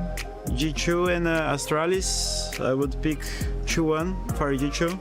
Oh, it's so tough. I think it will be like very close, both maps, 2-0 G2. So I'll go for that one. To be honest, I feel like Astralis is a bit of a slap on the tournament, so I would say G2 is playing better right now, so 2-0 for G2. FURIA is a bit of a tricky one. I can see FURIA losing a map, but I think still they will take it down 2-1, so I will choose FURIA for the 2-1 here. Obviously, I have to choose ours, but I will give a credit to them, so I'm making 2-1. I think FURIA would win, but it's gonna be a close game. AURORA will show some good CS on one map, probably get close on the third map or something, and then FURIA will win it. Gamer Legion Mouse. I wanna pick us 2-1. I think we will take it down in a clean 2-0 fashion. Feeling confident about the matchup. Gamer Legion was looking pretty strong, but I feel that Mouse is still a better team right now, and they will win 2-0. So I will put Interesting. Mouse 2-0. Mouse, they're having more confidence. 2-0 Mouse against Gamer Legion. Falcons and Mongols. 2-0. I think it's gonna be 2-0 for Falcons. Also, I think Falcons. I like will it. win this. I would say 2-1 because of the map pool. Falcons will win 2-1. I think Falcons just take it 2-0. I still like it. Mongols has looked decent, but I think Falcons just too strong for them. I'm sorry, Mongols. Navi versus Yeah, Legacy. Falcons, yeah. Last time I like it. Legacy beat Navi, or it was a close game, but this time I think it's gonna be Navi who's gonna take them 2-0. In like 2-0, probably 2-1. Choose Navi to win a 2-1 at least. Yeah, Navi, 2-1. I go 2-0 Legacy, obviously. For the camera back, I need to be wrong here, you know? FaZe Clan and Team Vitality. This can go be like 2-1. Also FaZe Clan having like a promising kind of lineup with the new players they picked up. I'm actually not sure because I don't want to jinx it and put 2-0 for us or 2-1, but I will just say 2-1. I'm not gonna say more. I don't want to risk it. Yeah, 2-1 for us. Spirit against B8. I will take I highly Spirit doubt in it. 2-0 fashion. 2-1 for some kills, so This is the Vitality. now. They're gonna play on stage, and I feel like they're gonna be in their comfort zone and all with the crowd and all. So I think Spirit is gonna take his on anyway at 2-0 for Spirit. That's it. Thank you guys for watching. That's my prediction for the playoffs.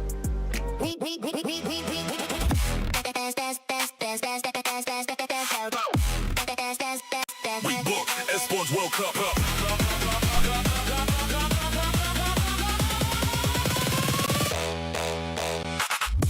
Ikaw, Mike, kung saan ikaw ano may prediction?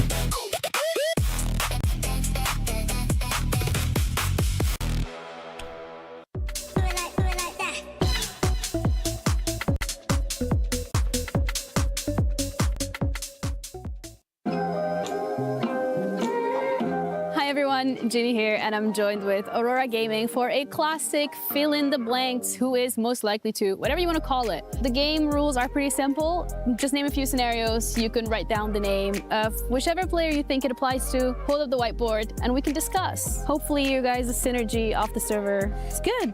Who is most likely to sing first at karaoke? Everyone's going for the same. I changed. I vote for myself. I like to sing under some circumstances. Why did you pick Waksik? I know him only for a month, but I could see from the first day that he is this kind of a guy. Who is most likely to forget something in the hotel room after checkout? 3, 2, 1. No, bro, it's not me. He does forget stuff all the time. Actually, he forgot his headphones this time. So. Yes, Yes, that's why. I forgot about that. I was in between. Has it happened many times before? And not so many times, but a couple of times. For the record, I never forget something in hotel room. Who is most likely to become an influencer? Unanimous agreement? Yes. Why is that the Definitely. case? Yeah, not same. I don't know, every day I open Instagram and I see him posting something. He's posting and a lot. I've never seen this guy post something or that guy, for example. Bro, I wasn't like this, but I just said, why not? Yeah, I just I'm changed not my saying it's mindset. bad. I'm just saying the reason, you know? Yeah. What's the mindset change? You know, we're going to events and we're not sharing anything from the events, only the pictures that people are taking for us and stuff. That's only like after the some tournament, we posting something like we achieved this. This was a great country. Thanks for your support. Thanks. But you know, in the end, they deserve to get more information about the area and everything, how things works. Who spends the most time on their phone? Bonus points for saying Wish app. At least it's the same guy. Why? Every time he has break or anything, he's always on the phone. We had like few minutes break in one of the practice games and he was like, I'm gonna watch some YouTube shorts. Who is most likely to tilt after one 2-0? round? Sa Unanimous agreement. Aurora? Usually I do like these things. para sa Aurora Who to? inspires the team 2-0? the most? I will go for boxing. He's a humble guy. That's He's why. humble, but everyone vote him. Because like I'm 21 and I grew up watching him, and he was the legend of Turkish CS. So that's why I can say. Stick on the same level, FURIA? working hard, grinding and stuff, guys. So that's why it's not like people can do that for like almost 15 years. It's too much. Who is most likely to become a caster?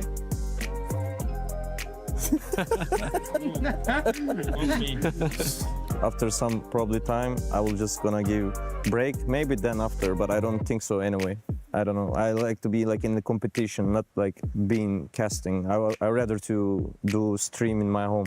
I've done this for multiple teams for different games, and I think your team is the one with the Fivender, most thank you so much for the follow. unanimous agreements on the answers. Appreciate it. How does that feel? Good chemistry. Some stuff is obvious, I think, in our team.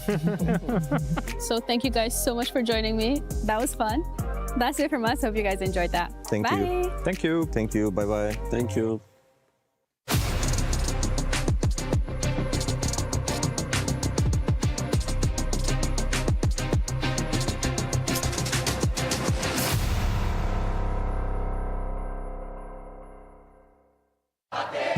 Ahead of the FURIA versus AURORA match. If you haven't seen Counter-Strike before, then you've definitely not seen this. But at EWC, the FURIA party is here. It's live and kicking, and you can't run away from this hype.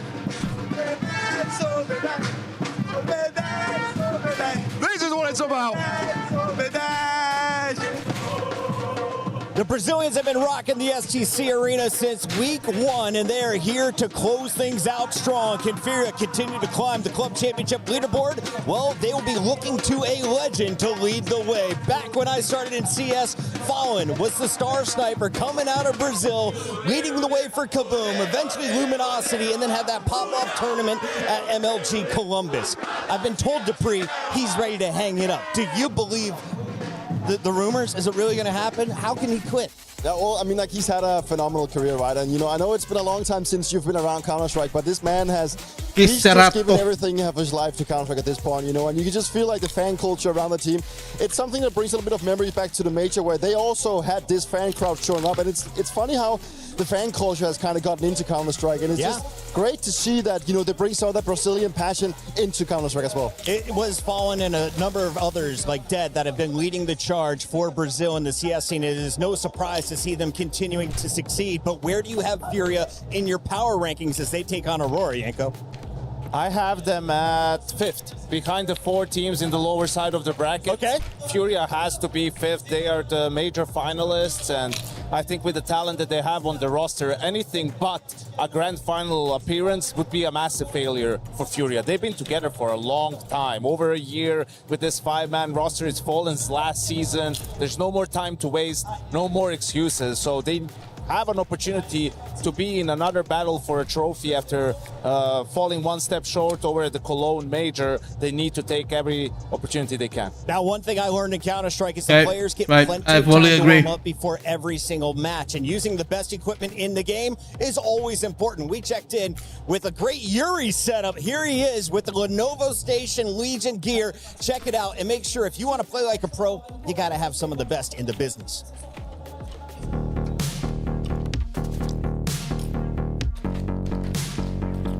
This is Yuri. from FURIA, and we're going to do a little Lenovo PC setup. Isn't that right, Yuri? Hello guys. Look, man, I got this pretty much vanilla setup here, so how do we approach it right out of the gate to get you in the server? Let's see. I put like this. I like more straight. Big posture. Yeah, it's important. Sometimes I play here, like this as well, because I like my elbow like this, and I took off this. So nowadays I play like this. The mouse pad, put like this as well. The monitor, I like to put more close. This Lenovo monitor, that's pretty sweet, isn't it? Beautiful. I do like this. Perfect. You have a teammate who puts his face in the monitor. Oh, Marex. I can like to play like hero. Like, actually, we need to help him. Like when some people dies and he doesn't know. For me, I always play like this. So nice clean tilt. Now I think you're ready, right? Yeah, of course.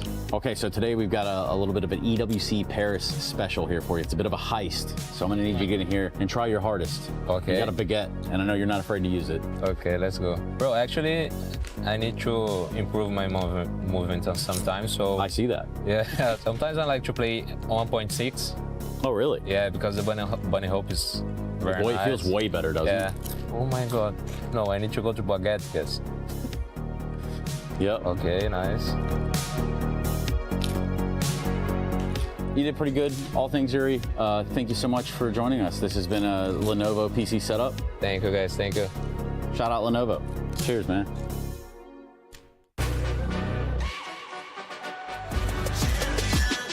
This ain't no regular thing. Came for the ring, you know what I mean.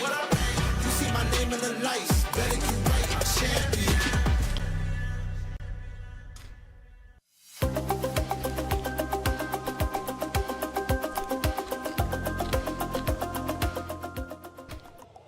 And we are back. It's Bucket Dupree and Yanko getting ready for the second match of the quarterfinals here on the main stage. It's the third of the day, though, and a reminder, we are available on both the Bravo and the Alpha channel. Open up multiple tabs and enjoy the show because this is going to be a banger in this round of 16. Dupree, we got to talk about FURIA coming in here. We just got a chance to look at Yuri for the squad. What is his role on the team, and what do you want to see from the squad overall today? I think looking at Yuri specifically, I think he's the third kind of star of this team, maybe even sometimes take the fourth slot.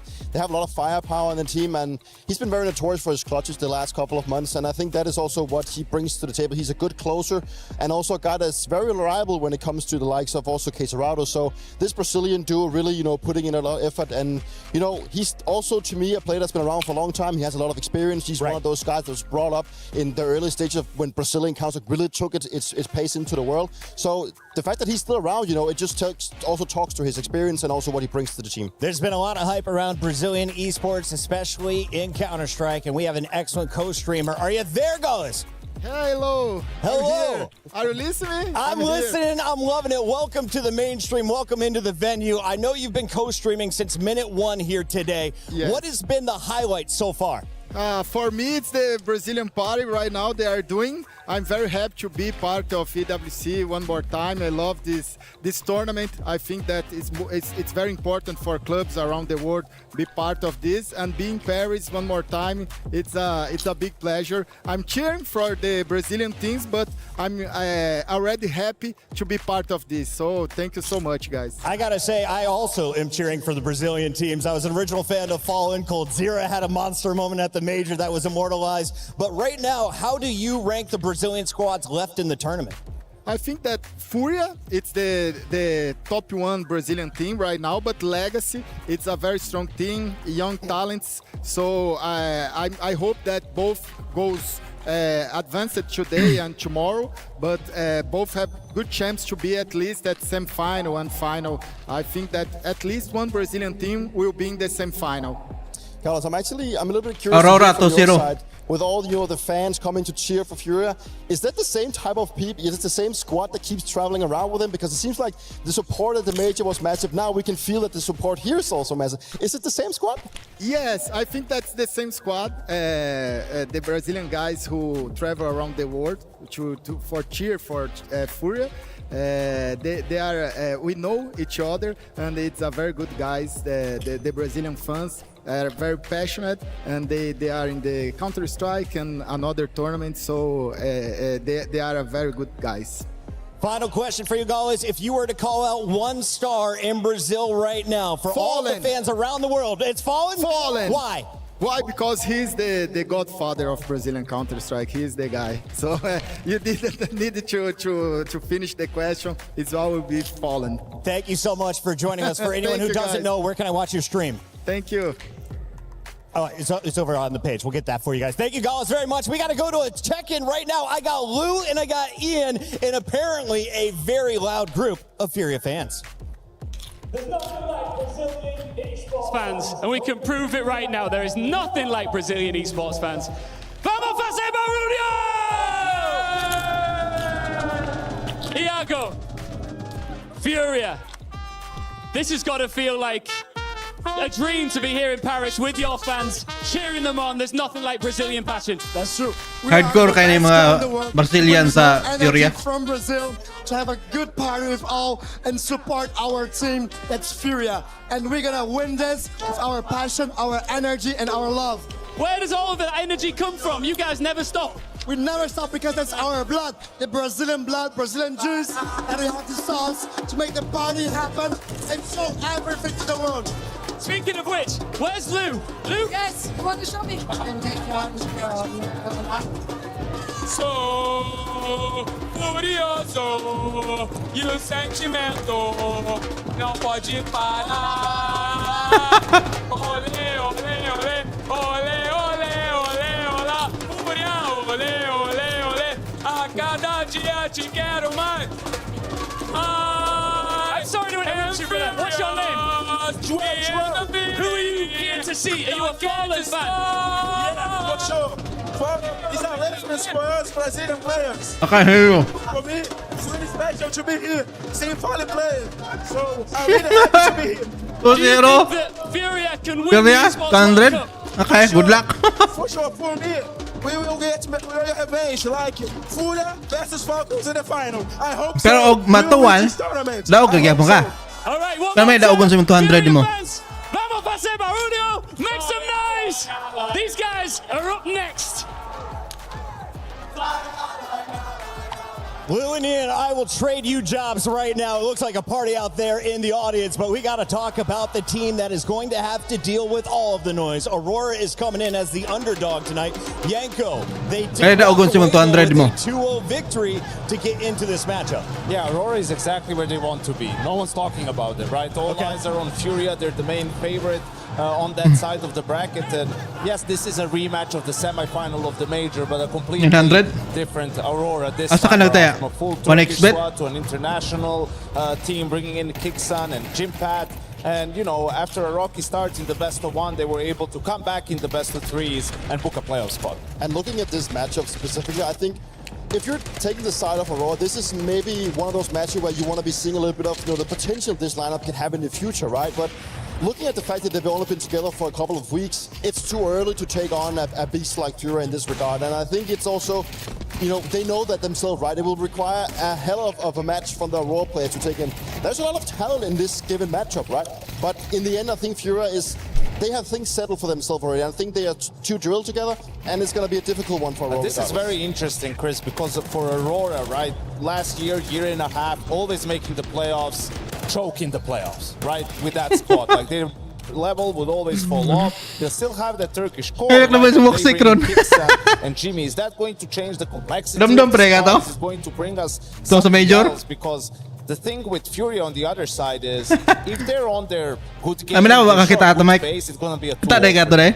But if they've been very inconsistent this year. Now, they can very easily lose this game if they don't show up ready to play. I love that you called out that this is a team of new countrymen. You've got 3 Turkish still on the lineup. Dupree, you played alongside games of the past. What is it like, though, when you bring in It's always, it's always going to bring a little bit of, honeymoon, hopefully, but also creates a little bit more belief in team, but it's always going to be difficult when you turn into becoming an international communication and everything needs to be worked out, and it's not just something you work out in a couple of days. One of the new stars added to the roster is Kiksan, and he joined us behind the scenes. Malagi.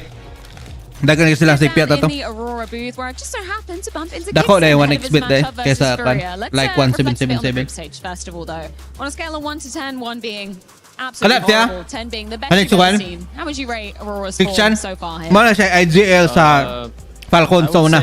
Wala sila daog-daog. 6. Pero pag abot ni Carrigan, I Sa think we can do Falcons, much daog sila better. major. I mean, we won enough games to qualify to the playoffs, but Tulor ka bulan. you Daog know, sila it was major. not some of the So top sila, teams kana in the siya, world, let's say, with IGL the sa lower Falcons. teams, and also I think there's a lot of Sayo things kay to sila improve, ma-eliminate, especially because we're a new team. So I'm happy with the wins, but I think we can do much better.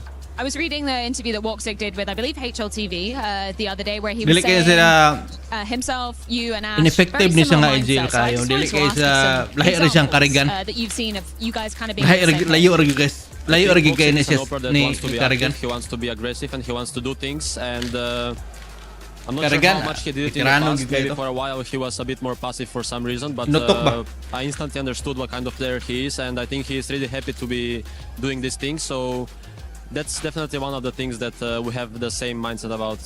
When we're comparing the Aurora roster to your previous Falcons roster, I think it's fair to say that there's maybe some less vocal players in this Aurora versus Falcons. How does that affect your calling? Well, maybe it's a bit easier in a way now because I have, you know, bigger voice. There's still some other voices in the team, like Santares is obviously experienced player and he has a strong opinion about some things, but it's definitely less voices than Falcons. So in a way, it's a bit easier for me because now I can do my thing in an easier way, let's say. When we're looking at your matchup today, first of all, we were obviously all watching that bracket draw show. Tell me your reaction to being on the upper side of the bracket. Yeah, I mean, it's nice to dodge all the top teams. I'm joking. I think FURIA is a top team, obviously. They're top 3 right now, I think. And I played them a lot when I was in Falcons. Last year, I think they won against us every time. And this year, I think we won every time when I was in Falcons. So it's been some mixed results and always close games. So I definitely expect a good game today and a close one. And I think small details will decide the winner. Just one final question, if I may, touching upon that. You faced them 3 times this year with Falcons, beat them all 3 times. How different is it going to be, though, with this composition of players? I'm not sure. I haven't played against FURIA with this team, but I know that in the past they struggled. So FURIA has won many times against the old AURORA. So hopefully we change it today. Thank you so much for your time, Kicks, and that is Aurora ready to take to the stage. FURIA could be an apex predator, but this is an unpredictable foe. Let's take a look at our vetoes, what made it through, and expectations. Gentlemen, we are less than a minute to the stage. We have a shocker in the veto. Ito Both teams zero used to na veto Ancient, Aurora, FURIA this kay time matulog. Pixel, they both tried to gamble with it. No Inferno, no Anubis, so that's going to be Okay, a huge kilasugdan sa una, sort alas of 6 gamble bago to. from the side of Aurora. Okay. They need to capitalize on that if they want to win this series. Dupree? Yeah, I think they feel the pressure, and that's Ugma, why they ang feel dula, like they're the ugma, underdog. kwan. They have to take it somewhere where they can make Tulo FURIA ka feel games. uncomfortable. So yeah, Ancient is a gamble, but maybe it will pay off. Are we getting to a game 3, Yanko? Yes or no? No. Not getting to a game 3. He's calling a 2-0 for the Brazilians. Let us know how you see this one playing out in the chat. It is time for your Pat, di ay? second round of the 16 battle.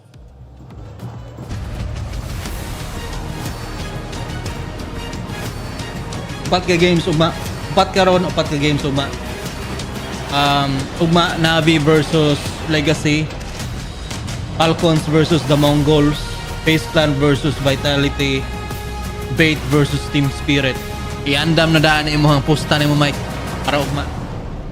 Ladies and Kana akong gentlemen, napaka-ikapusta. we are back at the STC Kana akong Arena. napaka-ikapusta ron, Things Mike. are about to get crazy, but Ian, what have you stolen Wapo kay mga again? dula ugma. This is the crushed, shattered key of Astralis. Now, every team that comes here to the Esports World Cup gets a key, and they want to slot it in the center of this trophy and hoist it in the air at the AURORA Arena on Sunday night. But unfortunately, that can't Domingo be ang the case grand for final. everybody. Who's going to lose next? Well, I don't know for which team It's, is going to 23. lose, but what 3 I am days from sure now. about is that there's a team that is going to be walking to that stage with an entire nation behind them. So it's going to be hard for their opponents to beat them, Ian. Absolutely. Let's welcome our next team looking to punch their ticket into the quarterfinals. Please welcome Team FURIA. Team FURIA. FURIA. FURIA. In case you didn't notice, they have got the crowd support behind them. A nation of passion.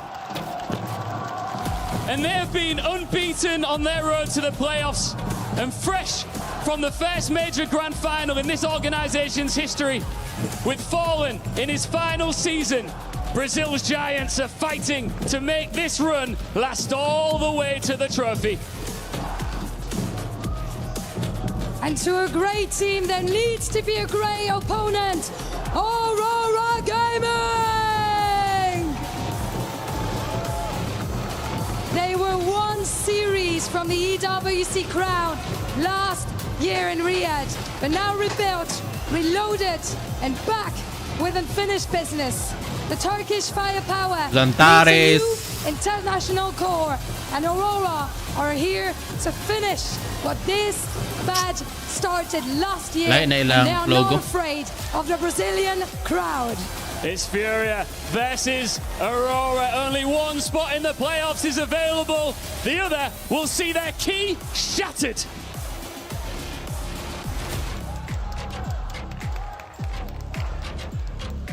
A refreshed AURORA looking for a rematch, looking for revenge here in the playoffs. And a FURIA with all eyes on them. Revenge is And an mine. open side of the bracket where anything can truly happen. The gloves are off tonight here at EWC. Ancient insta-ban in the highest stakes match yet.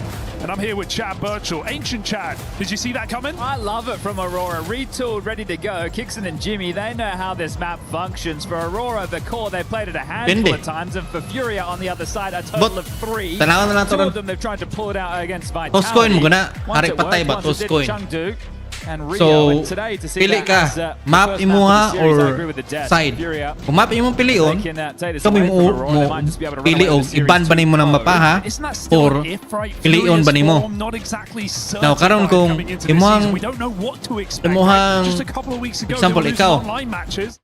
Ikaw pili ka og map nimo, example Mirage. Ikaw pag Toscoin pag hari patay, hari ka patay ko daog ka. Imong pilion nga map so ikaw may magdesisyon. Side ang imong pilion or mapa. Mo pili kag mapa, for example, Mirage, ako mo'y musunod pili. So, sige, Mirage ta, map 1. Pan ko. E-side ko, terrorist side. So, city side ka. Then, ako na po'y mo pili og mapa nga iban or di ba pilion. So, pili na kong mapa, ikaw na po'y mo pili og unsa kang side, city side ba ka or T-side. Ana na siya, puler mo na. Ug mapa ang speakers, side ka. Kung ana na siya, bali-bali. We're going to have to see if FURIA can do what everyone expects them to do. For me, I still can't get away from this Ancient, right? You mentioned FURIA playing it twice, both against Vitality, and of course the old AURORA roster doing it. They managed to take it to Vitality into multiple overtimes. A Zywoo 50 bomb. We had Wicardia looking really good on that map, but the fact that they now have a new in-game leader, new ideas, and a reliable piece in Jimmy who's been stepping up, I think this one's going to be a little more than FURIA are ready for today. Yeah, and I think this with FURIA, as you take a look at the side of the bracket, the favorite once again, but we already know who they have to take on, and it's G2, right? And they're no joke. I think seeing Wrinkle a little bit more in the team today, getting to see him across a few more maps, you can see what they're looking for in that balance of voices that Saul was hoping to achieve, but that is for later stages. Right now, we've got the teams, they're completing their huddles, they're taking their seats, and we are getting ready to get this one underway. I'm also curious to see if there's going to be changes, right? Because if you're AURORA, you know that you have this option. You're such a green team that taking a risk like this, you're already doing a lot more on the fly than you would be. So I'm curious to see the complexion once we get to their CT side, but it's all eyes on Kixon to facilitate these aggressive rifles of Zantares and Wicardia on this team. Here we go. We're getting ready here. Ancient, kasi pick ane, kasi pick ane. Map of the day. We're live in Paris. We got the fans going crazy on the Furious. Duda na ako, FURIA. Are we ready, Paris? FURIA may pick ane niya mapa, Ancient. If FURIA is winning, I'm sure they'll be making some noise. The drums aren't stopping, that's for sure. The buy for FURIA. We've got a smoke and a kit for Yuri. Ang daog na ako na Jewel Berettas for Molidoid. This looks like very... Oh, look at the CT setup. 2-0. Oh, 250. KK Serrano. What a gamble, and they're going straight into it. Water's warm. Gindo waiting, the jump does put him off, but gets one at least, and that will send them further into the belly of the beast. 2 kills come through here from AURORA, but in the sight is the bomb, committed, it needs the kill, and it will find one. Molidoid dropped from Wicardia with a triple kill, and suddenly, despite the well-placed pistol start, FURIA are left to just Yuri. Cutting off the rotation right now. Wicardia is going to take the bomb and plan over towards B. Woxic has this covered. You'd think. He's heard the steps. He knows Yuri hasn't crossed out yet, but ooh, a little shadow shown, and Yuri gets a chance to take his 1v1. Nice one. Hit Reload. available. Where's Wicardia gotten to? He hasn't moved a muscle with this cave plant. He stands in the sight. Cheeky. Yuri takes his time. Uncertain, peeking out. Wicardia, a shot. One shot, one shot. Yuri is patient. He will wait for that kill to come to him. Shaky Wicardia needs the instant kill. He'll find it. 4 kills in the round for Wicardia. Oh my god, one shot! Somehow win that pistol. Now this man doing the heavy lifting coming into today. He's the lowest rated player of this One shot to the 8. Turkish core. Ito yung life niya. 8 so far. One shot. Well, in that one game we mentioned against Vitality, he was the top performer by quite a mile as well. So maybe feeling some comfort here on Ancient, more so than the other Turks on his team. It felt like Woxic may have fumbled that one right there. But Wicardia makes good, and the Brazilian fans not happy with that. CT side force spy, and the stack in the right place again. Wow, will that work this time? SMGs and 5.7s. 4 players in this site. It doesn't look like Aurora want to do too much first. They're just going to pop in. It's heavy cave, though. Trapped inside by the Molotov. They force the kill, but they lose the sight. Back behind Long, still a player waiting. But Aurora have taken space right back. There's a lot of chaos here with these smokes down. What? Even Xantares runs into his teammate's nade. But they do get in a post plant. Woxic should have this, shouldn't he? 2 players back turn. Easy stuff, but only one and then done. Molodoy moves in as well. 3v2, and the clock is nowhere near ticked. Aurora need to battle their way out of this post plant. Wicardia once again trying to save the day, and I think he just might. 2 kills deep, plays that plant, runs away with the nade. Molodoy doesn't have a kit. He needs to force this kill. Wicardia on the other side this time, and with the bomb almost gone, Molodoy feels like his chance is up. His time is up, and Wicardia back to Aurora you go. put Aurora in position. 7-1 right now for Wicardia, and a smile on the face tells the story. He's been put under Dahil pressure. gina niyo ma-underestimate ng mga team karong mga panahon na Mike. Mamayo na ba kayo ng mga underdog karon? And dili na yung mga kakumpiyansan bang underdog. M4 coming into this next round. In a few games we have actually seen FURIA on this map. I'm FURIA. curious to see if the CT side setup is going to change at all. Yuri over towards B-Long, Yakinder and Cave. Fallen and Case right in middle with the support of Molodoy. Well, we certainly don't know much yet with 2 full stacks. FURIA. And the gun round, not now. As Aurora go back to the same thing, all 5 players together. Case has been in some of his best form here. He's fouled Furia out in a couple of the games with some big performances. Rotation migrating over. Fallen has flashes. Eyes on that. Aurora's doing a lot of pops now, just getting into this B site for free. Furia might come through this smoke with those aforementioned flashes, and hits do land, not bad. 2 players on half, but I mean, we're talking rifles with pistols. Serato considering a save, but he's going to need his men to run on in off those flashes. They didn't even go. It's too little, it's too late. Locked down behind the smokes, Serato may as well get out of dodge. You want to keep as many bodies alive as you can if you're Aurora. A couple of kills, but this one isn't going to get out of control. A shooting gallery, round over, 3-0 start for Aurora. Clinical, not too much shown, just full set pieces off the rip here from Aurora, put them on 3. Lots of damage done, so finances aren't built yet. Ash is probably aware that this is a little bit rocky. When I spoke to Fallen about the last time they played Ancient back at Rio, you know, I mentioned the missed nades against Vitality a lot of times, missed nades, and he said, hey, not from us. They were the ones missing the smokes. We'll keep our eyes on that. Elbow straight lands, that's a good start. I mean, you're not pulling it out in a playoff unless you've got some prep time here. Wicardia bringing quite a pace, punching up heaven in this gun round. Hot hand on Wicardia right now, not missing a beat. He's doing it all. Opening and closing. No kits, no nades, and no control here for Furia. Molodoy Orb, however, is going to have to try and insert himself in the play somehow. They would have loved to reclaim middle there, but smoke comes at the best time for Aurora. Fallen looking for a fight. This is Xantares with an AK. Looking good for the peak, but Fallen forces it first. So equalize now, and Furia are going to gamble. Question is it the right one? There was a block smoke that came top of B ramp, and then Kixon just started mid-round, and he pulled this rotation, pulled the bomb back over towards A. Fallen is still close by. Wicardia, low on HP, will patrol the rotations for any sound cues on the B ramp push, but through cave they investigate. It's going to be action on the Professor, and he's tasked to deal with red right now. So much on his plate. The nades will give it away, but as that smoke comes down, you've lost your line. It's going to have to be quick donut flank. Wicardia won't shoot them in the back. He is a really late round player at this point. It's feeling like a 3v4 for Aurora, but that bomb can be the extra man. Putting it down now. Fallen holds the line. Dinks come through smokes. 2 players put low. Aurora backing up. They have no room to work with, and even Wicardia is still extremely late to this round. FURIA just need to get a move on. No kit themselves.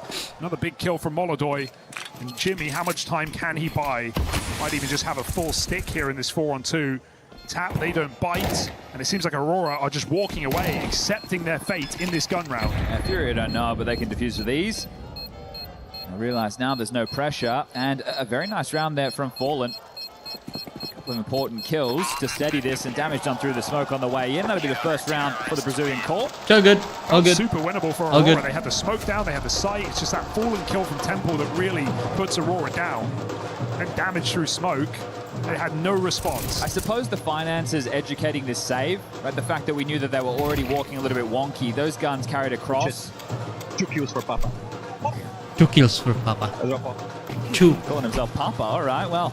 2 kills. 2. Molodoi did say he was like a father figure. The son he never had. Serato inside of a smoke. They're popping mid. Counter flash from CT side works well, and they swing back in. Nowhere to go. Just kicks in heaven. Nice. Is it late, or is it right on time? 2 kills. Nice one. And then out elbow. Woxic compounds the issue here for FURIA. That's easy, huh? 2v5 That's down easy. to 2v2 dayon. in seconds. Careful now with the rotations. Yuri pushing into T side of the B doors. If he keeps on searching, this is Woxic with the bomb, and you know exactly where Kixon was. They foregone the cave control. Molodoi's trying to cover off mid, and right now, Woxic, a huge shot. Now you just need to get past the AWP, and Kixon has all this util. Molodoi's making a read. As the bomb is actually transitioning back towards elbow. Lahat na imong sa imong Kixon's mga going piece, ipusta just selling with nades, and will that work for Molodoi, or is he Ikaw po already kayo mga dula, thinking ugma. about the save? Well, he does. They might walk into him. Got to care heaven. See something, grabs that shot as well. 1v1, Woxic. Already committed. It's either Pero do podnis, or die pero on this podnis, A side. Woxic. Molodoi holding down the line. Seems convinced. Kisa is Molodoi. And he might be onto something. Woxic's creeping in. 30 seconds pa. Right there Isang for the pick. taking, but Oh, Molodoi wrong turns back. timing. Wrong timing. Sixth sense, you could say. Molodoi given away. I think he knows at this point, the timing he missed. Woxic's walked in. Bomb plant going to come down. Molodoi shifts into position. Quick What? shot in your face. Oh, the crowd surge is going to help there, isn't it? Oh. Already had the read regardless. What? But, I mean, that timing might have walked away. Timing. FURIA will take it, that's for sure. This is a great shot. Yeah. But that's twice that Aurora have doubted this B side of the map, right? And they've tried to navigate back towards A. It's cost them twice. There's going to be a timeout called by Ash, so he can get on the mic. Really important coach there over in Aurora. Teams turn international. And they still have money to chip in with something a little bit aggressive. You know that the money on the other side of the server can't be too great with a 1v2 situation unfolding. So as these buys take shape, you can take a look. A couple of AKs, there's a MAC-10 in the hands of Kixon, one for Wicardia as well. So is this get B lane control and then pop? Is this try and put the pedal to the metal, see if you can exploit some of these mid spawns, catch them out of position? Kixon has a decent mid spawn. So they smoke red, get the flashes going for them, but because they're limited on nades, they're not going to be able to keep these flashes coming.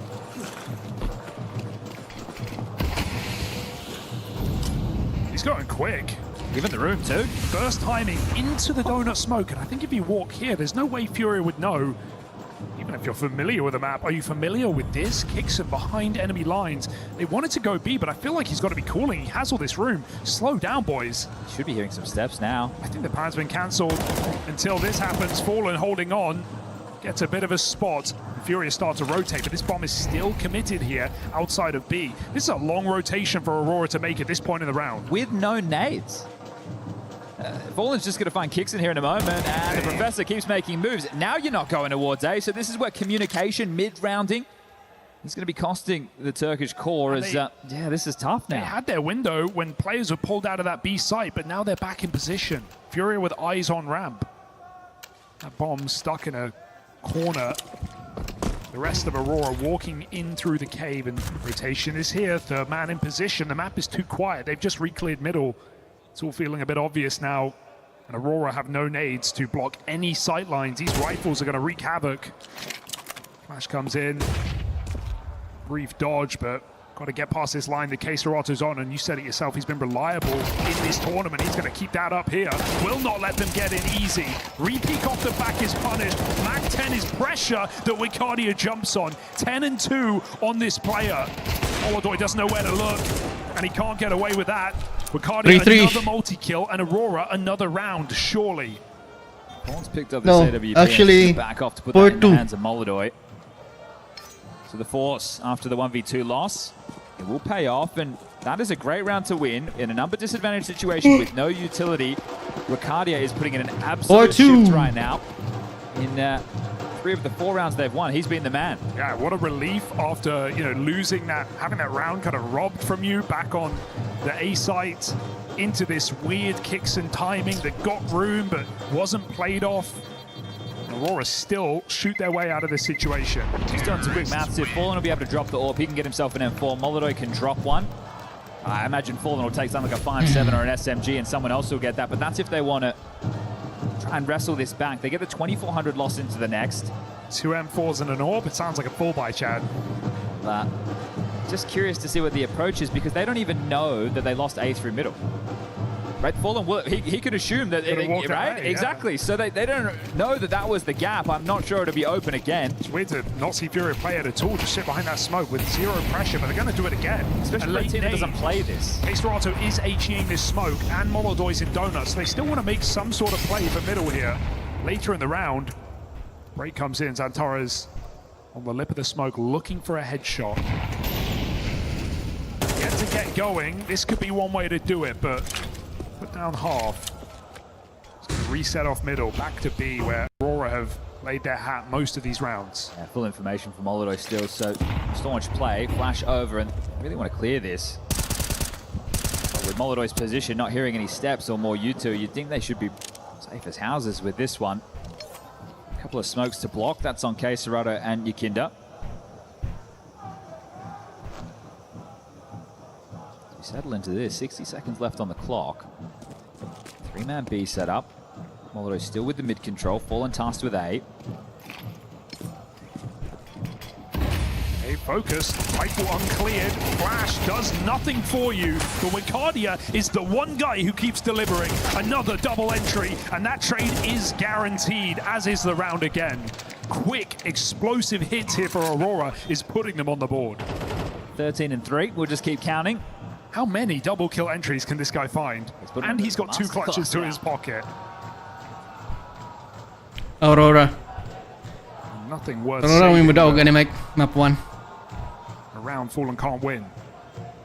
I did say before, Wicardia lowest rated coming into this for the team. Well, nasa ko ang gut feeling na ko. You had Woxy putting in a shift and Towers as well. Jimmy with some magic moments. The in-game leader, you're allowed a sub 1 rating. We give it to you. But Wicardia, I think he's the man who I said would have had the most issues with this language adjustment, right? And Xantara's, I suppose, but we know he's played internationally before. Apparently they tried to teach him German, but so far so good. 5 rounds, they wipe the board, Fallen goes down, and it will have to be an eco. So this is looking good for a 6-round half, unless they trip over their own shoelaces.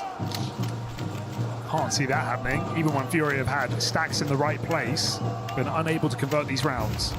That's a good point. A lot of the rounds we've seen from FURIA, especially in the early stages, double kill. Opening gambit was the right call, just unable to connect the dots, and that's because of this Wicardia firepower. Yeah, 2 triple stacks on B that AURORA have gone through in rifle rounds. The first 2 rounds going into 4 players. All of these rounds in AURORA's pocket. And Kixon again, fearless move. With that kill through the red smoke, he could walk through. Voxic's also been boosted, picking Molodoy on B. And AURORA are suffering from success. Kills all over the map. Kixon's not going to overcook. He wants to play numbers. Back to B with all 5 again, because if it ain't broke, don't fix it. I think if you're going to play this game in the Veto FURIA, you need to be ready for this, and you have to keep the mental tight, right? It's going to be very frustrating, but you allowed it to come through. You didn't need to, right? You banned Anubis. I know that's the comfort But still, you put yourself in a tough spot. What do you make of this mid-control, though, that FURIA are doing? It seems like they're not really playing it. They took it one round, they got the triple kill, and then they went down to the 2v2 and won it off Molodoy's clutch. But for the most part, FURIA aren't fighting middle. Yeah, and that could be... Yakindar is dead. Also, the fact that you don't play this map, so you don't have so much comfort. The fact that they were setting up protocols for a second or third wave, that takes a lot of coordination. And they also weren't doing it. We just saw nades in the red smoke. Molodoy I can smell FURIA is winning. FURIA were being too active, even in late round on middle. Something that AURORA are exploiting now, coming in from heaven. Continual B hits. Kixon just going wherever he wants. I think the fun factor right now is there's not a lot of maps on record for this new AURORA roster in general. And now you get to play a map that you as Kixon were pretty good at as an in-game leader, I'd say. So you get to play the quote-unquote your game, right? What are you doing in terms of prep? Oh, they played it a couple of times against Vitality. These are the rough positions. I'm out, FURIA. It's not that you're countering anything. You're just going to know that you feel more comfortable than them in this situation. And insta-ban or not, there's no shame losing to Vitality, especially when you look at the margins that all these games we talk about have been played. Overtime 13-10, 13-11. Not exactly clean victories. It's funny, right? Because normally once we get to these stages of the tournament, right, top 8, top 6, depending on the format, and you have an AURORA, you have a Vitality, and you have a FURIA, Ancient is hardly played. Right? So to see it sneak through in the head-to-heads between these teams, it's nice to see each other pressuring and trying to play games in the veto. Probably not if you're a Brazilian Counter-Strike fan right now, 4 rounds down. Yeah, no. Look at the gamble. This is a full shot. They're going to run out cave. Ooh, nice nade. This is a lot of players in one position, but chunky nade. On their site again. FURIA with some scary setups here. Does a kill for who? The kill might just come to them, but Woxic pulls nades. Nobody's looking. Nobody. Yinkinda walks right underneath this player. Woxic still gets something done. Yinkinda's waiting to strike in the smoke, but he needs all of them here. Nice. Double kill before Woxic hits a wrist 3v3. breaker. 3-on-3. Honestly, it could have gone worse. But it also could have gone that's better. Barrel. AURORA now gets a mid-round. So many nades to finish this as well. And a couple of rounds they've overcooked the push. They've walked into an A stack. It's fallen in donut again. Oh, nice smoke. not the smoke you want Nice to see. smoke. Will fall and call the bluff as they go back up top. Keserato versus Xantares. A fight worth waiting for. And Xantares nails it. First time of asking. A B site feeling ripe. With all those nades, just group up and finish together. All in. You're dead. Go. Ooh, careful. Xantares very low, but you know B's got max 1 player. They're still going to try and hunt this kill. High flash is perfect. Xantares chases down side. Fallen. And Molodoy, they don't know whether or not it's an AWP, but they Molodoy, surely know he's at the B save. site. Oh, that's nasty there. Save for the next round. Let's hunt him. That's beautiful. That's all you need to do. Double Molodoy. Save for the next round. Well, you need rounds, but you also need guns. You don't have money. Play, sure. You don't have any utilities. Save next round. Buy some utilities. An armor and helmet. Fully decked out.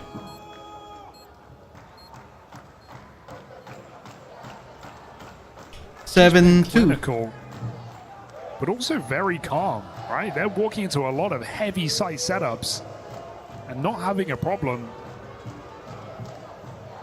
Xantares and Wakardia, multi-kills aplenty, and Woxic, that was a big save down on ramp as Yinkinda walks right under him. Fortunately, he found the opening before Yinkinda got a chance to activate as well. True. Would have gone very wrong. I mean, Yinkinda didn't even know he'd walked past Molodoy.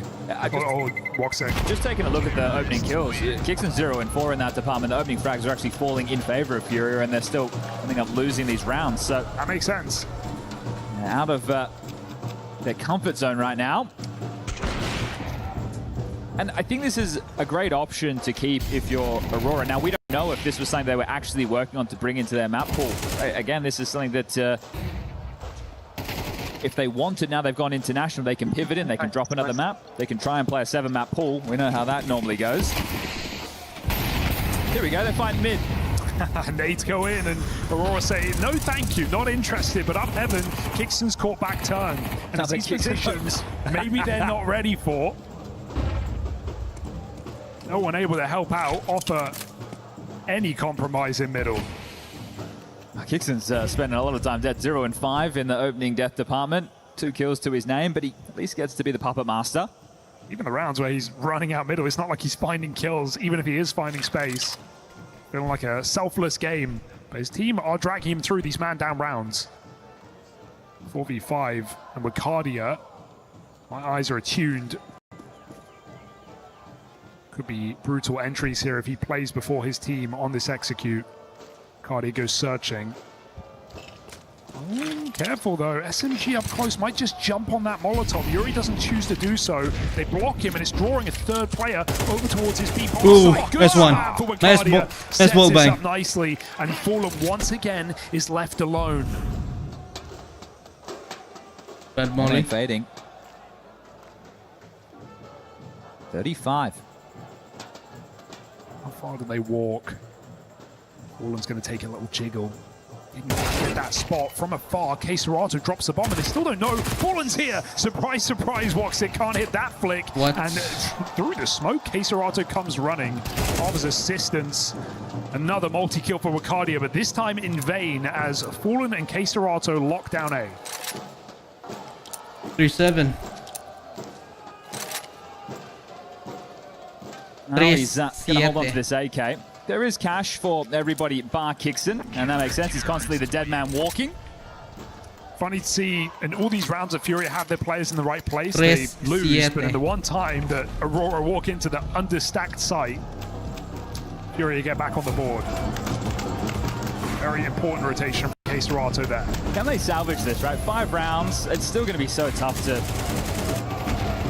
see FURIA turning this around. Even in that moment, it didn't feel like they had a great understanding of the situation.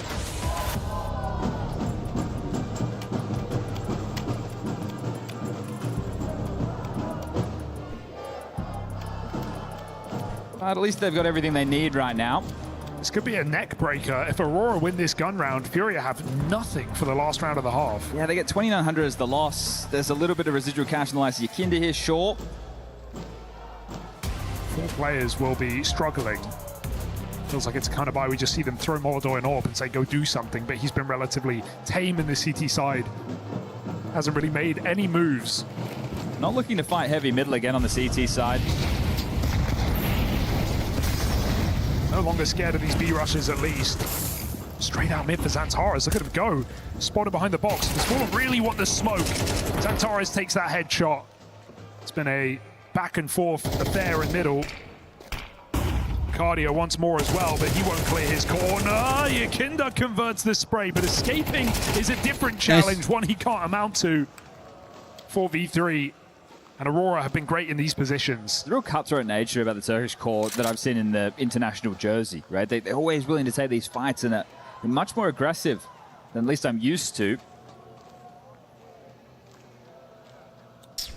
Jimmy gonna play here. It's locked in A main, but nowhere near him is that bomb. That's one of the tough lurks, because you walk out, there's someone on a deep line, you die, you get nothing for it. So, B pressure.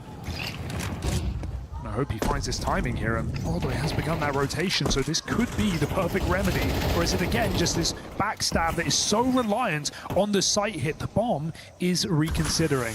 And so AURORA have pulled the wool over FURIA's eyes in round 11. Right now, though, K-Serato has played forward through the smokes. So he's calling B clear. There's nothing here, no sound cue, no bodies, rotations on the way. How deep have they gotten? That's a question FURIA don't have the answer to. Although can win this round with a bomb drop at 20 seconds. Woxic wants the line, but he has not got it. Molodor boost up and over. Tag connects and they know his position. 15 seconds, still got to get this bomb in play. Woxic puts his life on the line and Molodor can't escape. 4v2, just enough time to put that bomb down. But Chad, even though they got that info, no one else rotated. FURIA are locked in place on this B site, and AURORA still want to take away these guns. Xantares low. This is going to be tough on him for the hunt. He might just have to hit the brakes and allow the rest of his teammates to make the move. But I say that, back turn, Xantares grabs one. It's K-Serato in the side, and we know how much harm this is going to do. The finances in the mud. So weird to not see them rotate off that re-clear on B, right? Sure, you put the AWP in play, but you could see how tentative Molodor was. They didn't know how deep AURORA were. It could be in the back of their mind a couple of these earlier rounds where took away all their gun. They went for that late rotation back towards everything, and they're not going to do that again because they fumbled with it multiple times. But all in all, it's 8 rounds, T-half. And they are running away with Ancient right now. FURIA just felt in the dark this entire game. No information. Re-clears have been punished. lurks have been mostly successful, at least in getting position for Aurora. It does help when Wakadia wins those back-to-back clutches to set the tone. Those rounds really could have gone either way. He didn't slow down either. He kept up with a couple more 3 and 4Ks. Now Aurora feel like mid is theirs, and that's because they're right. Molodoi on the line does finally connect an opening kill. 5v4 here. Furia want a bit more, but on that flash, they come swinging out. Jimmy, it's ugly. Bailed by Kixon, but not lasting long here. Jimmy's not either. Woxic throws himself through the smoke. This is just a mad dash for middle, and Furia have finally won it. All right, Wakadia, let's do something special. Why not? You got plenty of time. A decent amount of space. They will be clocking this eventually. Hello, Yuri. On that fade, don't mind if I do. This could be the start of something, but a knife pull back and gun in the face. Wakadia has started his clutch. 1v2. Lots of nades for this. Would he go around the world? Wow. I like it. The bomb is elbow. It's very grabbable here. He has just smoked himself off towards heaven, though. You don't want to look away from the smoke. I'll keep Molodoi for a few more seconds at least. I think Furia are just conceding this bomb anyway. Yeah, Fallen's considering the B push. Come back through red, so Wakadia will be able to pick this up, but time's going to be the problem. 35 and sound made. Giving it away. 17 and 5 on Wakadia. He's just going to trust his aim and give them every bit of information they need. Running a main now. Molodoi goes back, looking to play the post-spawn. I bet he wishes he still had that smoke. Yeah, Wakadia, too many lines open, and Fallen ready to pounce here on the temple. Wakadia's just going to cross into the York, and Molodoi will connect a triple kill in that last round of the half. It's not pretty for Furia. It doesn't feel like enough.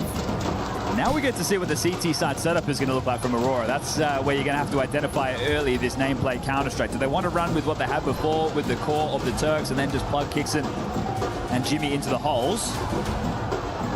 One thing that has been really good for Aurora is just Jimpat in this team, right? In the 20 maps played, only 2 in the red. Has been really reliable, even in the lost games. Has had some nice sight holds. So slow in this game for sure, but I'm optimistic about Jimpat in the Aurora jersey. Just doing some quick homework here. It was Wakadia and Zantara as the mid-jaw on the CT side previously, and then it would have been Soulfly and Madra as your cave and long players. But Jimmy, if I'm remembering rightly, was an A defender for Mouse. So I'm curious to see if they want to change that up or just allow them to run the similar setup that they were previously. Any gimmicks in this pistol? Got a 2-3. Furia going for something on this A site. Quick grab. Jimmy knows what's up. Slips out. Furia still look like they want to commit.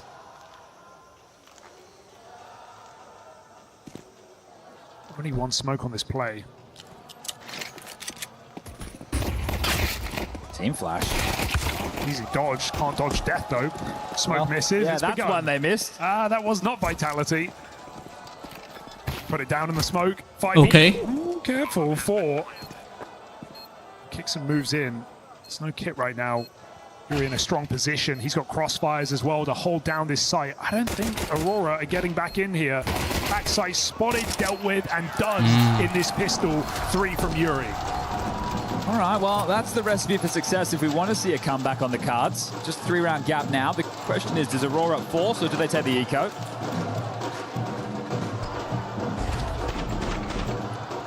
You could see them not quite confident with the Yuto there.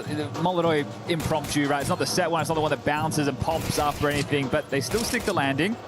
And it will be the save. So just a flash for Kixon. Yeah, Furia forcing that first half. It didn't get them too far. That one was Furia as well, Hugo. Is he sure it wasn't them as well? This is definitely worse. Look, if you're going to leave it open, got to be ready. Maybe it's all part of the plan. Just like Mirage, the missed window smokes, right? Oh, yeah, of course. It's a good get out. Has the deep donut worked at least? They hit the harder one. What did they mean by this?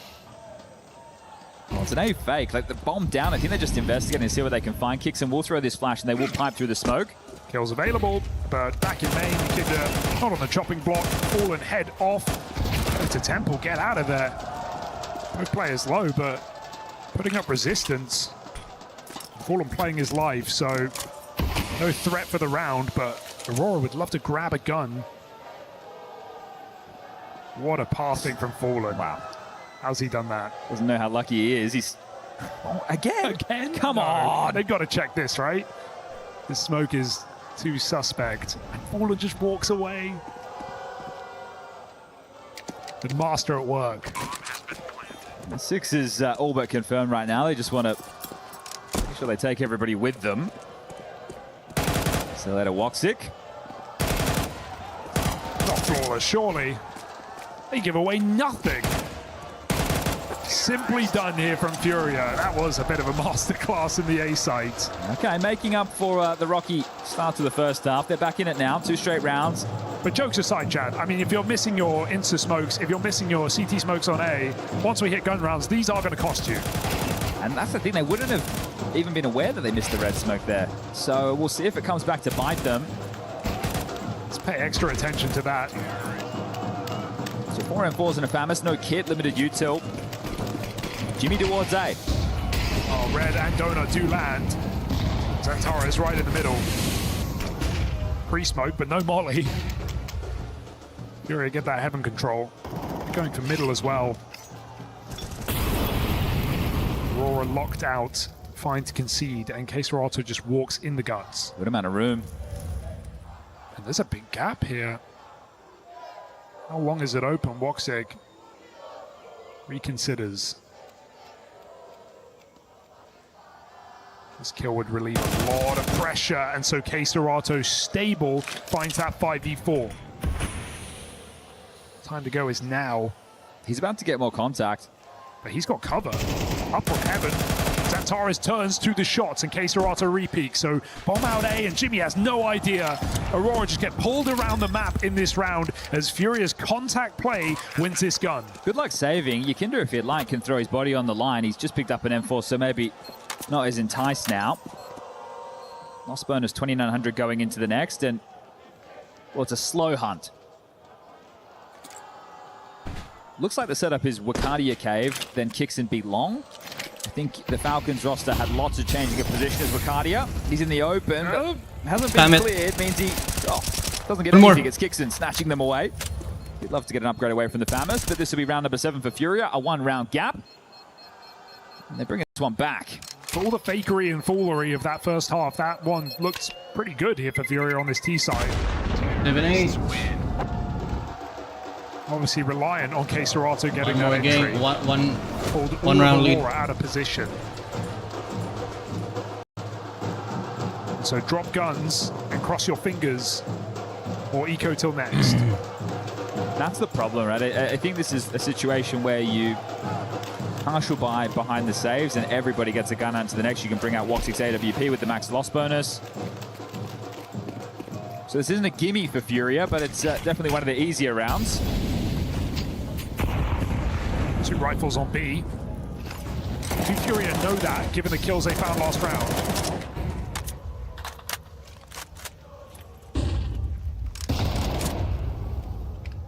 Makari aggressive in cave. Fine, more time. Surprising not to see a gamble of some variety, or at least some coordinated move. They're just treating this kind of like a gun round. So they're announcing both the rifles on B. Doing a lot of spam. You wouldn't expect a solo player here. Ricardo's going to fall back. That's Molly misses. And a high-low with these guns. As FURIA wander in. Wondering what's around this corner. Oh, Molly. Aurora don't care. They say the fight is coming. We're ready for it. Gotta go wide here. Oh, rifle spotted. Both fire off. So FURIA can pull this one away. Don't need to run into these guns. Still, 2 players over towards A to deal with. Locked. Ooh. Re-aggression. I think they're going to pivot back to B off of that frag. So Kixon overstepping the mark, gives away one of the 2 guns. Now it looks like they're going to pivot into the open bomb site now, so they've done enough to force the hand of Aurora. I think FURIA will be shocked at how empty this site truly is. He accidentally smoked cave instead of, yep, short. So, well, look, it's not perfect. It doesn't matter. It's still their round. That's so funny. The amount of missed nades in like 4 rounds of play. This is Give it to Aurora. They didn't miss anything. You'll have to have another conversation with Fallen, I think. I say, hey, times are changing. Like, you're surely ready for Aurora to pick this map if you leave it open. If you're taking the risk against a newly compiled roster, you're either making the assumption that there's no way they're going to touch this, they're going to stay what was comfortable with the core, or, all right, yeah, they're new, we've at least played this a couple of times. It's, way, about to be a tight game.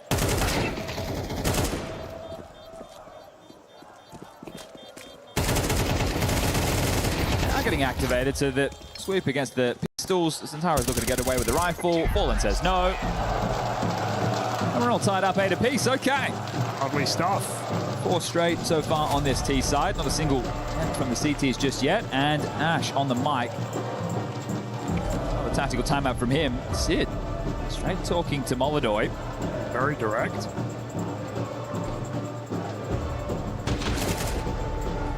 You say Molodoy, 3rd pixel to the right. No, not that leaf. You wonder what it is when it's that direct, right? Because it's T-side Ancient, the AWP, it only has a few options available, so... AWP for now. Roxic did say for his, though, as we remember. Molodoy CT side just kind of sat back in Donut a lot of the time, rotated around A with Fallen, being that extra piece of B if needed, but Woxic, wonder what he's got in store.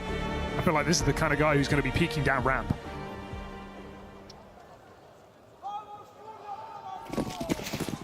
Missed their red smoke again. That one's gone off in T-spawn. You're joking. Nope. Okay, Serrano's selling a B-rush right now, and an opener's going to do it. That's a whole lot of convincing. Side of the smoke, but they break it open. He sees 2 more players, and maybe Cotton's onto a 3rd, so Furia better run. They better go right now. So much util to start blocking. Oh, this is a lockout. Doors are shut on this round. Bomb open, but Centaurus doesn't get that kill off. Flash buys the couple of seconds needed to put the numbers in. And Molodoy is just min-maxing here with the Molotov, not letting them through on any ground. There are still more nades in play. Oh, where that came from, huh? The Molly, they're pushing Temple, Aurora. You have to call it off. Yeah, there's just no time. Re-smoked in CT, you're not winning this. Hits on Woxic. Kicks in as well, but he's actually hanging out for something sneaky.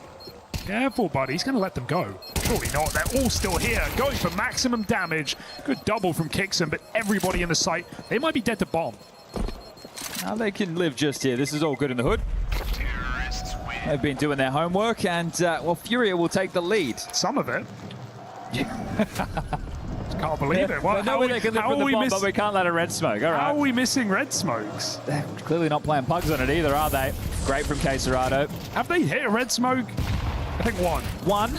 Well, actually, that might be charitable. I'm not sure. I think 1 out of 5. So the saves, the loss bonus, another gun round for Aurora. Okay, Molodoy got that one in. 4 on B.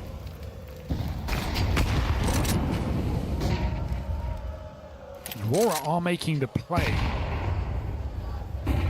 Ramp announced with 2 flashes as well. All very close. Aurora, after putting pressure on, pull back to B. Rest of Furia walking down middle. If they can get the AWP in red and he can control... Okay. Which AWP? This one, gone. Caserado hits his yet again on this line. He's doing his best Wicardio impression right now, 20 kills deep. He was a solo carrier of that first half. It just didn't feel like enough to do anything. Now it is. Wicardio, though. You said get the AWP in red. That was meant to be why. Wicardio is able to dodge back to the B side, and Yakinda can block. Bombs in A main. Wicardio is out of commission. He's got to rely on luck as these players cross in. That nade goes in deep, and Yakinda spams him through the smoke. So consider this one done. It's Jimmy, 4 and 10 in Donut against all of Furia. He's not been able to find fights in the CT side. It's looking like his worst map yet. And just be the save again. The max loss bonus, sure, there'll be another gun round. Don't you worry about that, but this is getting away from them quick. What a landslide of rounds. A flash, oh, just missed the mark, and that'll give Jimmy a kill, so he can start adding more to that tally. There's his 5th. think we're talking about how the opening kills were going in the favor of FURIA in the first half, and they weren't converting rounds. Well, they continue to go in their favor now into the second half, and they are. Jimmy trying to hold on to this, going to get chased down. Oh, losing 2 guns. Kixon removed from the piece as well. It feels unnecessary for Kixon to be hanging around as well. Look at the money. It's really not in a great place. Because Antares can drop. Wakali can buy himself. Jimmy the same. So could have had full rifles and the util if he had held on to that one. We're 6 rounds deep into this second half, and Aurora have nothing to show for it. This was an 8-4 lead. It's funny seeing K-Serato as the most aggressive piece on this T side. Normally it's your Kinders of the world, but K-Serato is just being thrown in. A bit of freedom, showing that he's got some diversity to the playbook as well. Fury just walking into Red Room. Middle has not really been a factor of this map. A lot of respect on these donut smokes. Santaris spams K-Serato. That's through elbow. K-Serato tries to get activated in middle, and now Aurora sit back with a 5-on-4 for once. A must-win round.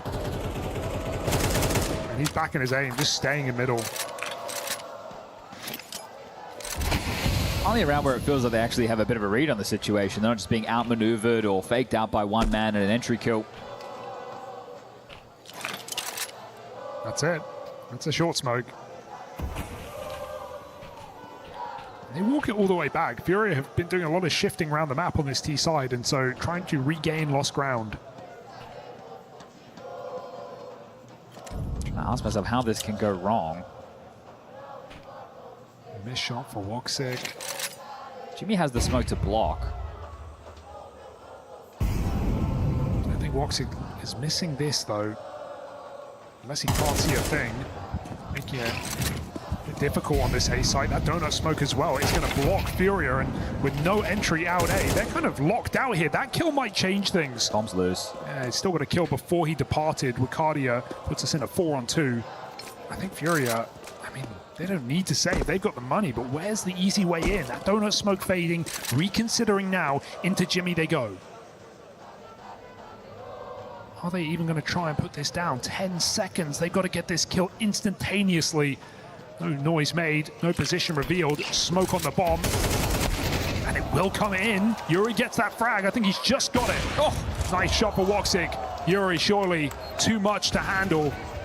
A 1v3, 4 health, and nowhere to hide. Aurora taking this one low and slow. But in the open, that fade will come out of nowhere, and that's a mid-air shot for Woxic with the P2K. Smile on his face there as well. A couple of important ones for him. Doubles up in that round, and finally we get an Aurora CT side round on the board. Ridiculous shot. We draw it back to just that 1-round game, but there's no issues. You were pointing out the finances there. FURIA have more than enough to buy. They have multiple buys available. This is the opening kill. Put a leash on K-Serato, who's 6-3 in that department. This one here, if it wasn't Wicardia getting that kill and then traded, I think that round's on. Yeah. Definitely cooled off here in Cave. Aurora know they need to win multiple rifle rounds to humble the finances of FURIA, and fortunately for them, if they can do that, we're at the tail end of this. That red smoke landed. We're getting there. Cave as well. FURIA something more gung-ho up the ramp. Orb covers the line. Kixon locked in the corner. Not looking like he wants to give this away, but Yakinda's come hunting into B. Look how deep he's gotten. Kixon just swings out. Surprise, surprise. Yakinda caught unawares. Kixon surely no more than one. But there's a support. Rotation in. Jimmy gets almost a double. It's Molodoy, thank you very much. And a 2v3. With that smoke down, Molodoy's going to put the bomb in. Got more util. Do not count Molodoy and K-Serato out of this 2v3. Torres' smoke feels necessary to keep the pressure on. Molodoy, big block. Santaris is just going to go through. He didn't even tick. They don't even know. Molodoy still hits his shot. Wicardia also ahead of this fire. And K-Serato in a clutch. This time is very low. They don't have a smoke for the bomb. A well-placed headshot on one of these players could be a problem. He's looking for the fight. Smoke picked off Santaris' body. They're sticking it in the open. There is no cover, no problem, no ammo. Good. Nice nail biter there. I think they found that smoke off Santaris' corpse, able to get that on the bomb just in time, and that was necessary. So just getting by with consecutive rounds now on the CT side, but with one man staying alive, the bomb going down, the pressure there. FURIA still in the driver's seat with the buys. Terrifying that Wicardia almost lets Woxic take that final bullet. That is as close as they come. 10-10 and back-to-back rounds. You said it yourself, they need to break the money with multiple buy rounds. AURORA are looking to do just that.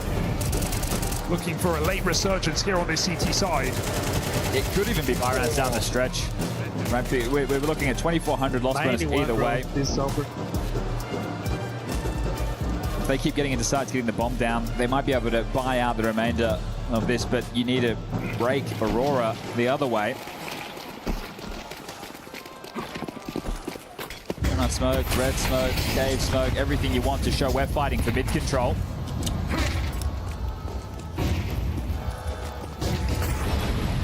Oh, they're giving this up. Look at the amount of flashes thrown in for mid space. So much control here. It's fair that AURORA don't want the fight. When you use so much utility to get this space, if you're not going to do anything with it, are you hoping they come back for a re-clear? Walk into A, Woxic's orb. Trained on the line from Temple. We'll have the support of Jimmy from Donut. As Yuri tries to sell something over towards B.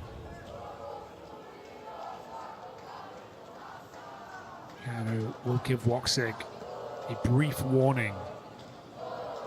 Still needs to nail this 5v4 as they get ready to swing out of this main position. Woxic dialed in on the line.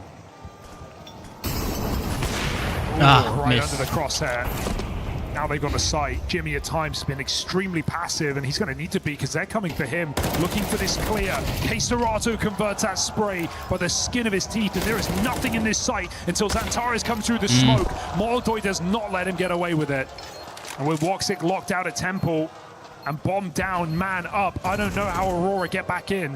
Might have to be the save, right? The finances aren't there, just a 1v1 in the last, and it came down to the defuse. You're going to need these guns going forward. Looks like they're going to relent and give this one over. Not going to risk the man disadvantage on the retake. Woxic said if he can take something with him. Risky move. The money's not really there. If he had gone down and lost that orb, very unlikely he gets an opportunity to wield it into the next. So what felt like a decent setup for AURORA there was just Jimmy getting isolated towards Donut and no help available. And there's been times where Jimmy's just kind of locked out of these rounds, but he also just hasn't put up kills when he needs to.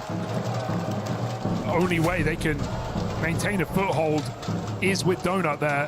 Kaya nag-chance para di A masayaw. nice late mid-lug from K-Serato. His 22nd kill. Shooting higher than Wicardia now. Binako gitulog na lang nimo imong kag-all nimo ganiya Mike. FURIA. Nuke up next. That's FURIA's map pick. How many twisted turns we got left in this one? Shocking to imagine FURIA could win this map off the back of that CT side and off of some of the missed utility in this second half. But they are in the prime position, and this is the perfect time to call this hit. Look at the smokes. Down they go into this site. It is empty. Playing ahead of the smoke, AURORA, 2 players, full flash, getting run down, and there is nowhere to hide here in the Donut. Jimmy calling for support in the form of Kixon through spawn, and break on the smoke keeps the round alive. More than they bargained for sure, as Woxic connects the dots. And AURORA are still here on Ancients. Yeah, good response time and selflessness there, right? They play ahead of that Donut smoke, but the CT slip comes through. An important double there from Kixon. I think realizing that they can't just sit back anymore on their laurels. They can't save any more rounds on the CT side. They've got to just go for it. Hero play from Kixon. I think Yikinda should have that first one dead to rights with how flashed they were, but this is a big move from the leader, and then the orb just punishes them. And what felt like arguably the best set piece FURIA have shown in this map falls flat on its face. Oladoy's orb, Fallen's Tech 9, all in the same round, and more pace behind this push. Yikinda does not miss this time around. That's the Na'Vi move. He used that earlier in this tournament. Straight through cave, connecting for Woxic, who is keeping this game alive in this second half. Bloodlust there from Yikinda. Xantares, it's got to be tempting to go back up heaven. Position known. Good nade, but they're in elbow smoke as well. Oh, he pulls the pistol. Yikes. 4v3 now. Desperate play, but Jimmy is just not having a good day. Fallen rips his head off. And Woxic, he may want to save this round, but it feels unsalvageable. No smoke down. Brief chance. Woxic dancing with death, taking Fallen out with a break as well. Caserato's in the open. Woxic will not miss. Order's on his own. 3 kills deep. He's scared of the flank. He's got kicks and backing him up now. Late in middle is Yuri. Woxic needs a new mag. Yuri wants to find that timing, but Himby kicks and clearing. And Yuri has timed it to perfection. Sneaking in, Aurora trying to drag back an unwinnable round, and Kixon falling on his own. Smoke Kid, no chance. Molodoy hits his.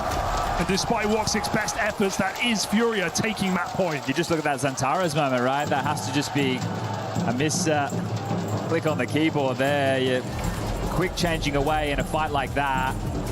Makes me think of the shot from Roof on Nuke in the major playoffs, but in the worst way. This was great from Woxic. He knows he has to make a play. He's able to make that so difficult. And Yuri, he could have definitely continued into that fight, but wants to play out the numbers, and respectfully so. Nice, guys. Nice. Can they close it in regulation? Sid hopes so. Takes the tactical timeout, has the conversation, knows that they should have the better of the bye with the back and forth nature of this one down the stretch. A couple of SMGs, an AWP, and 2 M4s, limited on the util. So whatever the opening move is from Aurora, if they want to go aggressive, they need to capitalize on the block. Having one flash to try and set yourself up for swings, this is not going to be easy to defend against. Do Furia take it slow? Do they let you bleed out all these nades first and then turn the screws, or do they want to try and head it with pace once more? Big nade, and Molodoy, even bigger flick. Finds that first kill. Caserato's still out in the middle, but Molodoy is just throwing his life on the line. Double entry. The whole time, Jimmy's baiting in this corner. But Furia don't have middle. This position right now, not giving Aurora anything. Really hoped that they would overheat off those entries and keep pushing up middle, but instead, it's just left him locked in place. Woxic has had some round-saving shots on this map. Might need to come up again. Jimmy has a cross. Yukinda giving it a little peek, but Woxic still finds that trade. This round is still alive. Skin of their teeth, kicks on an SMG. This is the bomb. Going in first. Yeah, Fallen will not worry. And that feels like that's enough. 13-11. A 3-on-1. Molodoy running back. Woxic shifting in. No kit. Smoke in your face. And despite an 8-4 lead for Aurora off their T side, it is Furia who come up clutch. They close it out. 1-0. All the way back from the brink of defeat on this surprise ancient Furia steal. And this is where the conversation about the veto shifts. Now it seems desperate. Now it seems like a risk taken because you didn't feel like you were in the series. It's Nuke up next. You have Caserado off the leash, a beast in the openers. The man went 7-3 in that department. Fallen was having his way as well. But it was Ricardia versus Caserado as far as the T-halves were concerned. Woxic doing his best to try and claw back into some of these rounds with the AWP. He had 7 multi-kills throughout that map, but it was not enough. 13-11, they will fall. And now the task gets tougher. At least you get that CT side start on you. Yeah, holding on to anything you can get at this point. I mean, the ceiling was high for Aurora. Think of what Cardia started that game, but I think the floor let them down in this one. Multiple missed chances for Jimmy and Aurora, a map they will regret. Great cast there, gentlemen, and a good performance by Furia at the end. I want to start, though, by Yanko. Our audio person asked, what happened if it would have ended 12-12? It would have gone to overtime. It would have been first to 16, 3 rounds per half. But we avoided that one thanks to Furia. Here, Chris, great T-side from them. Didn't get flustered, but by what was a frustrating first half, were able to stay in it and close it out in regulation. Now, Dupree, this was, of course, Aurora's map choice, I assume. Are you happy with a 24-round loss? I mean, with the way they started, then surely not. I mean, they set a trap for Furia, right, and it almost worked for them. That's what I want to give to Aurora. I think it was a brave move, but also a move that they maybe needed in a series where they were also see themselves as an underdog. So I'm only going to give a little bit of credit. I think that was a cool move, but in the end, you know, you could tell by both teams having not played this map, being notorious for banning it out, both of them, that when it came down to all these messy kind of situations, it was about the individuals to step up, and that's where FURIA just looked better, right? Unfortunately for the side of AURORA, Jimmy did not have a good game, and he has been one of the players that has been, you know, standing out on this international roster so far. So all in all, I think the trap was cool, but in the end, I think FURIA still showed what they can bring. Yanko, we are going to try and fight through the noise to show some highlights, and there were highlights galore, but you two asked for specific rounds. We got round 5 and round 6. Gentlemen, walk me through some of the big plays early in this map. I think round 5 was a good example to see that FURIA did have a bit of things planned. You know, you can see a bit of a mid play coming out here, flashing out. Yekinda coming from cave, and also the mid squeeze, and you know it's a massacre at point. They get 3 kills, and then Kixon doing his absolute best to try and even things out. Actually gets a double here, and then even the player coming in Voxic coming out mid hand. We do not catch the frag that actually happens onto Zero here, but it's a 2v1 situation with Kixon throwing a bit of utility to try and, you know, lure out where Moldor is coming from, and that forces Moldor out of Donut trying to look for information. The fact that he gets Kixon right here tells him that something is up, you know, because if it would have been a B play, he would have turned his attention to B, but he's aware that something happens towards A, and that is exactly where Voxic coming from. You know, he almost turns around, but then his sixth sense tells him that something's off, and he goes back and actually finds a massive frag on to Voxic here, winning with a massive quickscope. And you'd think to yourself, this was actually FURIA's way back into the game, right, Yanko? Yeah, absolutely, and you think that's it, right? But here you can see the buy is very poor for the side of FURIA. Kixon manages to find a timing, walks through the smoke, and you're thinking he's going to wreak havoc from this position, but unfortunately Fallen catches a glimpse of him. They're actually going to chase him down, and now in a 4v5, not a lot of options for this AURORA side, right? No utility, they just have to contact into B, and FURIA seems to have a perfect setup for it, right? Playing off angle, jiggle, peeking, not giving anything for free towards the side of AURORA. KSerato is going to get the first one, but look at what impatience can do to you. Yekinda just needs to call this banana guy, but he wants to push forward and trade the K players. That's when Voxic with a Mac 10 shows up from Banana. Yekinda probably wins that fight if he just holds the angle, is then able to play off of his teammates, but the round then falls apart, the defense falls apart for FURIA, and you're thinking this might end up costing them because AURORA went on a roll on the T side from this point on. Are we worried about the mental for the players moving forward, or was this just the first game jitters getting out of the way? I think AURORA has bigger problems than the mental, right? Like, you know, obviously they are a new lineup, so they have a lot to work on. It's still early days for them, and you know, this was a good gamble, I think, all things considered. It just didn't pan out, couldn't find a way to win on CT side. I have to say I was impressed by FURIA's mid-rounding on the T side, right? Like, for a team that doesn't play Ancient, they had some really cool things in store. We like what we're seeing early on. It's 24 rounds in, but if you're looking at stars, well, our graphics wizard said, take a good look at these two gentlemen. Who had a more impressive opening round? I think Waikeda did a lot of the heavy lifting when you looked on AURORA. You know, the rounders that he clutched out in the beginning really gave them that leeway into the game where they could build a good lead. And he's also one of those players you need to be looking out for in this squad. You know, I think he's probably the one that will have the hardest time getting used to playing international, because I think he has the worst English, right? So it's also about getting used to that. And also he's the worst player coming into the playoffs for AURORA, so it's a good time for him to wake up, but unfortunately it just wasn't enough. I think KSerato, the stat that pops off for me is the opening kills. 7 and 3 in opening duels. Like fights, I'll take that. He isn't their most aggressive player. He's arguably their most passive player, and for him to find that much success early on T side, back-to-back gun rounds, really, he finds Voxic in mid, and I thought that was really huge and swapped the momentum over to the side of FURIA. As we see some of the best plays from both sides of this, what do you expect more from Waikeda? What is his role on the team for anyone less familiar with Counter-Strike? I mean, Waikeda is this guy that we've always been praising Centaurus for being the best Turkish player. I think Waikeda has just like overtaken that role now. So Waikeda is a guy that seems to be, he's very smart at his approaches. He has a really good aim, and he gets a lot of things done just by winning out his duels, right? He's also a good clutcher, we've seen that, right? But he's not always being put in that. So he's like a multi-tool when you look over in AURORA. Let's take a look here at Woxic. Who is this guy in the matchup, and what do we need to see from him moving forward, Yanko? I'm told we've got some interesting numbers to look at here. Yeah, I think Woxic, under Major in that Turkish lineup, I think he was really neutered, was doing a lot of supporting, holding defensive angles. When he first burst onto the scene in international lineups, actually, and under Kerrigan with Maus, he was much more flamboyant. He was more active, taking aggressive fights, being disruptive, and I think he's probably trying to get a little bit of that back in this lineup under Kixan, and you can see that it's early on, he's been enjoying this new leadership, and he's had a good game on Angel. I can relate to that one. Go ahead. Yeah, I can relate to what he's just saying, That was, when at the peak of astrology, that's when we played against Woxic. And we even had a saying back in my team that he was at such a high level at one point that it felt like sometimes he would always be good for 2, right? So you brought down Woxic, you had a bigger chance of winning rounds.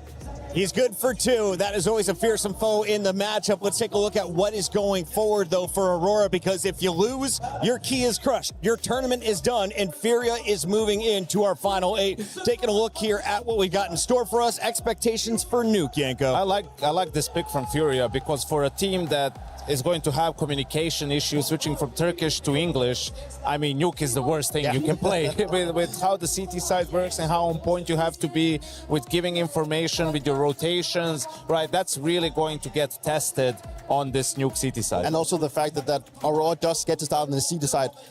You can very easily be tilted if you don't get a good start on CT. That's why you need to net the most of your rounds.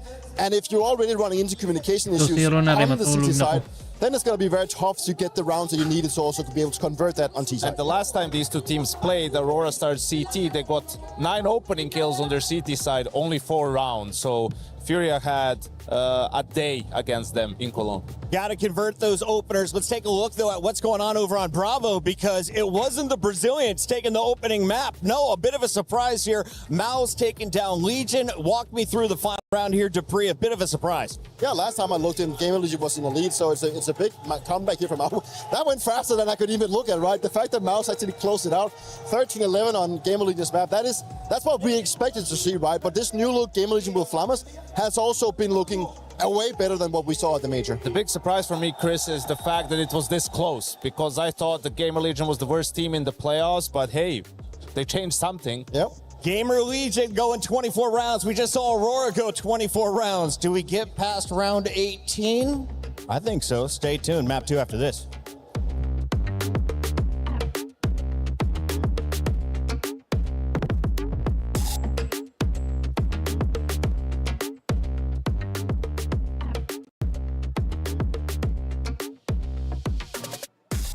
No, wait, guys, I'm fake A. Okay. Nice. He was on the top before. I'm gonna plant, okay? Yeah, plant. Just throw down smoke already, guys. Watch out. CT.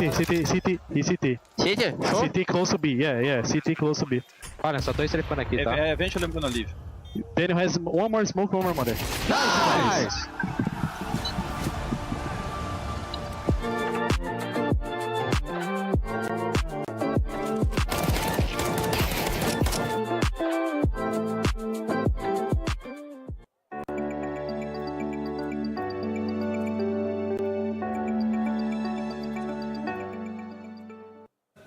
I got Wabi Sabi joining us here at EWC. First of all, I got to ask, where does the nickname come from? How are you? How are you enjoying the event so far? So Wabi Sabi is actually a Japanese saying that means finding the beauty within the imperfections of art. And EWC, boy, it's been amazing. I mean, I got to meet Pierre Gasly. So that was awesome. That was awesome. And looking at this, right? Counter-Strike for you, you stream, you play it a lot. You just said finding the imperfections. How are you with the current state of Counter-Strike and the imperfections we have? I mean, the cheaters, I would say, are the biggest imperfection. I mean, I hope they fix it. One day, chat, one day, the AI anti-cheats is gonna come out. One day. One day we believe in it all working and solving things, but also, I know you're very familiar with Mr. JT. Sadly, they did get eliminated here, so I gotta ask you, who are you cheering for? I would say, of course, Vitality, because I'm French. And we're on the French grounds, and of course, Zaiwu and Apex are the best French players, so of course, Vitality. In terms of that Vitality, they've had some struggles recently. Do you think this crowd, people like you in the French community, is enough to cheer them on for a victory and another trophy? Absolutely. I think they're going to lock in on the French ground. Zaiwu's going to go crazy. He's going to have a good final. They're going to win the whole thing.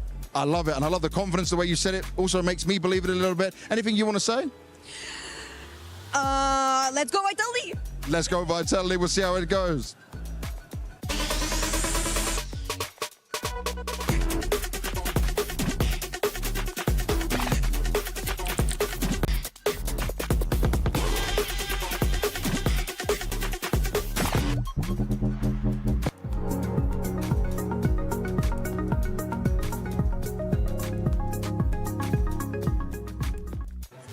What's going on, guys? I'm on the AURORA side of the building right now. You know what that means? I need to check the AURORA fans and see how good they are at playing Counter-Strike. Let's find out what their elo is. AURORA fans, right? Turkish Counter-Strike individual players are pretty strong. So tell me, how long have you been a fan of AURORA and the guys overall? I mean, I have been a fan of Zantares and the other guys since the Space Soldiers days. Yeah, and I'm still following them, even though they turned to an international team. We are still supporting them. Yeah. That's very important. You stick with them. I know Woxic was saying in another interview that he wants to still feel that love from the Turkish fans, so you're one of them. But tell me, how good are you at Counter-Strike? What is your elo in Premier? I think I'm pretty good, like decent maybe. I have 27k. 27k? Okay, that's really good. A lot of cheaters at that though? Maybe 3 cheaters every one game. Oh God, that's not fun. That's not fun, but you're still holding, you're doing it. Now I've got to ask though, what's your face at elo? 2500. Okay, you're cooking. My man, good stuff. How long have you been a fan of AURORA? How long have you been following the team? I've been a fan of AURORA team since they had the previous squad with Deca. And I mean, it was like for 3 years maybe already. Yeah. So you're going way back with the organization itself. Tell me, how good are you at Counter-Strike? What is your Premier elo? Premier elo, I used to be 25k elo. Now with the reset, I didn't decalibrate. But yeah, I think I'm still like 25k elo in Premier. That's pretty good. You can still hang as well. You want to be a pro player one day? Nah, I will not be. I'm too old for this. Too old for this, he says. I'm with him on that, me as well. Let's see what the other people have got. How long have you been a fan of AURORA? How long have you been supporting the team? I've been supporting them since 1 year. I didn't know them before 2025, and since they made some performances, I'm beyond them, and I like to watch them play. And they make some nice performances against FURIA, for example, as we can see right now. I just hope I'm not jinxing this game, so we will see. But I'll come back to you at the end of the game and see if you've jinxed it or not. All right, quick. I hope we will come back and say, you didn't jinx this. Yes, there you go. That would be the best situation. All right, tell me, Premier Counter-Strike elo, what number are you? 15k. Okay, that's pretty good. What about you, my friend? 20k. 20k? Wow. And you? Sorry, what? Oh, 10k. 10k. Okay, so pretty good across the board. AURORA's doing well right now. Let's see if that continues. They're very happy. You said you are Turkish, but you live here in France. You maybe going to be an in-game leader like Maja? No. I actually play AWP, you know. I'm an AWP player. And I would like to be like Woxic someday. Someday on the stage here. Oh. I hope so, yeah. How long have you been playing Counter-Strike? It's been like 7 years. Yeah, it's been a lot. Now, I'm expecting... Not old. I'm not actually that old, but... How old are you? I'm 20. Oh, you're young. You got the whole time in front of you. I have my time. Okay, so you can still make it as a pro, man. I believe in you. I hope so, yeah. Fingers crossed. I hope so for you as well. Now, tell me this. What is your elo on Premier? I'm currently 25k, but every game there's a cheater, so I cannot play like a lot. But in my 10 games, like it was pretty good, yeah. And as you want to be a pro player, I have to ask now. Face it then. You're definitely playing. So what's your elo on Face It? It's currently 2k, level 10, yeah. But in like 2-3 years, I guess 3k at least. 3k at least. I like the goals. Yeah. Good luck for it, man. Thank you. Maybe I'll see you on interview stage one day. Thank you. I have found a trio of AURORA fans from all over the world right now. Hello, my guys. First of all, tell me, why are you supporting AURORA? I love the high-sense demons like Wakadia. Yeah. They're just the best. Turkish power is the best. I love Turkey, brother. You love Turkey? I love Turkey. Okay, he's been on holiday to Turkey a few times, but I got a question to ask you guys. As AURORA fans, I need to know what your Premier elo is. So starting with you, my man. It's 25k. Okay, that's strong. 24,500. Okay, so it went down just a little bit. What about you? I don't play Premier, to be honest. No, I don't play Premier. Okay, what's your face it? 3.1. 3.1. Okay, have you played Premier at some point? I used to play Premier, but my peak is like 29 point. I don't know actually, to be honest. So you reached 29k, but then you just went to face it because it's better for you, right? For me, it's better, yeah. Okay, he sounds like he's very good. Does he carry you guys? All the time. I swear, he is the best. We always tell him go pro, but he doesn't want to. I don't know why. He has shit internet. His connection is shit. Would you like to go pro? I would love to go pro, but I'm kind of old, you know. How old are you? I'm 25. You're still young. I'm 36, man. You got plenty of years left in you. Don't let him say that you can't go pro. Age is only but a number. True. All right, I've got I agree. asking the Aurora fans of what I want to go pro someday too. And the Aurora players behind me, they might to be careful. I want to go pro, Mom. The average elo for the Aurora fans is 22,333. That is pretty damn impressive. I haven't played CSGO in a while, man. Oh, CS2 in a while. We were there. CSGO or CS2. I haven't played Counter-Strike in a while. Clutch, every respawn. Face it or Premiere. We were there for the years of grind, and we're here. I don't know. Maybe. The proud Well, founding partner of EWC. I can tell you this, chat. The reason why I don't play CS anymore, it's because there's a lot of cheaters, and it breaks my heart because that is my baby. Counter-Strike is my baby. That is the first game that I played. I played a few games on a controller or a family computer, like Bomberman, Contra, Donkey Kong, Super Mario. But when it comes to, I know that I am an FPS gamer because Contra, I love Contra so much. So when my friend asked me to play Counter-Strike and I didn't know what Counter-Strike back then, he actually taught me. I paid for the internet cafe. I paid for an hourly rate, and he taught me how to play Counter-Strike, and I was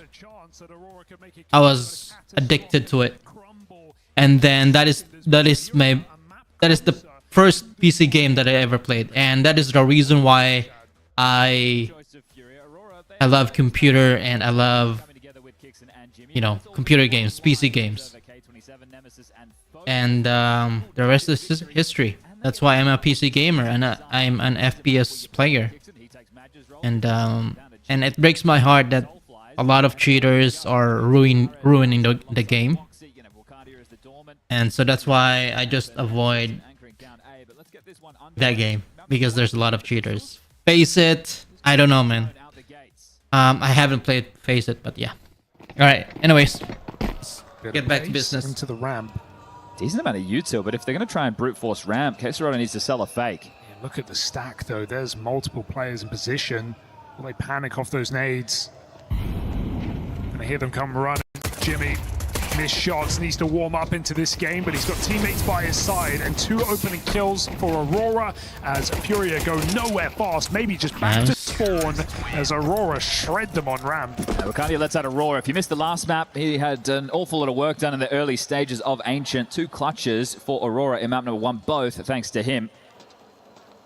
See if he can keep the steam, because he did cool off, but can you really expect a player to keep delivering the entire map through? It felt like he had more than enough impact, and does so again on another pistol round. Intro to this game is a bit of a rematch, a chance for revenge. Keep in mind, this was back in the major playoffs where Furia absolutely walloped them 13-4. And that was the end of the all-5-man Turkish roster. Well, they have been able to facilitate a Galil. That's the Galil gone. Oh my goodness. God damn. Santara's seen this one before. This is too easy against the Force, isn't it? Getting absolutely nothing done with this level of investment. Not good enough for Furia. Curious buy, you know, to buy off of no bomb, get... Ooh. Oh my god, Toxic chill. Get 1 Galil and try and Chill, go behind Papi. the smokes, well. Especially considering the game that Yukinda just had, right? It wasn't that he was a non-issue, but he was pretty quiet. The entry man was actually KSRODA, and Yukinda's the guy who's going to have to take this outside space. He'll be set up with the smokes, the flashes, the task with helping macro for Fallen. And he gets his Galil back, but for how long Wakadia deals with him. And that is flawless. That is a beautiful start for Aurora. Yeah, well, I've learned from Ancient not to get ahead of myself here with an Aurora lead. That's fair. Yeah, CT side nuke, if they can get themselves up to an 8-4 or a 9-3, we can start having a conversation and then pushing this one the distance. It's really important that your two, well, it's actually your three rotating players, right? Woxic, Xantares, and then that Wakadia. They've been doing this together for some time, so their rotation is going to be natural. And they always have the same openers. Woxic goes outside, takes that first initial line. Xantares goes towards main. You look at the heat map. Oh, round pop, Jimmy. Oh, nice nade. Deep with Jimmy. Only good for one. A little bit scattered there, wasn't he? Overrun. Out of position for that after the nade. How much worse can it get? Rotation down to B is Wakadia. Okay, trading out. You'll take that. Fallen's just going to throw himself around this corner, and he still gets the kill. The nade before death, but a 2v2 ensues, and Fallen is 3 kills deep now on a scout. It's not a bad gun when you consider he's got no health to work with. Quick headshot, no. What? Dixon denies it. He was heating up there. Serrano, this is in his wheelhouse, though. I know there's no armor. He has this M4, kicks in Wakadia to find 60 seconds on the clock and just needs to get that bomb. Yeah, but now they're uncovering it. Look at Wakadia go. He's about to clear this position as he realized the package is right around that corner. Sorato's going to have to shift in. This feels too much, so Wakadia will complete it. A nice try from Fallen, but Aurora convert their pistol. Team ace there. That one is a little bit rockier than it needed to be. Full investment comes through for Furia, no AWP for Molodoy.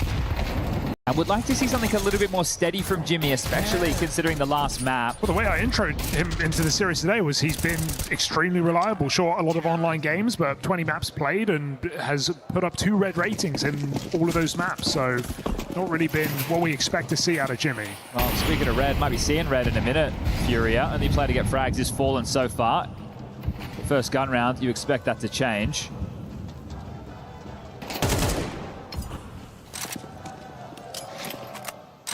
Nade up, shy of its mark. Something being set up pretty top side here. It's early pressure, smokes keeping Woxic outside. As Yuri falls in main and they hear it. Furia look like they're getting ready for an execute.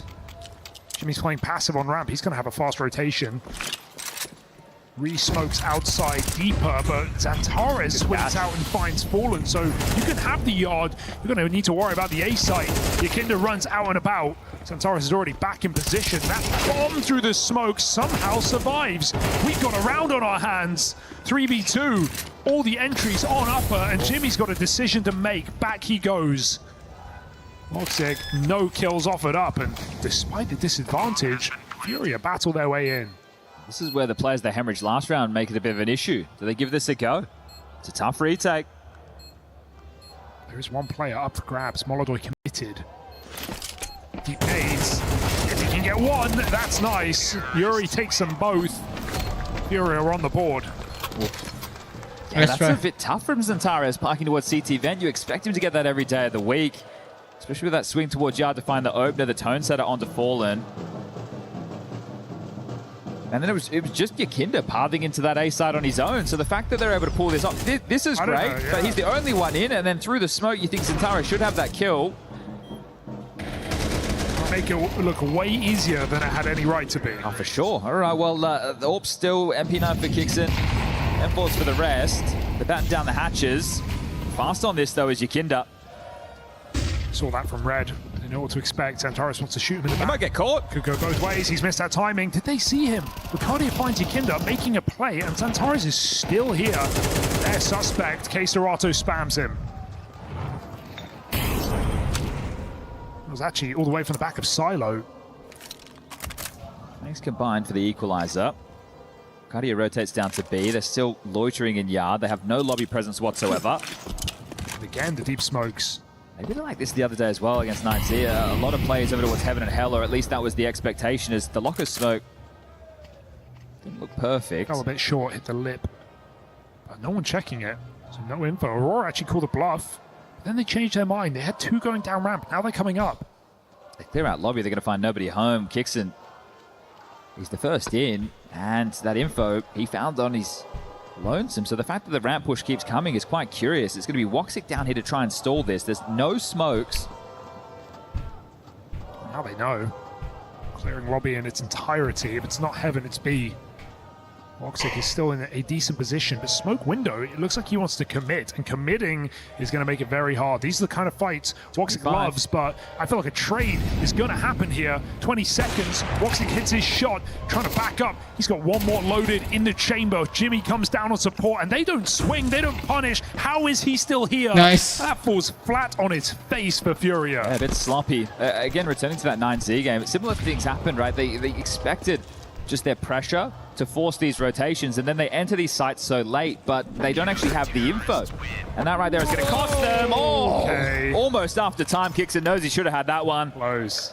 Molodoi retains the AWP. That's going to be the biggest and best weapon for FURIA into the next. Yeah, I like the fake for FURIA, but they just had to play off of it, right? I mean, Aurora fell for it for a moment. They went for the lobby reclear. There was a huge gap on that B site. The fact that they're not getting into B in any meaningful way here. Look how far Jimmy is when Woxic gets that kill. He's still able to offer assistance. For FURIA. Maybe a bit more pace here.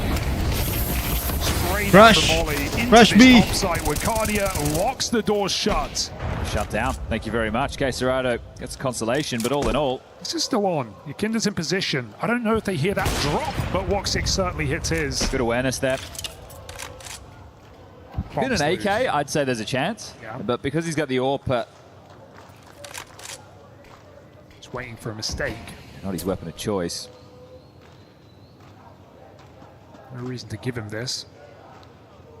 And Woxic might just have this line till the end of the round. So, ooh, careful, going searching with the AWP.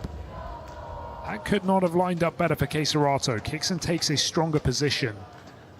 Jimmy, no reason to give it up, but look at the nades in play. This one has legs on it, burning Jimmy out, but he doesn't believe it.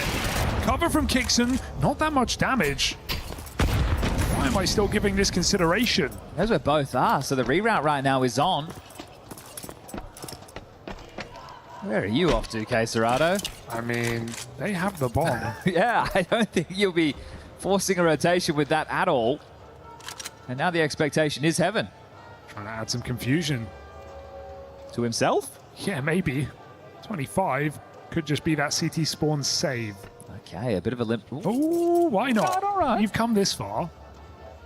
Give it a go. He knew Kixon was top part earlier. He hasn't repositioned. Headshot comes in. Nade right below. That might be it. The money shot on Jimmy. What? As Caserado clutches up. Catch that. 4 in the round. Caserado with the What on the clock. Is he safe and is he not?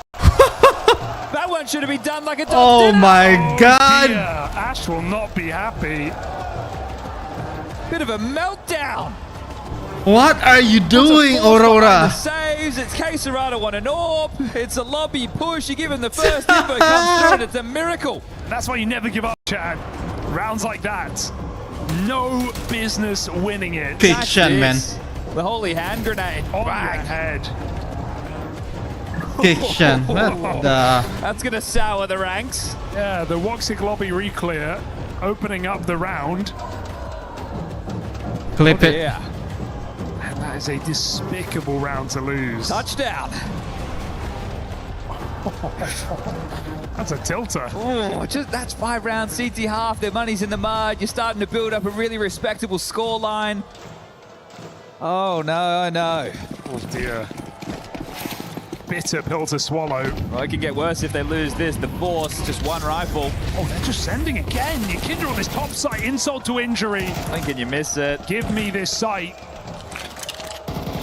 Aurora must concede. But you've lost the M4. You're saving what would be a Scout, an MP9, and a 5.7. What's the alternative? That's going to have some flow-on effects, isn't it? I just think this puts you in the hole mentally. Losing this round into money break, you just got to sit here and soak it all in. Reboost heaven. And that means he could take away a little bit more, Molodoi. Oh, why not sweeten the deal? He's the type of guy who's not going to draw the line in the sand when he gets to the top of ladder. Woxic is done for.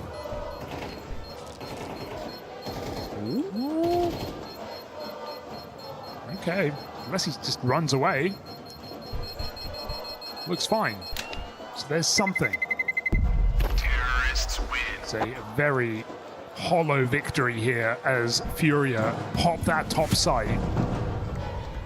I don't think you want to burn the timeout right now. If you Ash, do it into the next round, sure, but I think your job as the coach is going to be trying to wipe away what has been a bit of a implosion. I mean, you said it yourself, 5-1 lead, money advantage, FURIA on eco. You couldn't have had a better start to this game, all whistled away. The thing is, their buy next round is not going to be great either. AURORA are in hot water. Now they believe the glaive smoke. HE and Molly to try and deal with any close press. We can see sectors clear. It's Warehouse they have to worry about. Xantara's hoping to capture timing. He's smoked off for now. Do they play through? Kinder should be dead if they do.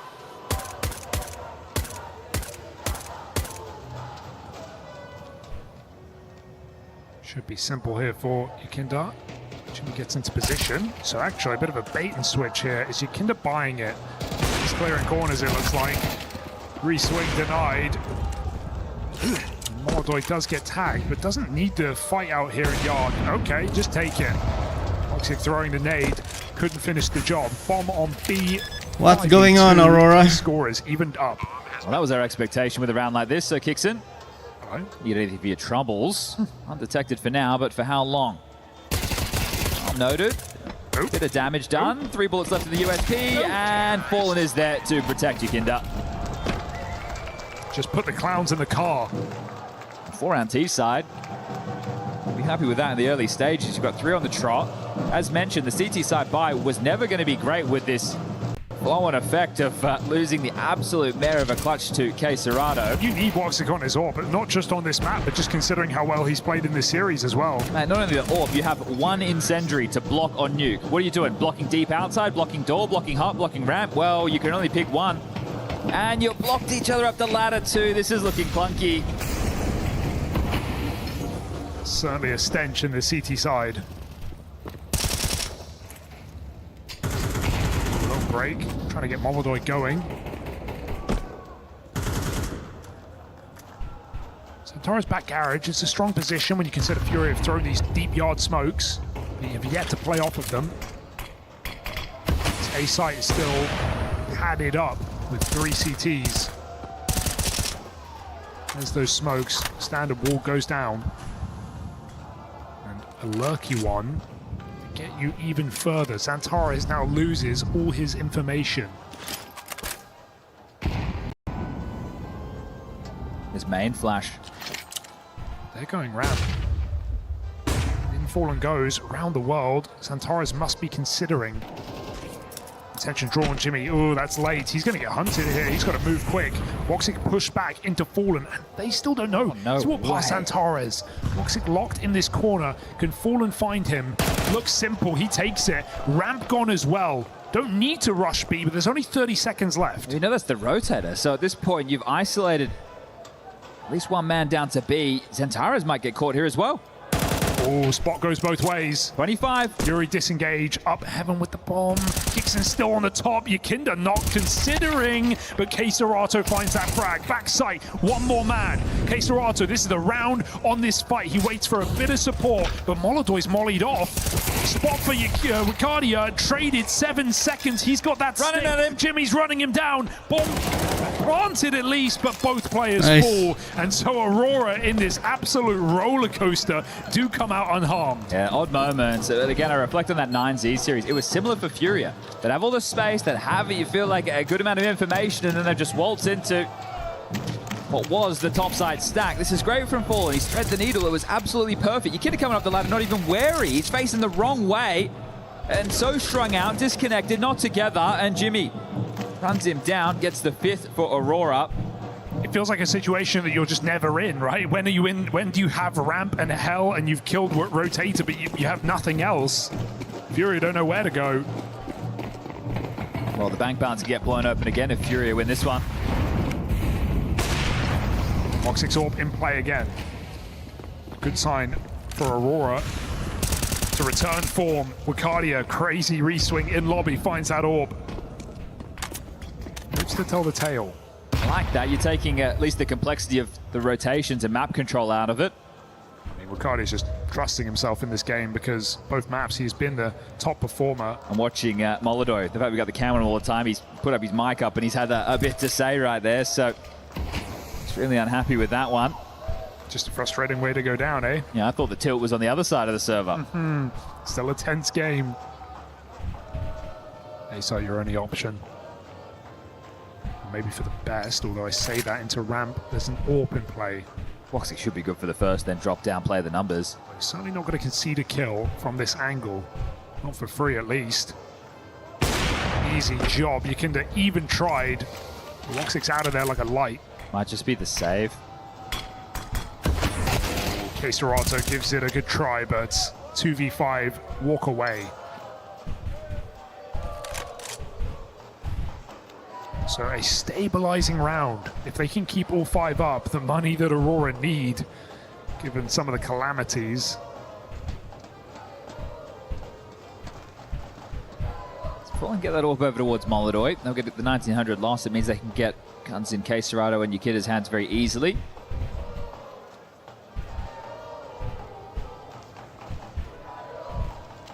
Balance will not be blown open, at least as far as FURIA is concerned. And Tyrus will get himself an AK, and we'll call this round number 6 for Aurora.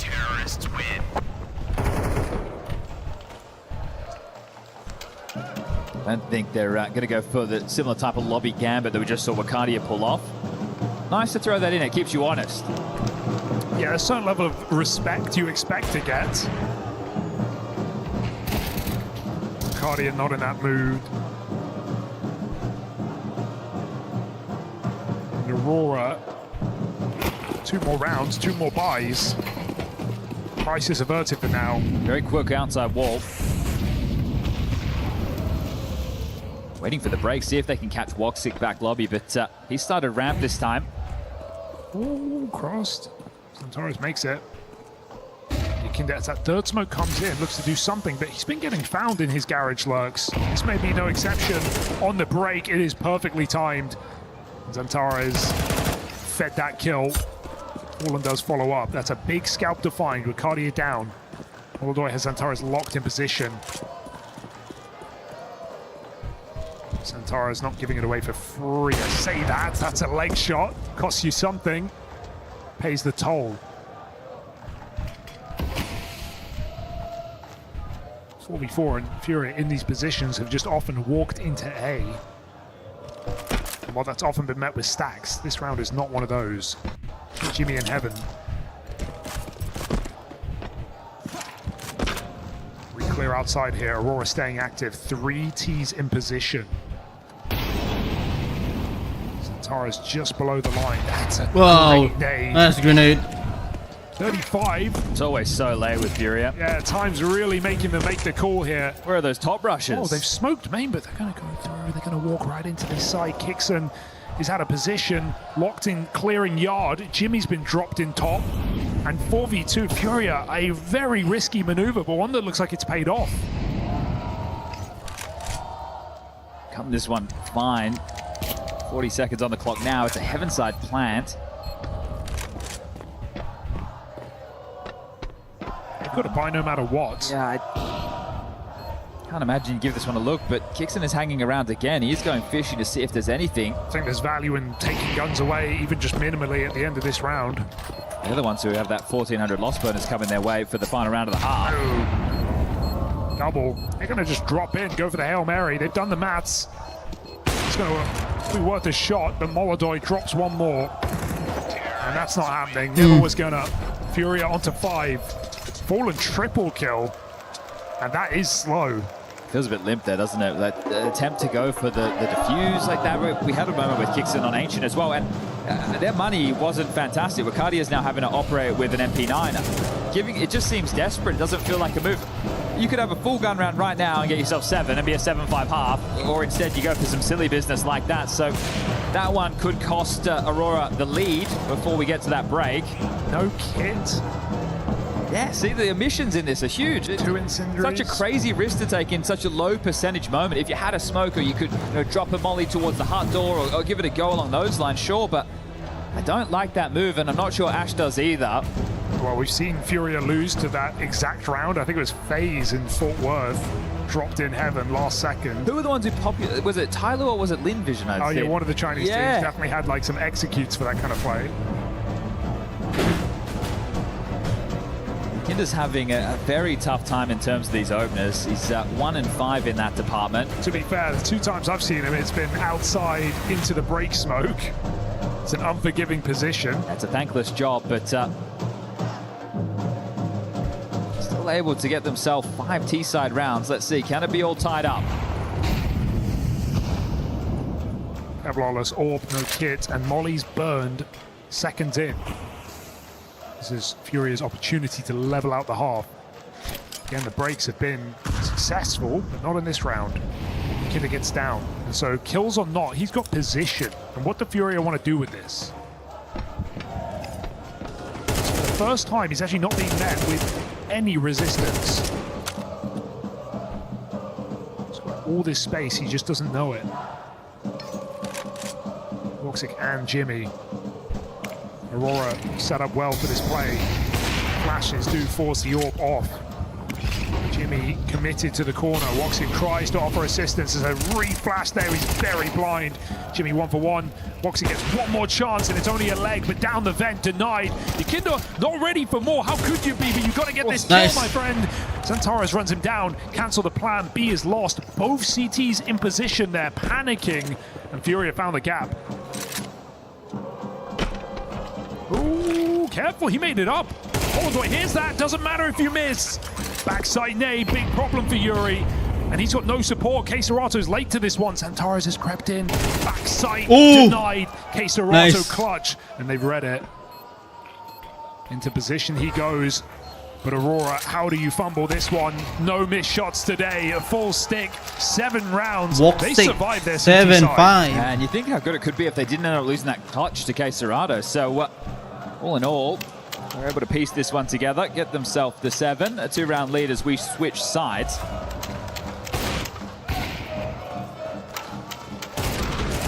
Some odd moments from Furia, feel that they had some good space, but run the clock down. K-Serato, when you reflect on it from the other perspective, that clutch necessary to give them a half that is competitive. Now 5 rounds T-side nuke, you're happy with that if you're falling. You get 3, okay, you can still work with that, but 5 is a couple of extra, and that's going to put you in a bit more of a comfortable position if you lose this pistol. I say comfortable, the game can still slip away from you quick, but it doesn't all lie on this next round of play.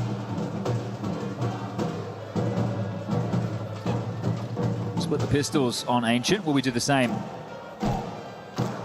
on Nuke? Yuri with a smoke and incendiary, following with double flash kit. The rest with Kevlar. The other side kicks in with a molly and a smoke for Xantares. Inside molly on pistol. Is this just a hot roof burn? Or are we doing something late? Interesting to see. Look at the push outside as well from Kinder. And he's walked right under. This is a lot of information. Can't run at any point. They could hear this, but Xantares might make noise coming off the backside. Kinder flicking up. Beautiful shot. With that man so close to the screen, you wonder what he even got a glimpse of there. Yeah, I don't know how he found that kill. And now we have a molly to stop this A play? Oh dear, this is going to go wrong. AURORA feeling like they have to go. They've got nothing else but tickled toes here from Molodoi. Puts Voxic down low. There's a bit of damage on Fallen. Rerouting ramp. Banded the plan. K-Serato can tuck in. AURORA lock off hell. Ooh. Careful now. K-Serato still needs value from this position. He is alone on this site. Rotation down the vent.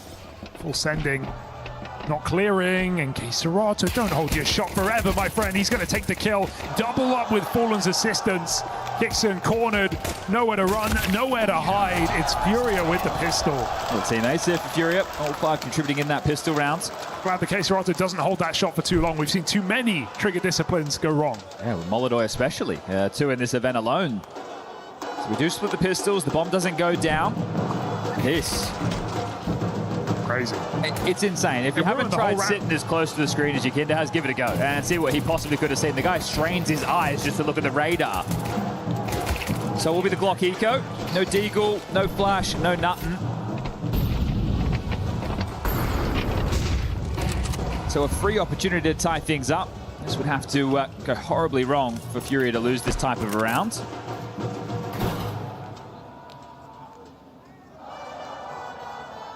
Taking a bit of air out of the room, a bit of the momentum removed. AURORA are just going to hit the brakes, take it nice and slow.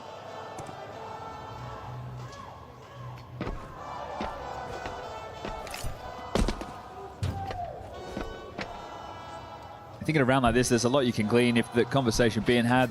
It's nice to have all the cameras here to see if there's a lot of talking going on.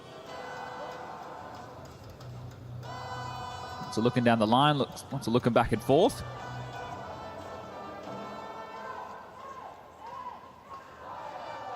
Maybe even some looking at the notes, but we're at that sub 1 minute mark now. Yakinda pokes his nose out of secret. Spots one, and I'm sure he's going to want to farm up a little bit here on this eco. I like FURIA haven't just wasted all their nades. You know what they're doing. Save until you have guaranteed damage. All right, well, that's 2 Glock dinks at range. I think you've seen enough, Yakinda. I know you want more, but come on. 30 seconds. Okay, Serato have him. He deserves them after that clutch in the first half. Here they come into his domain, and ooh, okay. It's a bit of pressure. That's farming them up now. Lining them up, knocking them down. Just one more. This could be flawless, and is Serato. That's 4 more to the tally. Easiest 4 he'll get. All of that damage. Would have loved to kill. Not today.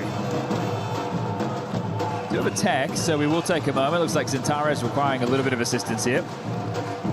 We won't discuss the potential buys and what we see getting equipped until we are ready and raring to get this one back underway. If you are joining Counter-Strike and watching for the first time, players during technical timeouts cannot converse.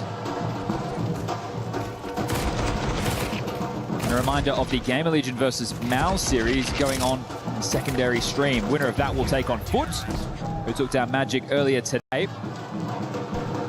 That is a fun head-to-head, right? Not just the fact that, you know, Foot, they had to really grind Magic down in that game, but the idea that Mouse and Foot could be going in for a match, I think there's potential in that one. We saw that was a Pro League game when Foot were kind of peaking last season. They played here as well. I think the last 2 series between Foot and Mouse have gone in favor of Foot. Ooh. And that's some explosive Counter-Strike on display between the 2 of those teams. I think X-Flight will fit like a glove over there in that Foot camp. And Mouse, off of the last bounty win, they've been playing with some confidence as well. I tuned into you and Harry the other day, and you guys were seeming smitten with the new variation of Mouse and how aggressive and in your face they look to be. Had some good moments, that's for sure. It was Foot who knocked Mouse out of Cologne. Just another one. Yeah, that was wavering, right? That was with Brolin coming in. It was that weird season from Mouse where they decided after Rio to make these changes. But we are back underway. Zentaris has got the support he requires. Molodoi has the AWP. SMGs for Fallen and Yakinda. All right, a lot more players behind the smoke. Searching. Molodoi burning position at reveal, but Jimmy can't jump on it. Molodoi with a big kill, but Xantares has still found space outside and space that AURORA taking right back. Crossfire in the wrong place in case Serato, they're everywhere. Just dodging that team kill. Fallen not the gun for the job. Wakadia hitting hard. Nice shooting from Wakadia there. A 4v2 with AURORA rupture this A site. There is nobody home. It's tough. Molodoi forces the fight, gets the opening kill, and now you're essentially talking about a save, right? There's a minute 10 on the clock. The bomb about to be planted will throw up 40. But that one got out of control very quickly. I think that was Xantares getting the kill in heaven from outside.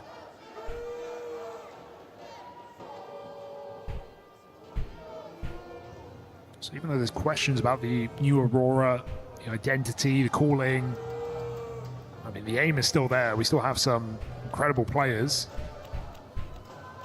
Yeah, they definitely pack a punch, right? I think with AURORA of the past, seeing them get to the semi-final of the major, our biggest question was them doing it in stage matches, especially a player like Zentares. Now, we have a crowd here today, not packed out just yet. I'm sure more and more will fill in as we get closer to that weekend. But it's good to see him looking himself. Terrorists And don't you just feel like, given this side of the bracket, given that the big three are on the lower half, what an opportunity this is. Surely, okay, you draw Furia, a team that beat you, in that Cologne major, arguably the best team and the best form of anyone in this 8 teams of the bracket. But I think any roster is looking at this side and going, hey, we have a run to the final available on a good day. Aurora, no different. Yanko's pinned it on Furia, so that's another bracket that's an open run for you, but I'm not convinced. I think Furia still leaving a lot to be desired. This slow approach, I can see it work. You're essentially decision tree checking teams, right? You're skill checking their defaults and their rotations with the slow play, hoping that they just play aggressive and play in your face. That's why when they go fast, I like that dimension to them. It activates some of their players. That's why Ancient was interesting to see K-Serato so assertive, so in your face, because they have the pieces that can do it. You just don't see it all the time. It's not the way they approach the game. The engine is Molodoi and Yakinda, and if they're having off games, you can find yourself in a bit of trouble. All right, well, the saves come through. It's all blown off, and early pressure towards Ramp. They want to test Fallen. Straight through with a jump, aim put to the wayside. Yakinda, careful, they're coming through. Free fire, still gets a double. That MP7 Beautiful. Shreds him. 3 versus 2, and Molodoi realizes he doesn't need this. Gives up the bomb, looks for Xantares, who still hits his headshot. Laser beam on that one. K-Serato is re-clearing on the ramp side, so this is information. It's coming back to Furia as Yuri repositions in top site. He's getting pinched. Xantares not done, but Yuri makes it so. And 2v1, Yuri realizing where Woxic is, or should be, given Xantares' position. Scared of this top site. Every second wasted for Woxic allows K-Serato to climb the rafters. Will he just go searching on this timing? Yes, he will. Oh, what the oh, someone called that. Oh. All right, well, after that double from Yakinda, you wonder what happened to the ult tower, right? It was like, what's Guy up to? But either way, a beautiful double from Yakinda. The MP7, yeah, round-winning double. So Fallen gets one, good output from him, and then just unleashing the traders there eventually. That shot from Xantares, an absolute laser beam on the AK-47, but tie things up 8 apiece. Pace, not the answer. Punish Fallen, well, he's got that support. Opportunity here for Furia. Can smash Aurora's run and money into the ground. Fallen's having a pretty good map, 13 kills just behind K-Serato. He's going to start down secret immediately for answers. I think last round did a lot of convincing. You can't just come and pressure that side. It's not for free. Smoke's going to get confirmed here. Look at Fallen's position. He's just cleared everything. You can worry about red. You can worry about behind main short. Got to make a move now. Stack that top side. Get a flank going. You'll hear Kixon dropping as well. They know exactly what's up. Uh-oh. Doing a top side execute. Kixon with a Carrigan-esque play, but it's going to be the ramp pop instead. Everyone drawn into that A stack. It's going to be awfully quiet, you have to know. It's just Wakadia with the util to find this finish. Molodoi will be a brave man to swing around this corner. Yeah, Fallen didn't commit to the flank. They're going to rotate down secret side. Molodoi shuts the door. And I think at this point, Furia know what's happening, but they're still somewhat out of position. It's only Yakinda home. And Molly. They're going to concede the plant. Yeah, it's going to give a bomb part away, and we have a Molly and an HE to get back in this round. I think Aurora in a great position now, but that kill will open things up. Peppering damage on this B site. Fallen re-clearing. Molly doesn't fall too deep. Just going to run through, though. Open the door. In their face with Cardia and Woxic trade. It's low health all across the board. Yuri might have to be the savior. He is very late down this vent. Shut down by Woxic. 2 shots from death. Wakadia can't connect. It's only Woxic now, 1v2. And 2 bullets will decide this round, will decide the outcome. They've got to hit the stick. Covered from Molodoi. Woxic getting his time wasted as Furia somehow pull it off. I love these surges of aggression from Fallen. It seems erratic, right? He's incendiary, it didn't look perfect. Either way, door opens up, he throws his body on the line, and the chaos ensues. The low HP, it feels winnable for Woxic, but He's not to know. He can't isolate those fights. This one looks very rough from Kixon's POV right there. The first brick to start tumbling. Once they pin Yuri's head to the back wall down that vent, you think, okay, they've done enough in this. But good cover from Molodor, who's had a couple of frustrating moments. Nice, guys. Yes, stressful one indeed. I do love that from Fallen. Too many players in that B site. You feel like Aurora surely have that round. It's funny they had all the info, but in all the wrong places. As Molodor, a miss. A big miss, but it doesn't cost him. Can back off, plays his life. And Smokes, they've been disrupted here. There's a gap outside. Kinder's got eyes on. Again, they have the information yard, but it's going to be another ramp play. And ramp Rage got to throw a stack in position. Fallen's got B on lock. And so ramp is conceded for now. Just got to remain aware of the heaven side, so Molodor moves in with the orb. Gap's left open, but FURIA well aware. This should be an easy shot, but Xantara's peak still got it. Do they go down B where Fallen's been waiting? You've got to clear this, Aurora. There are just no excuses. Scaling up above over him. There they go. Woxic with a check, and the save already feeling like the move. Even though Yakinda takes one with him, Wicardia has his chokehold of an angle. Good. And does not let Serato to play. Okay, second T-side round confirmed, and Xantaras is hitting some absolute bangers in this half so far. Yeah. There's a team effort. It's Kixon, the tail end of this. That Turks, Woxic, Xantaras, and Wicardia all finding some output. And even when FURIA feel like they should have the information, their rotations look a little bit odd. And then when you're getting Molodor getting sat on his ass by those shots from Xantaras, the AWP isn't finding the output it's looking for. So money, 1,400 loss going into the next, and this is them losing control of the economy. There's just been constant pressure in this half by Aurora. The bomb's going down, the close nature of some of these rounds allow them to continue to be a threat. We're tied up again, sit on the mic, second tactical timeout, and what's the solution? Look at what do I hear on the cams? If we could make a gander, he's head in hands with this one. Here's the shot. Bang. Wow. Nothing you can do about that. No. I mean, that's just so broke. Like, Yuri can drop a gun, we can get 2 rifles. You feel like you're forced to force in this position. That's the thing, the 1,400 loss, you have to. What are your choices? Take a weird save? So they've been able to manifest 3 rifles out of this. Stressful game here. They're going to set Molodor up with a gun. Yakinda was also able to buy up a third with just Kevlar. Yeah, do you do something out of the box? Do you try just to lobby aggress, a bit of a crunch, an oldie but a goldie?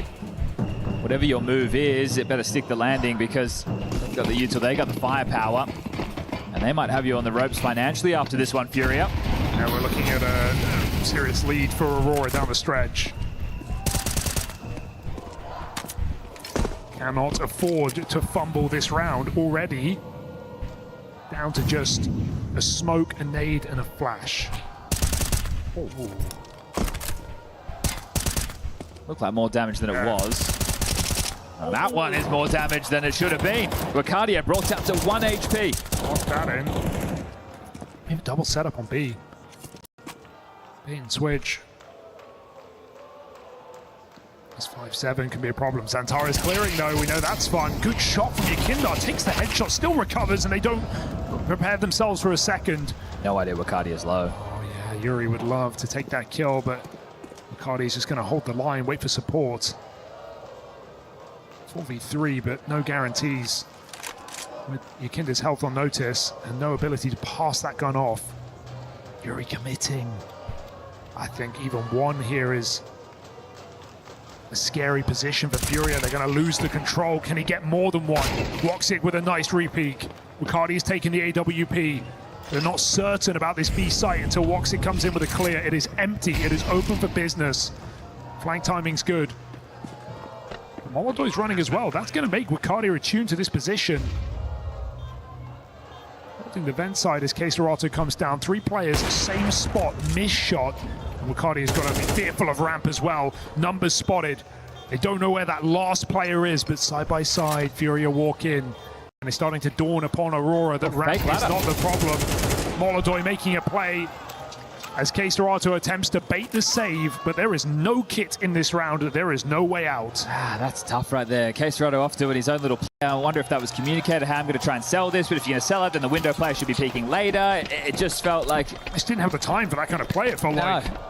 The fact that they walk away with that, the fact that Wakandi, I was going to say, survives, well, at least for the important part of the round. Take the AWP out, walks in with a triple kill off the rifle as well. He did very well. Impactful round, Woxic up to 18. Tippy top of the server right now, K-Serato 17.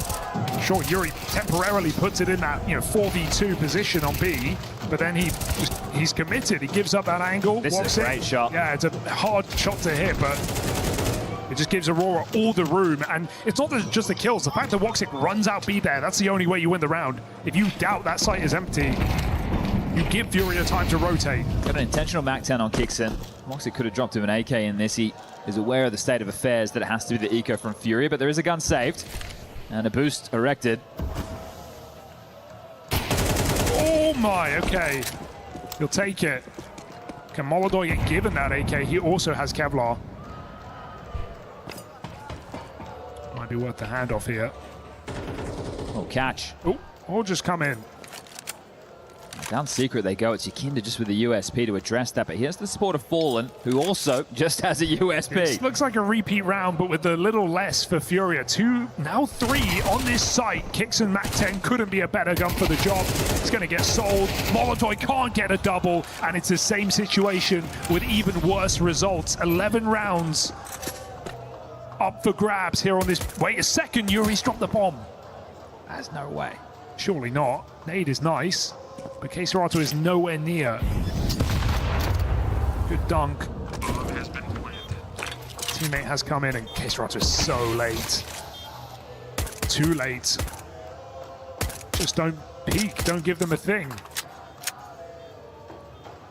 Does K-Serato go single? There's a kill available. Woxic. Surely not. They know he's backside. Hi. Oh, surprise, surprise. 6 shots for K-Serato, but Yuri needs to cross in. He's been cut off. Jimmy in a 1v1 and the stick is on. Molly pushes him off. It actually falls short for K-Serato. There is no time to win that round, and he will not survive with this AWP. All right, well, they make it interesting. It's going to be 11 rounds now on the board for Aurora. As K-Serato down with the ship. Well, they've kept the money somewhat limited, but as mentioned, there was an intentional MAC-10 in that round. Woxic is swimming in cash right now. And it's FURIA with their backs against the wall. God, these rounds are extremely stressful for Aurora. You've got to be wondering. And Molodoi can't keep a lid on his frustrations either. Like, that's a round where if he gets a multi-kill on that dropped AK, maybe, just maybe, that's enough to get them across the line. And Woxic trying to G up Jimmy, who has had a relatively quiet map and series overall, but that one's important. Carol in the building. Collins as well, as I'm sure he's biting his fingernails right now, thinking this one should have been done as a 2-0. Wanting to push at the distance. Mirage, the third and starting map of this series.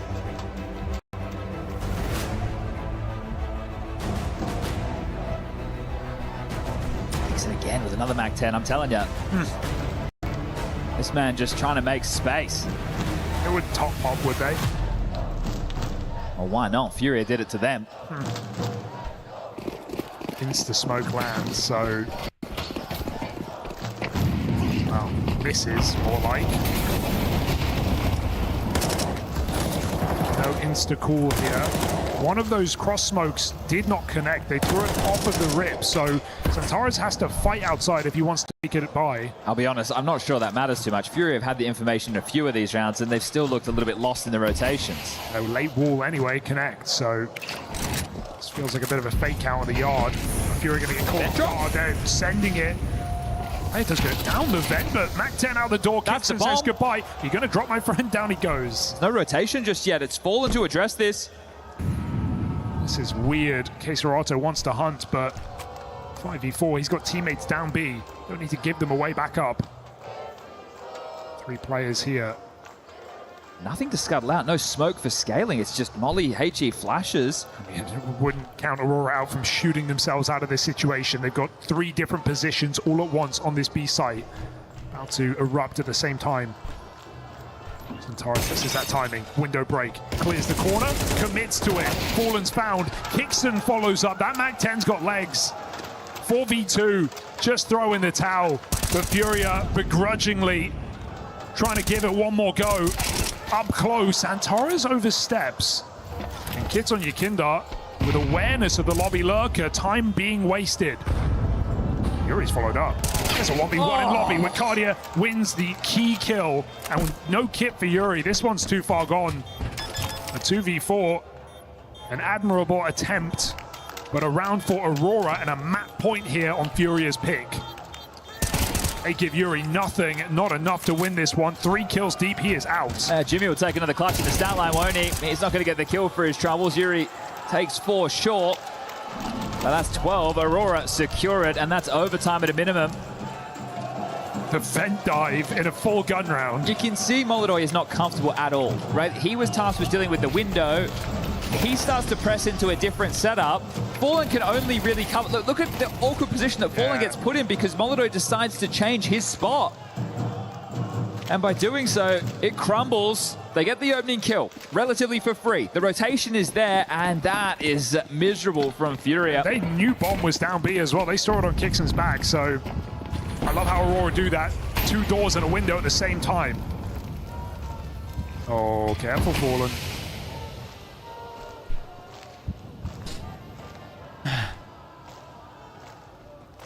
Smokes again. No assurances outside for Yakinda. With money known to be low, AURORA are taking it very calmly. Molly in the hut, holding ramp push. A execute set up, but again, it feels like a bit of foolery here on this top site. It's just Fallen in position. And the map is too quiet, the penny is dropping. Fallen, a difficult position to get value from. 2 players spotted. No commitment from Molodoi. Fallen neither. Drops in after 1. They still battle their way out. It's a good try for Molodoi. A commitment from Yakinda. Cancelled by the Molly. 2v3. We've seen FURIA lose worst rounds.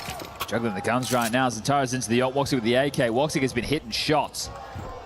And this smoke to work with needs to be planted, but everyone's rotated in. Triple drop.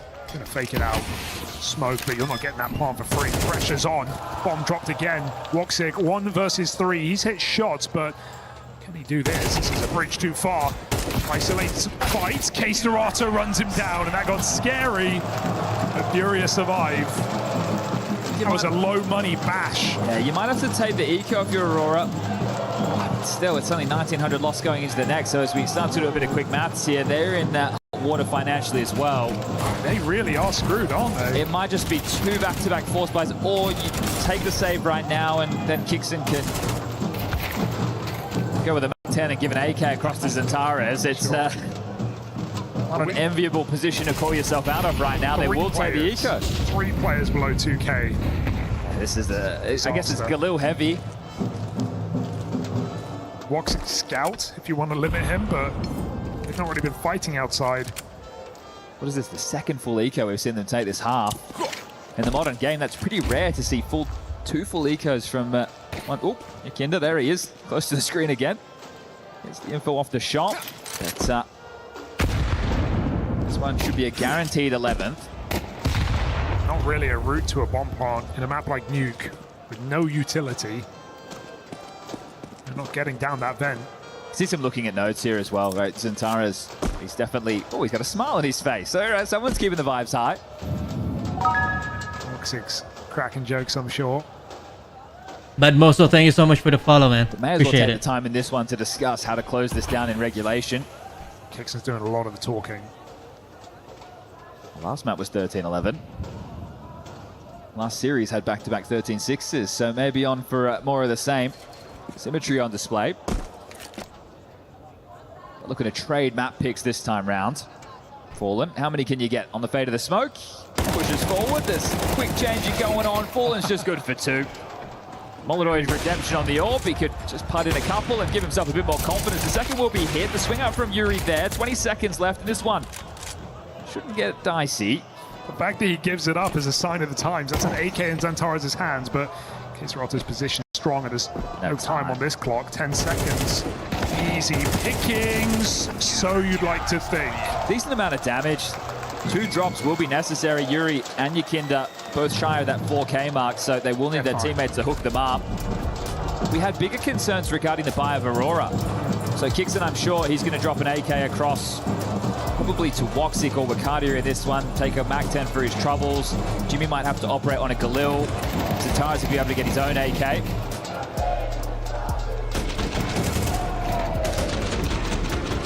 Getting your money's worth in this series so far. All the rounds and maybe all the maps here for Aurora. They need one more to take us to Mirage. The team that got bullied on the stage by FURIA back at that major. This is already looking better, or are FURIA looking a little bit worse? That's the question, right? How can you rate this form? I feel like a couple of well-played shots from Molodoi would have ended this game a while ago. Fair. And Yakinda with another tough map. All right, well, no MAC-10. 3 Galils, 2 AKs. Could be worse. Yard control being taken. Ooh, Yakinda getting in. He knows 1 round's all they need. Shuts down Xantares on that quick drop, but swinging red denied by Kixon. An important kill from the captain. Keeps us even. And it's in these late rounds where we've seen awkward rotations from FURIA across this map. Even when they've had players in the right place, not been able to take enough kills with them. You wonder if it's because they're expecting something different from Aurora or they've just outplayed themselves. Either way, back to lobby. Oh, you have just one smoke. You're just going to walk it in. Main smoke, out they go. Caesarato tries to cross through the bullet storm. Is he being covered though? Not really. His teammate sells him down the river. Yuri and Caesarato not together. They could do it. Not on the same page. That nade is nice, but the bomb plant comes down. 2 kits and a smoke. A dream and a hope on this top side for FURIA. Jimmy reswing does not connect. And Fallen decides to go back around the world, giving Kixon room. But is it the fake out here? Kixon timing as he goes back to the door, misses that entirely. Oh dear indeed. Fallen makes it in. Molodoi, no idea where Kixon's gotten to, but might need to drop that smoke on the site. It's still Fallen a shot from death on this fake out. Molodoi caught dropping in, and Kixon can't save this one. Is there time? It's going to be close.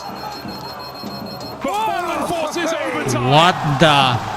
All right, down to the wire. This one's got overtime, and the crowd likes the way that one feels. I mean, Fallen's had a great map individually, but that is a show of smarts. The fake out on the retreat, hit that perfect timing, hit that necessary trade. 1 bullet from Kixon would have cleaned that up. Good to see Yakinda not backing down from his post. But that is down to the wire. I know the fucking game, bro. Okay, Gene himself up. Did play that to perfection. And so now Yakinda even more enthused to get involved. Woxic, oh, he had the angle there. Yakinda's going to let them go. He wants more than 1. Don't know if this is the move. Yeah, this is scary. They can cross multiple players down secret. Yakinda, sure, he could guess, but he doesn't know. Fallen's addressing it at least, but still, man disadvantage. You could have just evened up the score. Extremely late. Don't die to this now. Okay, he takes... Oh, no! Oh, God! Close your eyes. Look away. An absolute crumble. And this one's done. You got a big fish on the plate like that, you got to take it. I mean, FURIA and trigger discipline here in Paris has been disastrous. Now, when does the penny drop? When do they just start taking the frags? They have guaranteed bomb. Okay. Loose. First of the 1v4. They're all split up right now. Just don't give him the satisfaction. Get grouped, get your nades in. Smoke molly ramp should secure this one.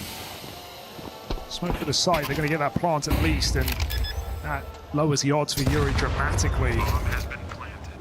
Just looking for a fight. Jimmy taking space in B.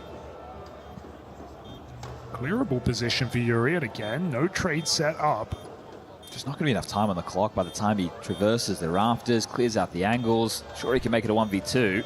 Can grab this kill untraded, easy. So here comes Yuri dropping into the site. Kixon will give him a jiggle, doesn't want to overcommit, but Kixon's got that shot. Okay. Every round feeling losable for both teams indeed. across this series. Well, it's 12.5k, so lose those opening exchanges so early again, Furia. We might see them opt in for the save. This is ugly. Some of those I've seen this tournament. The snappy one on Anubis. Oh, no, don't. Someone start building a compilation. Just like...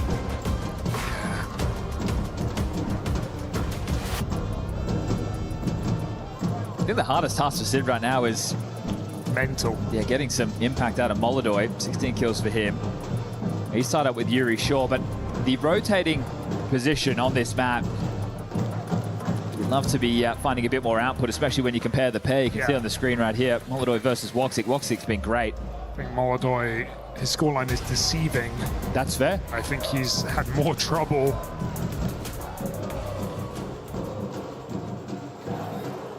So Aurora, okay, yeah, they conceded overtime, but it came down to money problems. Now that's not an issue. First round of the bag, they got everything they want. Fire in their belly here, looking for a third map. They are getting their experience with this new roster, round by round, game by game. Here in this single elimination bracket, it's all to play for. Two walls.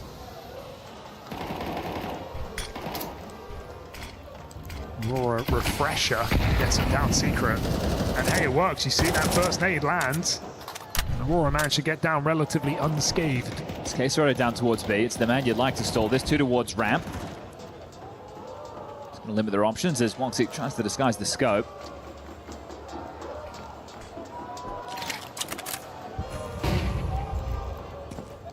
One spot's nothing. Bad information. Now these A-nades. Furia itchy. Do they want to get going? Molodoi push back. 40 seconds, pressure on B as well. This bomb has to meet you in that lower site though. Time getting burned off the clock. Still too strong on ramp. Yakinda has started to hedge his bets, but Fallen is still in position. Gonna have to concede. Oh, scary angle, but Jimmy dead and Kixon low health trade. It's a good output from Fallen. They also don't know about Yakinda. KSROTO can draw them in. This is a death trap on the B bomb site, and Aurora stumbling into it one by one. KSROTO and Yakinda confirm. And that bomb back at ramp, there is no way out of here. Wicardia 1v3 and Furia another notch on the board. Yeah, built their coffin there, welcome them in and put them to bear. That was well done. Fallen, impressive output considering the level of pressure that he was under that second dink. MVP of this map. I mean, he won that clutch to get them into OT. Yes, that clutch and the KSROTO AWP clutch in that first half that really stand out. Fallen's was a must-win. KSROTO's was a welcome surprise in that first half. Who's going to walk away with the lead before we swap sides? And Aurora finish what they started.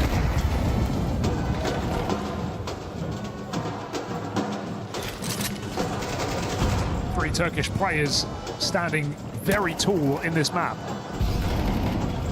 Torres looking for it outside, catches Yakinda, who has just not been here today. Molodoi, same line as last round, they didn't know. KSROTO throwing his life on the line. He saw a barrel there, but didn't commit to it, so Wicardia trading. Molodoi still in position. He can redeem himself somewhat with this round, but again, another missed shot. Dragged down to hell. Yuri back sight, sticking with 2. They're going to chase him here. That nade boxes him into a corner, and Wicardia makes sure there is nowhere to go. All right, Fallen. Give us another one. Has he got it in him? Clutch in the pocket for the captain. As that bomb gets retrieved, Fallen gets into position. Is he looking for the bomb and spawn? It's not out here. He's rerouting around the world. This is a crazy rotation. Coming in through main, looks like you're no longer going to have any element of surprise in this. Tucked in towards CT event is Wicardia. Backside worried about heaven right now is Woxic. So much time expired. He could be anywhere. Aurora considering nothing safe. 1v1's available, but Woxic is quick on the trigger. Fallen, clearing close. This is the kill he needs, and Wakadia won't let him have it. Good. Another triple from Wakadia puts Aurora in the lead again. Wakadia having some strong form in this series. Ancient, they didn't win it, but he was definitely a force that propelled them into some powerful positions. Now it's just about closing this down and taking us to Mirage. That was the 6th opening death of Yakinda there, who has been having a tough go at things. I've been happy to see him continue the aggression towards Yard and taking those timings, at least those fights, but a couple of deaths he's going to regret. I mean, Furia's initial T-side on this map was struggling, to say the best. It should have been a 5-1 lead to Aurora. It's a case where to clutch that, to be honest, let them into the half. Without that, Aurora were very comfortable. Furia looking to change the pace. They went slow regulation. Now they're rushing him down. That molly not put out. Yakinda gets a double out of nowhere. Oh! Make it 3, baby! Shut down on this top site. There he is. Out of nowhere, but so is Jimmy. A multi-kill of his own. And Xantara is left unknown in this 1v2. Everyone's taking their chances in the clutch. Give it a go. Xantara, why the hell not? You got the smoke, you got the kit. You got about 30 seconds left on that bomb. A lot to clear, but no one home. It's a heaven plant. They both play squeaky. Playing it. He could smoke that bomb. Careful, boys. Fiddling with nades. Xantara's gun out. That's a kill. Yeah, that's one that would get me cursing. The fact that they both decided to play off of the bomb in that situation. It works out, sure, but that would be a horrible way to lose the 15th round to Aurora. We're tied up again, 14 apiece. Smoke on that bomb, and Xantara wins that round, it feels like. This is great from Yakinda. We were just asking for more from the man. Look at that. Wind him up. Let him go. Running and gunning. Final bullet frag. I love the pace change, right? So many rounds was Yakinda found outside behind those smokes. Breaks from Aurora. Furia say enough is enough. Double orbs. Jimmy's brought out one. He's having a tough game as well, the young Finn. Okay, lock down the ramp side. Let Woxic roam. And roam he shall on that lower site. No smokes in play. Furia crossing without them. Trying to make it to red. Very late here. Again, 3 thrown. The fear of that cross towards hell. But no fear of B for Aurora with Woxic in position. And Furia get cheeky through these smokes.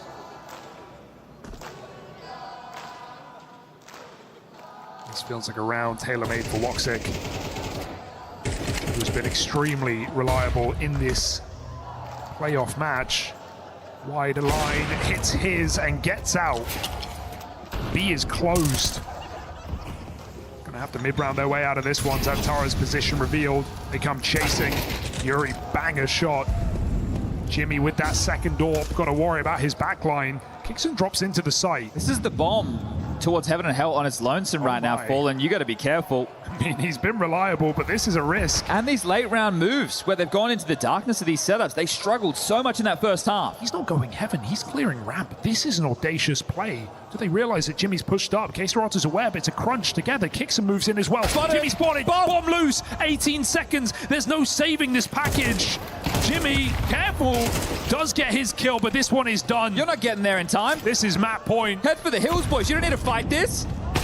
Just flexing now. Jimmy getting his warm-up, but there is no winning for Wakadia. Panic ensuing, and maybe some miscommunication there. He'll swing out after the clock and take that kill as well. Did they think that there was a chance? Maybe they didn't note the bomb, or I'm not sure. The fact that they've thrown themselves into that. The call came at the end for sure. Wakadia deciding not to go out single. They knew at a certain point, but I feel like maybe that info came down late. Doesn't cost them a thing. These mid to late round scenarios for Furia have been tragic. Yeah, that's a shame. And that's by their own design, right? The fact that the bomb is walking on its lonesome, misunderstanding. And I think these pacier moments where they've been punching in your face, or it's a K-Serrano clutch, that's really all their T-side has to rest upon. I mean, it's, they didn't know about what they knew about Woxic's Orc B, so even if Fallen gets past Jimmy there, he's going into an orb. It is funny to see them so wobbly in these scenarios with so much space, considering it's their map choice. I'm thinking this is going to be a punish upper against an Aurora, who, sure, they've played it 3 times all online. They've won it every single time, single digits, but they've got some confidence here and they're playing with it. Surely the call here for Aurora is just watch this top side, right? Another fast rush, a set call here for Furia, the thing that got them into this half of overtime. Got to be very careful indeed. fight outside. Xantares doing what he does best and putting them down, putting us onto a third map. Third headshot. Xantares, they can't find him. They can't find anything in this map. It is Aurora. Nice Slow one. but steady. Take nuke. Yeah, Low cooking. Very happy with that one. He put in a shift right there. A lot of impact from the Turkish core. Wakadi at 24, Xantares 1-1. 24, Woxic 26. And this one is one that I think FURIA will regret. You mentioned a couple of shots hit there from Molodoi. This one could have been done in regulation. You kindled with a tough game, came alive in overtime with that triple kill in towards the top side. But it's the clutches of K-Serrano and Fallen that even kept them in this game. That made it a conversation. We have Mirage as the third and decider of this one coming up. But this is a close series. A 13-11, now a 16-14 overtime affair. This could be anyone's, Hugo. Yeah, messy and stressy, and I don't know if that's going to change come Mirage. We've seen some great individual moments across this series. We've seen some terrifying late rounds as well. FURIA are going to have to step up on that third. We are going the distance over on Bravo. I saw they were in triple overtime. This one ended by Aurora before it gets too deep. FURIA going to have to go to a game 3. We welcome back in the big brains, Yanko and Dupree. And Dupree, I want to start with you. When this game started, I asked, this is FURIA finishing out 2-0. He said, I don't know. I don't know quite yet. That's what we expected, right? And I'm a little bit disappointed in the looks of FURIA on this one. I think they had a lot of good reads, and I also feel like their players had a lot of good position, but they just didn't really make it count. And this game is messy, let's just be honest, like from both sides. But, you know, in the end, Aurora just, you know, really pulling through when it matters the most. And then their individuals is definitely sharp when they need them to be. So it's a game that FURIA kind of let slip out of hand. I really thought they were going to be closing it out. But I want to say that I think this is a really good looking side of Aurora. This is great for Aurora. You went 24 rounds of map 1. Now you win this game. Just in the big picture, are you happy despite a loss tonight for this organization, a new group of guys, or do you have to win to be proud of your performance at EWC? I think you can be proud, right? You obviously feel, especially after how Nuke went, that you can now win the series and you can progress further in the tournament. We were talking about how their communication is going to be tested on a map like Nuke, but honestly, it looked like FURIA struggled more to connect themselves and be on the same page in some of these mid to late round scenarios. And I can't say they overcooked because they do that all the time, right? And it looks so good sometimes, and it looked good on Ancient. So probably just some miscommunication in those key rounds, not being on the same page, cost them the map. One of those key rounds, I have a feeling, is round 6. You carved it out for a reason, Yanko. What am I about to witness? I mean, this was kind of nuts. It was early on in the game, so you're thinking maybe it's going to have a bigger impact on things, but you can see that K-Serrano has the op, not Molodoi, and that's due to Spawn and the call being an A rush, and it gets shut down pretty hard by the side of Aurora. K-Serrano able to get the first kill, then Woxic goes looking for him for I don't know what reason, but he gets one more, and now in the 1v2, it's like he has the X-ray himself, manages to flush out Jimmy with a Molotov. He sees where Kixan is as well, right? But doesn't have the C4, right? So this is still an incredibly difficult situation for him. I would have liked to ask them what this smoke was for, because they obviously knew the C4 was on A. And then just in the 1v2, I mean, I don't know if I can fault Kixan for holding this angle. You know, a lot of time has passed, and then the HE to finish it off. I mean, I don't know how he won this, and you felt like without this round, Aurora was going to just stomp FURIA on you. And it's just some of the quality that K-Serrano also just brings on the table for FURIA. Like he uses the entirety of the round. You know, I think with the whole idea with the smoke going onto the low bombs, you know, to try and lure them out of position, he didn't really bite that kind of bait. So, you know, still finding himself in a favorable situation, and he knew that Jimpad was already low from the earlier scrimmage that he had with him at CT event. So a very well played round by K-Serrano, and something that they also very much needed to bounce back. Speaking of this man, let's take a look at some of his best plays. This was the one Yanko just broke down from round number 6, but he continues to frag out the rest of the game. Yanko, what is his role on the squad, and what do you need to see from him if he's going to win game 3? He's just the, you know, lurker in some situations straight fragger, but he's a beast. I mean, he's a guy that you can always rely on, and it's unfortunate that FURIA wasn't able to capitalize on this performance with a win. K-Serrano was dropping some huge numbers, but you heard it was the Turkish trio that was answering back on the other side. Dupree, anything that you saw from Aurora that has you exceptionally excited for our third and final map of the night? Just their capability of closing out the rounds where you need the communication to be on point. You know, I didn't see too many of the situations where I was thinking, okay, this one was lost because they couldn't communicate or at least chime things together for them. And I think it looked very well also from the side of Voxic. I think he had a lot of impact in some of those very crucial rounds, and they kept it relatively simple. And I think Kixen also, the way that he wanted to just call out, the lower bombster was very much their target. They used Secret a lot to just go together as a group. And then in some of the situations, he was just really good at making a small fake to then get more space on ramp and stuff to just, keep FURIA guessing where they were hitting. So in some sense, I'd say that I want to give Kixen a lot of credit for this victory as well. Yeah, he found the gaps, right? Because FURIA's game plan, or maybe just how it panned out, was they were leaving ramp open a lot, and Aurora was just able to punish them for that time and time again. I have to say, like, Kinder has had a couple of really bad whiffs, man. Yeah. Like, I mean, even on Ancient and on Nuke, I don't know if he's just having an off day or something, but it would be great for FURIA if he can snap out of it on Mirage, because he's in that connector area. He's always aggressive, especially on the CT side. So if he goes for those plays playing like this, it's not going to be good. And if he doesn't go for these plays, then you're not getting the player that you need for FURIA. Yeah, and it's true to his DNA. That's how he always plays, right? I don't think Yekina is going to be looking at his stats saying, okay, I can't play the way that I always do. Like, he's going to stick to that. But then again, also Moldor, he's also the aggressor. He's also one that likes to be in your head with that op. And he had multiple blunders in this game, specifically going into hard, where you need to hit that shot when you get the opportunity, and that's a bit of an issue as well. And I know we have Packet over here, and he's thinking, what are these guys talking about? They have Fallen popping off. It's fine. He's the star, right? You said fifth best in the world, though. Not anymore, right? But he's been doing some good work too. So they just need to connect a little bit more with some of these star players, because they are in the positions where they can, make the biggest difference.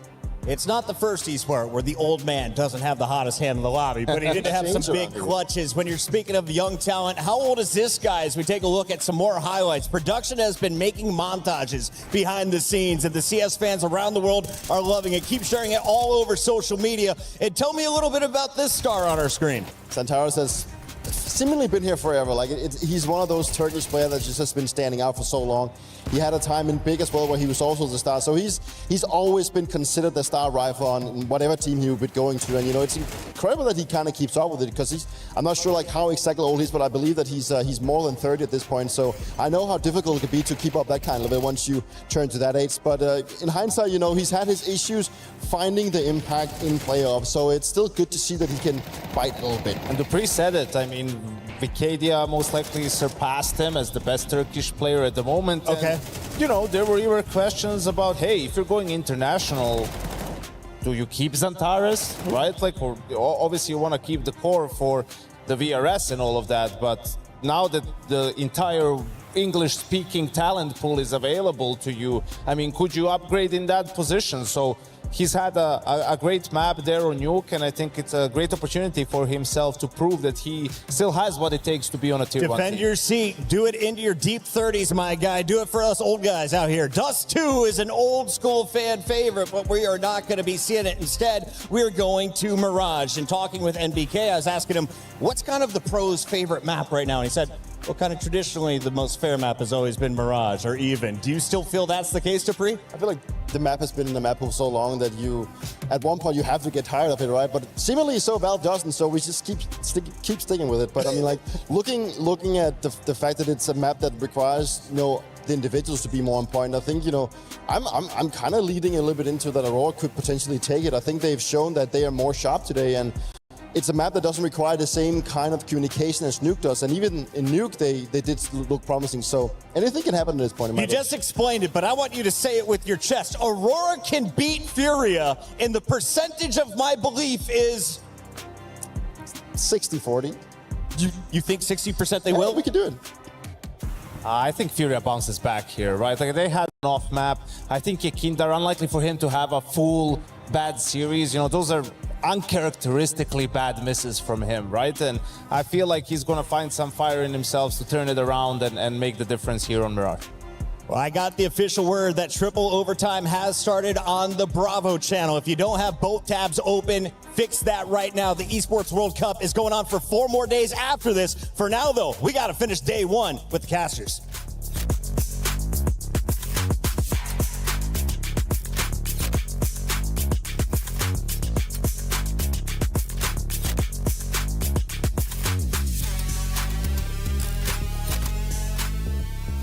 Let's smoke base bro. Göremiyorum Can. Guys, I'm good on ramp. Nice, Nice John. John. I have C4 red. Nice John. I'm good on ramp. Red picking. Nice! Bravo Zanti!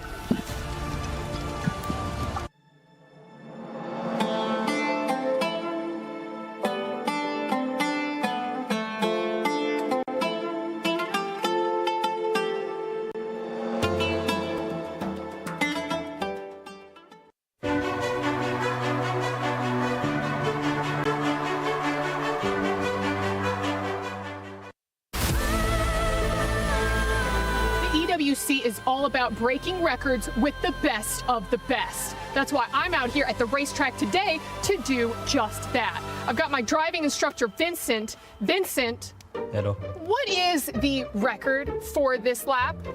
50 seconds here. 50 seconds? Yes. Easy. You think I could do that? Maybe. Let's see. Let's go.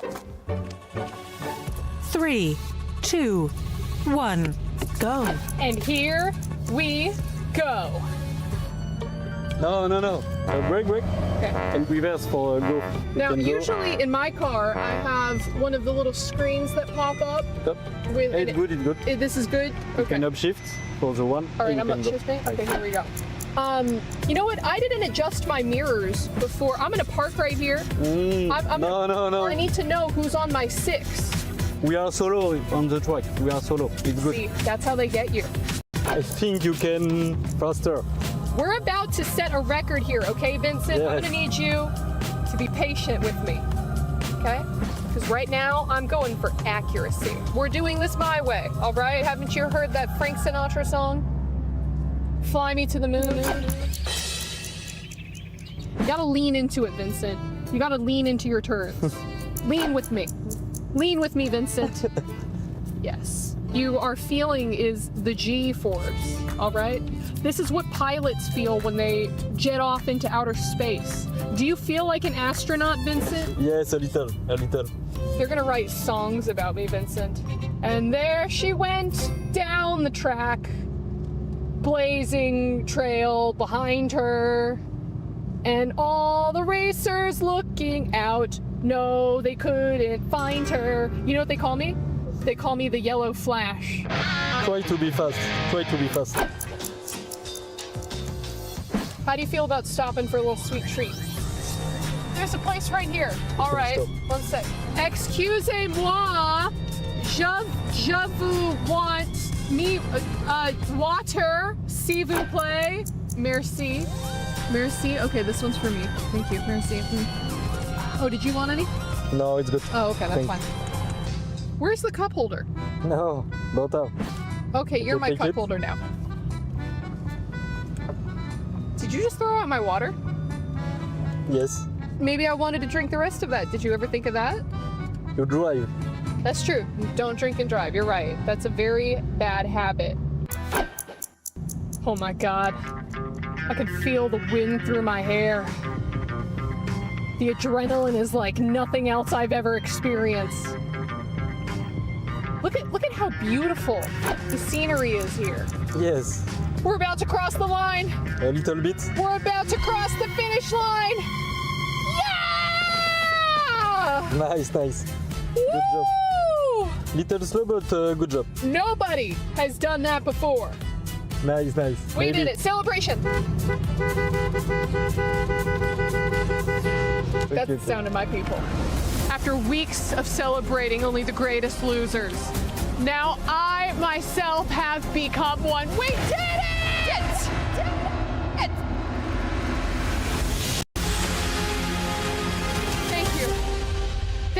Thank you. This is a fantastic honor. I'd like to thank my driving instructor, Vincent. Shout out to Team Liquid, who also doesn't have any points on the board. Maybe they can aspire to be me. I'm going home a winner. Who's a winner? Someone will be proud of me, right?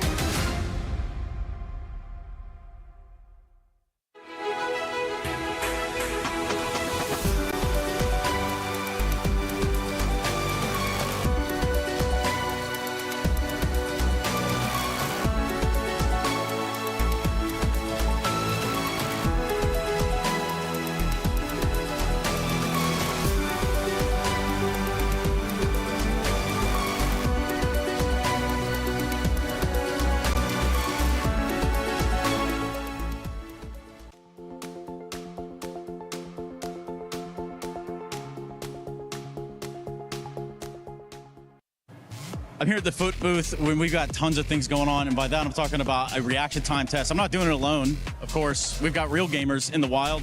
Introduce yourself, tell us who you are. Hello, I'm Wabi Sabi. I'm a CS2 streamer, and I'm super good at the game. Okay, how do you think your reaction time goes, though? Oh, I think I have 20 millisecond reaction time, so I'm gonna lock in. 20 seconds.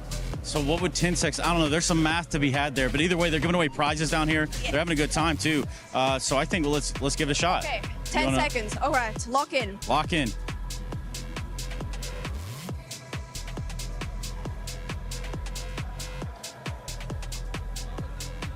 Boom.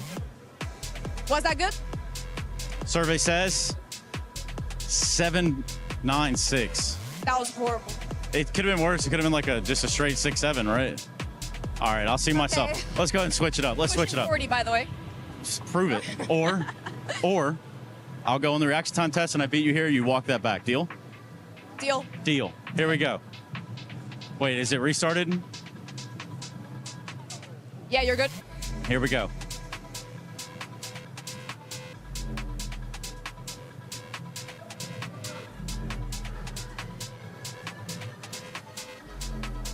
Nah, he's cheating. He's cheating. He's cheating. He's cheating. What are we at? What did it end up? I didn't see. 10-16. 10-16. I don't know if we go over or under. Either way, you're having a good time here at the foot booth. Clearly a good game to be had just to start, and there's plenty going on around here. You having a good time? Great time. Outstanding. Well, let's keep watching the show, shall we?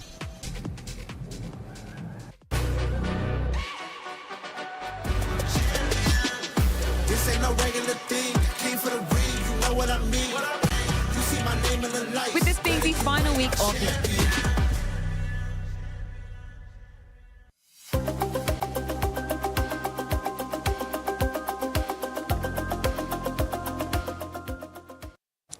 With this being the final week of the Esports World Cup, there are a huge amount of implications when we're looking over at the club championships. Now, obviously, earlier today, we did indeed see G2 taking down Astralis over in CS2, which means they are finally eligible for a bit of that prize pool from the club champs. But, Glitter, I think we're looking more at, I guess we can call them the big four. That is Na'Vi, Vitality, Falcons, and AGAL, which we don't have any representation of that in Counter-Strike. So, can you tell me what's been going on in some of these other games? Absolutely. And let's go starting in with Fortnite, because we do have AGAL in our game. However, we won't see them play until Group B. We got through Group A today, and we actually do have some big news when it comes to that side of things as well, because the CC squads that were in Group A were Vitality, Team Falcons, and Aurora Gaming. All three of those CC squads made their way straight through to finals. They get to skip that survival stage, which is massive for them, so they're one step closer to guaranteeing that top 8. But if we're continuing to focus on AGAL, a big game for them is going to be Crossfire. Not only are they the defending EWC champs in Crossfire, but they've already solidified a top 8 spot for them.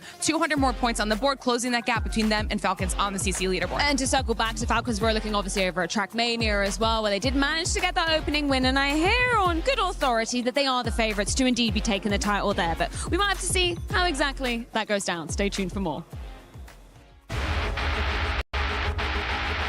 Quinky feels like he's living on borrowed time. They're chasing him down, giving him the fights. Quinky with a turn. What a sequence! Apathy, now they burst through. This can go rock good in a 1v1, and down goes Kersey. Has to hit that, and he has one-on-one, and Jimmy jumps into his draw. Sin on the sniper for 4.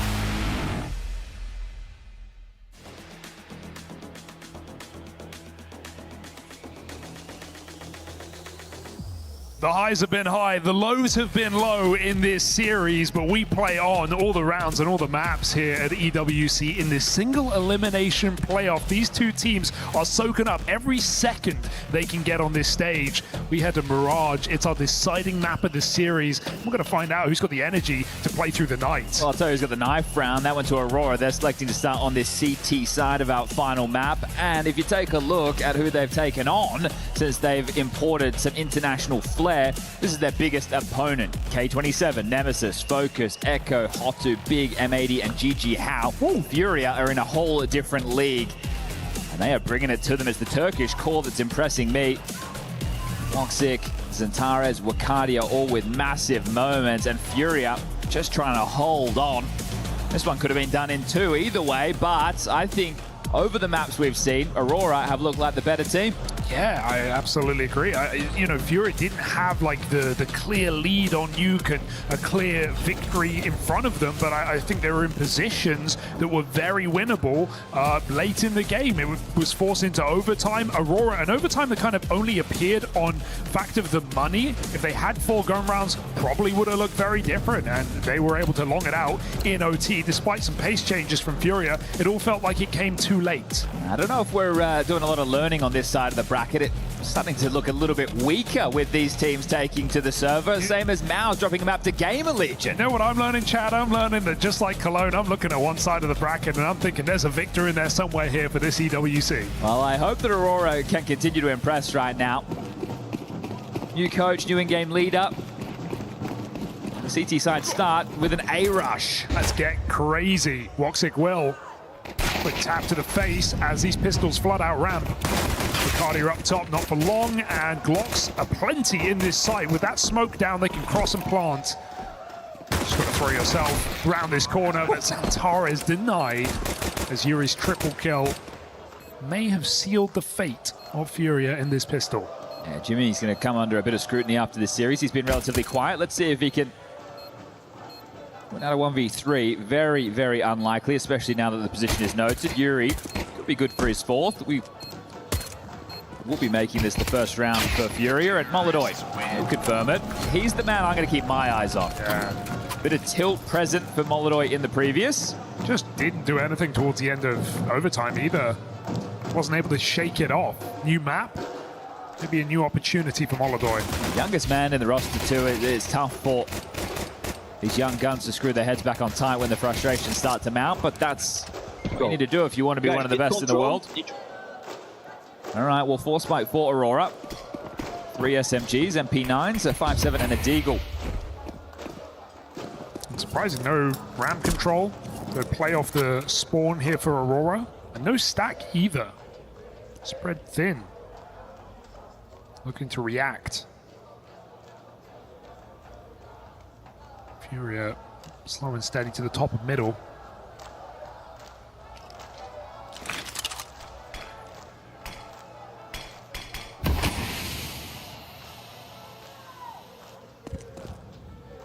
They're considering a mid clamp, not playing in con, but Jimmy's starting to scale up short to support this. Molly with light damage. Oh, this is scary though. Looks like a fake out, at least for now, with up Cat, but that Xantara's entry has caused some commotion. Shaken up by Bacardi's doubling ladder. Look at the extremities. Yuri and Case are out of the Fangs on polar opposite sides of the map right now with 50 seconds left. They're meant to claw this one back. Best of luck, gentlemen. This is not easy. Nothing to sink your teeth into here. Jimmy's just got that spot. It's Case Rato's position. Only good for so much. Jimmy's not handing away that kill for free. Oh, there was an angle there, but he's waiting on Yuri. 30 seconds. We don't have forever, boys. Someone's going to make a move. Yeah, Case Rato says after you. No, you go first. Okay, smoke is something, but Jimmy can come through this. The tag is heard. There's no Ollie's time. down. Yeah, 15 seconds, and there's a bomb pickup, but you need frags, and you need them now, and there's just not enough. 10 on the clock. Yuri's running away. Good luck. Yeah, take him after time, boys. Hunt this guy down. They're picking up the guns. They've got the round secure, but this is a woeful way for things to follow forward after Yuri had that 3K on the pistol. He'll tuck away. He will get away with his life. Bacardi will not be able to track him down in time, but we level out the playing field, and just as we were hoping to deal with the frustrations of FURIA, they're going to bounce right back. I mean, maybe it's back to Ancient where Bacardi was popping off. Sure, he kept it going on Nuke, but remember, forced to be reckoned with at the dawn of that map. He went like 13-2. It's funny, the extremities didn't even really play when the fight in mid happened. They only activated once everybody was dead, and at that point it's too late. Bomb committed. We'll force bite back. It's just that AK carried through. Some pistol upgrades, 2 P250s, 2 Tech 9s, and walk out onto the A side of the map. Put this AK in the right place. Only the pistol spotted, so maybe not as much fear as Aurora should have here on ramp. Exec thrown in. Yuri still looking, dueling. Shaking for this fight, and that's a good turn. Kicks him one over commits. Flash will certainly help, or at least it should have. Does not pounce on that kill. So 5v4, he can reset. Look at the bomb as well. There are options here for FURIA. Wicardia stops K-Serato middle, and Jimmy cannot die for nothing. Like that, but the nade to follow, big boom available, it misses. FURIA are running wild. They're running rampant. They cancel the call. If this is anything like Nuke, I can see them just walking into a stack with about 20 seconds left and having the round fall apart. Dude, what was that from Jimmy, though? He has the prime position. He swings in. Yeah, a couple of players having some off days today. Not the output we'd hope for. That smoke will keep you there. Time wasted by Molodoi. Gets the gun, gets out. But this is what I mean, right? The clock's starting to tick. We're almost at the 35-second mark. You've still got to play towards ticket. You got one jungle. They're putting pressure on A, but you got to get a move on. He's going back to B. Oh, this is too tricky. Back and forth we go. If you go into B, Wicardia's there. He's playing bench. And you can just dead man walking, so now we're even, aren't we? And Wicardia ain't shuffling. It's just so strung out. I'm having a hard time understanding what we're seeing. This is what they call 15. overcook. The kitchen's on fire. The pot's boiling, and Wicardia ready to strike. Shuts that rifle down. There is no bomb plant in this round. Triple kill for Wicardia. Yikes. I normally like to give the benefit of the doubt, right? We have so many of those. Yeah, an individual merit of a moment there from Jimmy, but the mid-round calling, it has been pretty rubbish out of FURIA. From Nuke, there's a lot of rounds where they've just maneuvered themselves, what felt like out of trouble, then back into it. The same thing happening here. And it's rounds like this, it's why the AURORA aren't adjusting. They're always going to leave a guy in the sight. Thank you very much, Woxic. As I was saying. We're awake now. I think a question that I'm posing is the idea of all of this fakery, because the language barrier, right, is a barrier that AURORA are trying to deal with. Are they trying to capitalize on that? Maybe some laggy comms? Maybe, but it's not like AURORA have ever fallen for it in this series. Exactly. They've been very stable and not over-rotating for the most part. So it's not like FURIA have, you know, evidence that this has worked across this game. These really late round moves back on Nuke cost them the map. There's just some scenarios where you'd prefer to see the group up and trade out, right? But there's this, okay, we're going to fake and then we're going to run into a bomb site and then everything has to go perfect. There can't be a sleeper agent like Wicardia playing towards bench. A couple of players will be under the microscope after this one, but up count they crawl. It is the Glock Eco, Molodoi with the Deagle, P250s for Yuri and Yakinda. Trade, sure. Another into the mix. Jimmy, you need something this time round, son. Okay, yeah, no excuses, Jimmy. You've had some mares in the series, but this is so free for you. Shut down on a double. There you go. He's got the conversion. That's more like it. It's only Eco, but that was a susceptible round from FURIA. Really liking the energy I'm seeing Woxic bring. Right, with this AURORA team in the past, he was one of the guys who would bring the energy, but you would see it in games like this. It would dip and no one would be screaming at the top of their lungs. It'd be Madja just trying to will the boys through once upon a time. I mean, he's been that man before in these international rosters, right? Think of the Mal's successful days, you know, all that time ago. He was saying it was kind of weird to switch back to English after years as a 4-5. Right now, AURORA are honeymooning. And I think no matter what happens in this third map, if AURORA win, FURIA are going to be kicking themselves. I feel like we shouldn't even be here. And AURORA are playing the better Counter-Strike across this game. Even if they did choke that ancient lead. And a reminder to everybody, Fallen has announced his retirement coming at the end of this year. Now, rumors around the rosters, but a conversation for another setting. It's a fair point, though. In the back of your mind at all times. You'd hope it gives you extra motivation, but sometimes you question if they're giving up, but with the future uncertain. Let's see, parking into the site. 3 through Palace. K-Serato, I guess, is going to be a late B lurk, and then to throw the util from ramp is going to be Fallen. Just reliant on his team's success here. So kicks in under the balcony. That's the support of Woxic towards the triple box.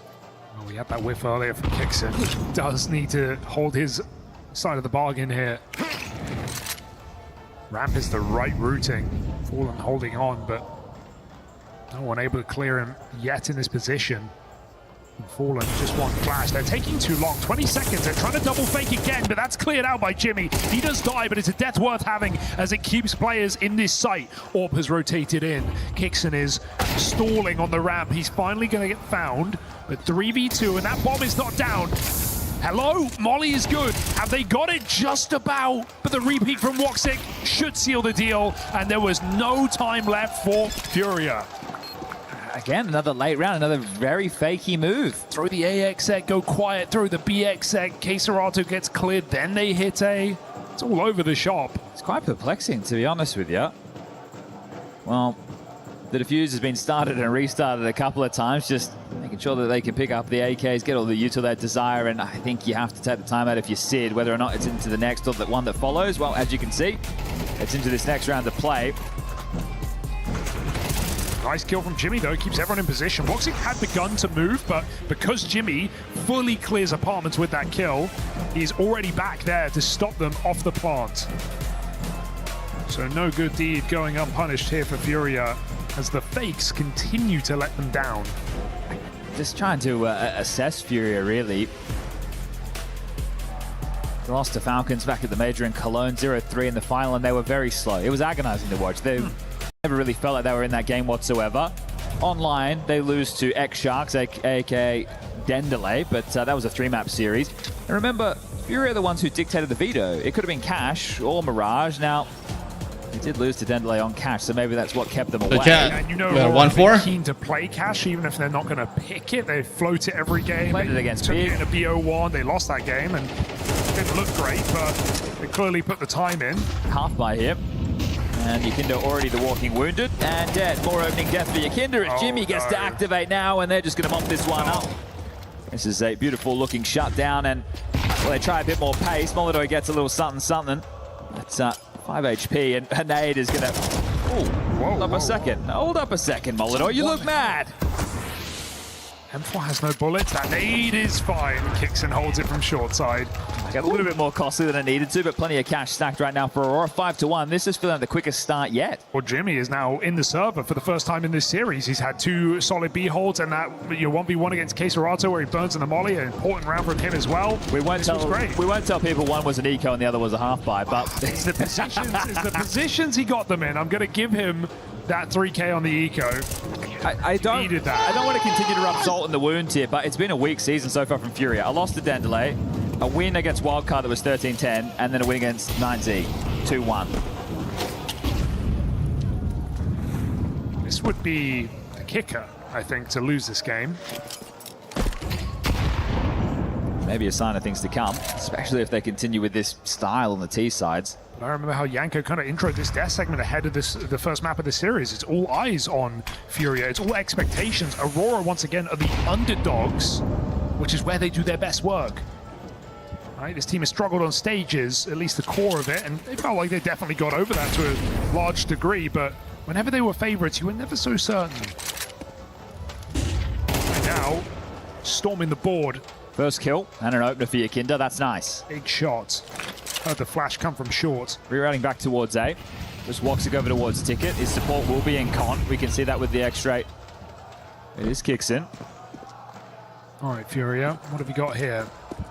I say keep it simple. 5v4, play your numbers. Look for these trades. Woxic is back on the spawn. They are outran, but that bomb is not. Fallen, it's a deadly cross.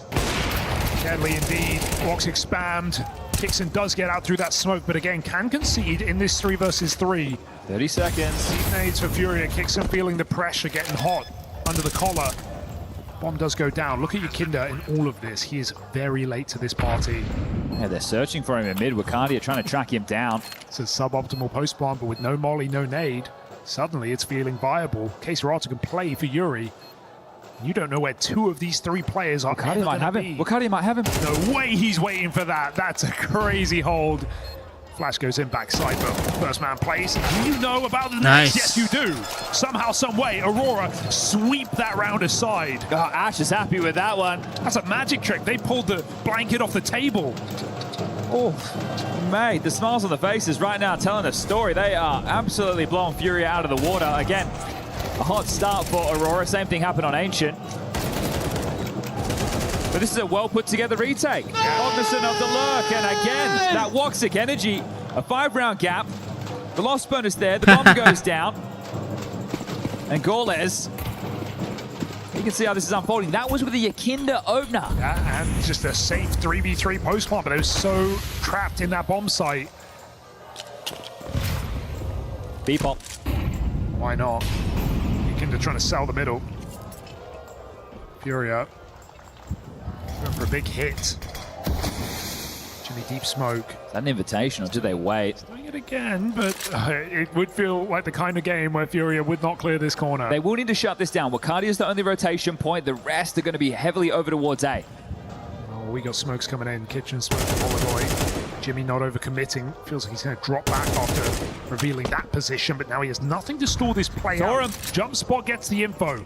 They're rushing him down. Wakadi caught with his pants down and fallen double entry. If you want it done right, do it yourself. 5v3, just save your guns. And remember, Nuke, it feels like Fallen's having to do an awful lot. Oh, Yakinda's not that guy right now.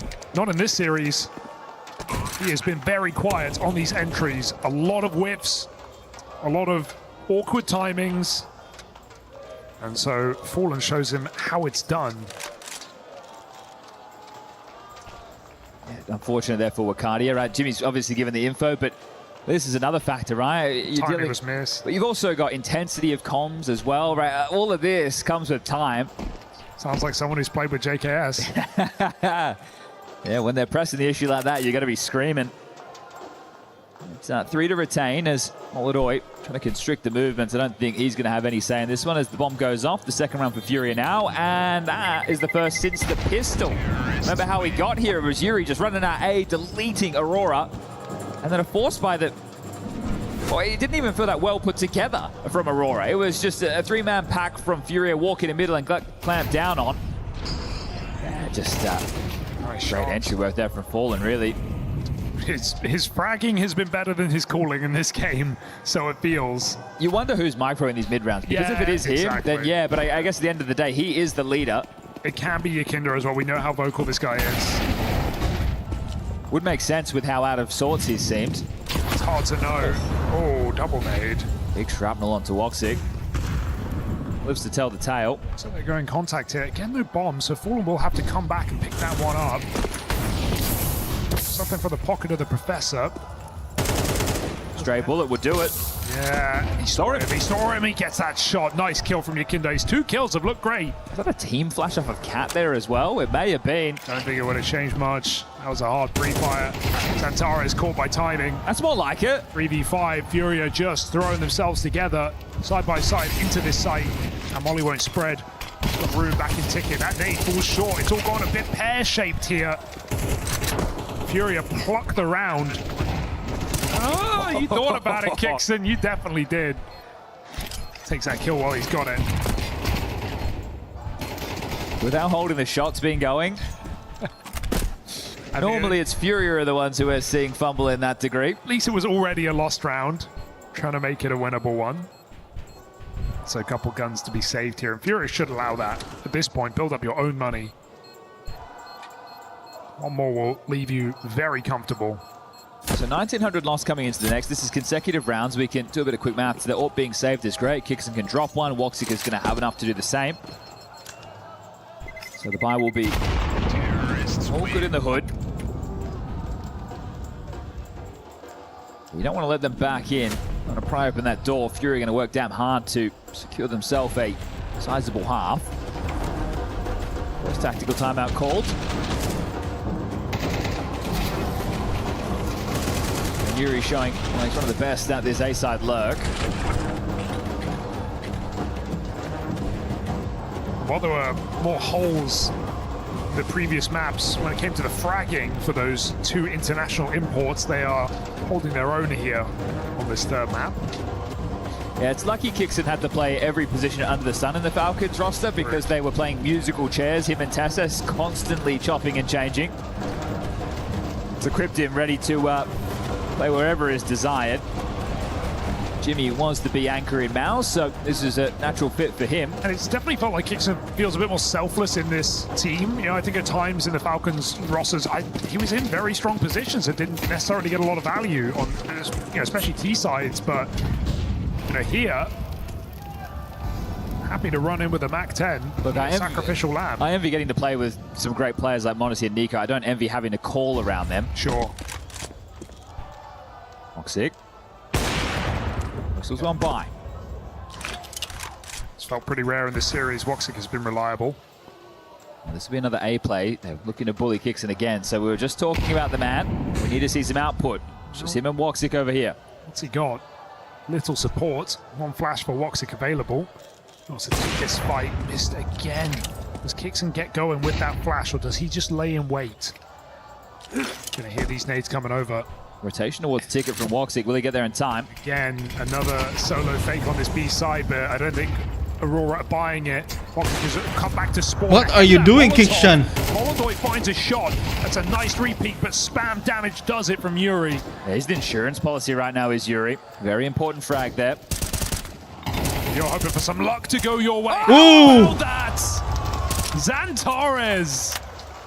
Just point and click. X-ray vision on the man. Now they're waiting for a mistake. Do they get it? Yes. Xantares goes searching. Bacardi is still here. A position unconfirmed. Ready to strike on this tap. Yuri over the top, and they're not looking. Bacardi with one more. As Yakinda's thrust into a 1v2, he's going to need two very sharp shots, but not to be. Aurora managed to squeeze it through with some little help from the Turkish 2.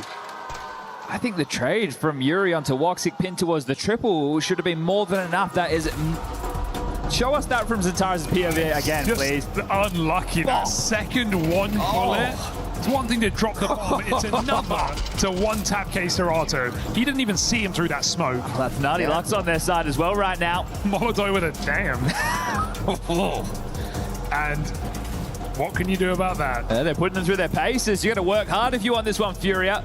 Elimination on the line. Round of 16 quarterfinals. G2 watching eagerly on. Round of 16 quarterfinals. G2. Someone's key will be crushed after this. I mean, you casted that G2 game. What do you think? Odds against either of these teams pretty good? I think Ancient, it felt like G2 weren't connected. A slow start, but when they woke up on Dust 2, they kind of just ran away with it. They were running 3 B rushes on Dust 2 against Ryu and just bottling against him. So I think a G2 versus Aurora game has a lot of firepower. Would we even see an Ancient? Would Aurora do it again? Ah, that's a good point. I mean, their first half was great. Had some trouble closing. Well, if you only looked at the win-loss column for G2 on that, maybe you'd consider it, but I think stay in safer turf.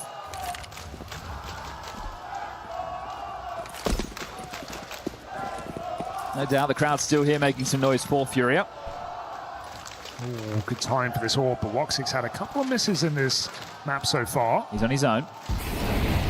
Really got to hit this. Xantares gets out of dodge. Woxic. Balls are coming in.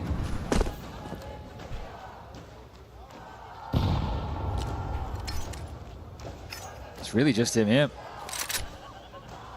No move being made. They're so worried about mid or an A play. It's all in the Southpaw Sniper. Be a good flash. It looks quite deep though. Woxic lets 2 cross before he picks Molodoi. Frustrations will continue until morale improves. Woxic with a double. Rotation is succinct, and Xantares has seen something on that cross, but he is not in a hurry to waste his life. 4 versus 2, and the team are nowhere to be seen. They are so far away. Double molly will force reposition. We're waiting for Jimpat to come up on Cat. Meanwhile, 2 shuffle in. Hello, Xantares does not wait forever. Hurry up, boys, because I'm cleaning this one up on my own. Okay, Serato AWP clutch again. Why not give it a go? They're through Cat smoke. How have they not seen him here? Jimmy can't find the line until Serato repeats. That's 8. That's locked in, and that's Aurora running away with his first half of play. Not the result I expected once they dropped Ancient. But that was desperation in the veto, or at least that's how it felt. And this is them in the driver's seat of the series. Woxic doing fantastic here. The second is great work. He buys so much time for that rotation. And this is that aggression that we're seeing from the Turkish core. They just take these fights. They take their chances. They're not second guessing. Yeah. They're backing their aim and they're making it work in a big way. It's a lot of fun to watch this Aurora. And look at Woxic go. Every round, he has had a new starting move. And you can't say the same about Moldoy. He's not been that presence, that threat in the server today. He's not been getting many shots off. This is it. The engine on the T side for Furia is meant to be Moldoy being suppressive with the AWP, and Yakinda making the moves. It's really been fallen in some of these. Or a clutch from K-Serato. Yuri in this half of players had some impact. It's been trades off Furia. It's been, you know, K-Serato lurking B-abs. It's not like Furia have the entries to let these late round players succeed. Will that change now in round 12?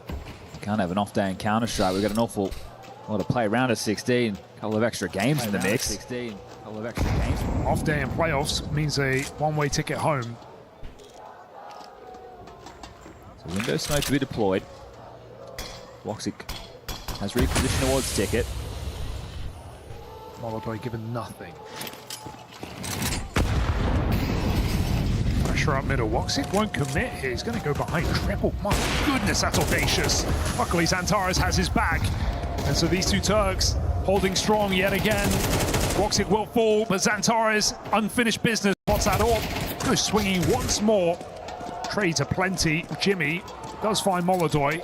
He's now thrust into a clutch, and Jimmy wants everything. Around the world, what a rotation. Tough to win this one. Yeah, this is... You've sunk, what, 10 seconds off the clock before you can get there. You can't go through Palace. There's no way, Chief. You have to go ramp and... Oh, dear. Yeah. Wait, don't give it up. Because Jimmy might have the whole round in the palm of his hand. He just has to reach out and grab it. Jimpat, miss spray. What? And it slips through Furia's fingers. 9 in the bag. He's giving him a wave right there, is Jimmy. That's what we love to see. And if you weren't dead, that will kill you, Furia. That's absolute replay.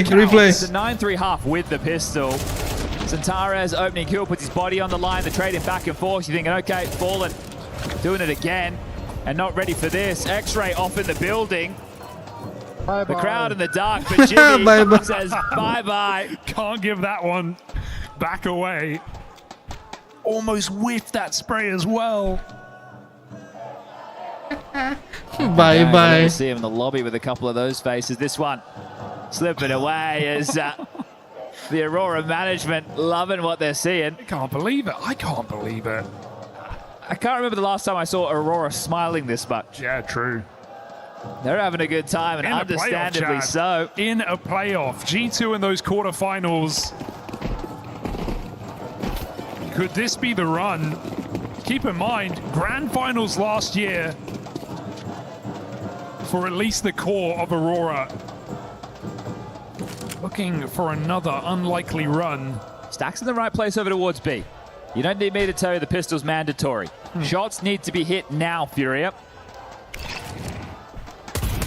Fallen pre-firing. They come running in. K-Serato position unconfirmed, but he is blind. He can only take one. The trades are nice. Backside, Fallen known. Moldoy comes in through from cat side and offers some assistance. This should be too far gone, but Woxic keeps us believing. Furia finally stemmed the bleeding. Necessary. Bradwer, thank you so much for the follow. At least two rounds that you can attribute to that man. Bomb doesn't go down. Expect the eco. How long can they hold on to this lead? Conceding what should be the 5th round to Furia now. This one becomes about damage. Can you limit what investments they can carry through? Force out a couple of rebuys. 3 Digs, 2 Glocks.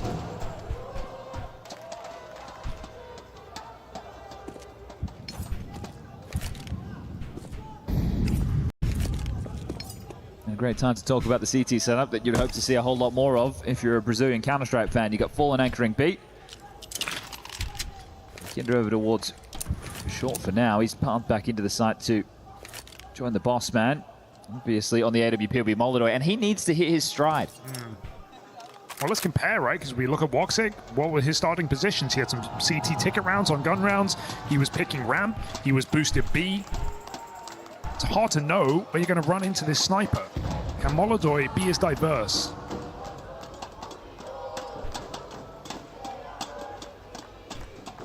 Cardi up close with the Deagle, but Fallen in this position. give it a clear. Now Ram, nade, nice. Big bang, Yuri. Not giving over a plant. Well, so you'd like to think, but there it is. Swings to stop it. Eagles connect. Why count them out with a game that Aurora are having? Xantares, not the line you're expecting. Molodoi does stabilize. This one's too far gone. Furia do find 5. All right. Well, that's going to give them a bit more cash to splash in the buy in pursuit of those double digits. So consecutive on the CT side for Furia Shore. A couple of drops will be required for Queserato and Yuri. They will be able to hook that up. And this is where kicks in. You get to make your money. This is the T side. Can you call your boys into a winning position? What a shot, dude. A couple of nice ones are showing that they are really on form right now. And talking about these AWPers, right? Woxit clearly calling his shot. Okay. It's like Molodoi a little bit scared to do the same. Sometimes you have days where you're feeling it, sometimes you aren't, and that's where you need to turn to your in-game leaders, and it gets so much tougher for the likes of Fallen to be able to call your boys out when they're not performing how they normally would. Mid-control established somewhat. Exchange your util.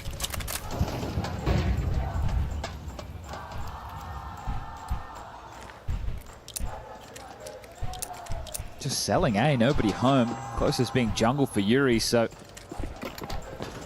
the looks of things, they want to stall out mid-progression, but they're not clamped in to flash forward and fight when they're in the guts. They are giving them a whole lot of space right now.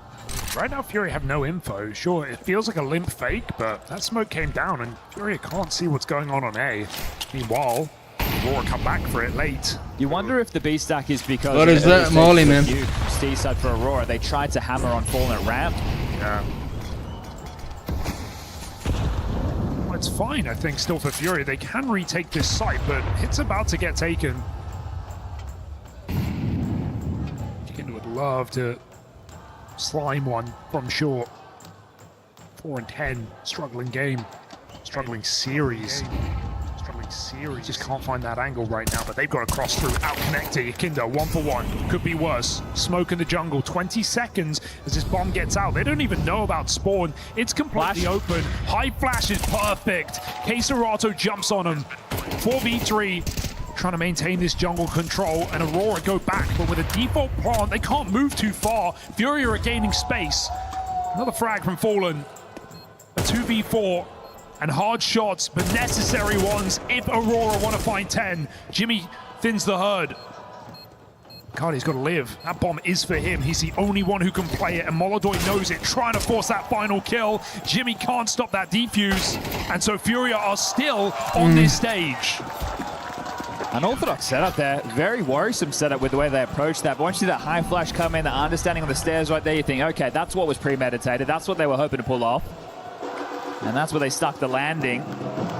So now 3 straight, the longest streak Furia have had in this map so far. Something, hey? Starting to get a bit more interesting.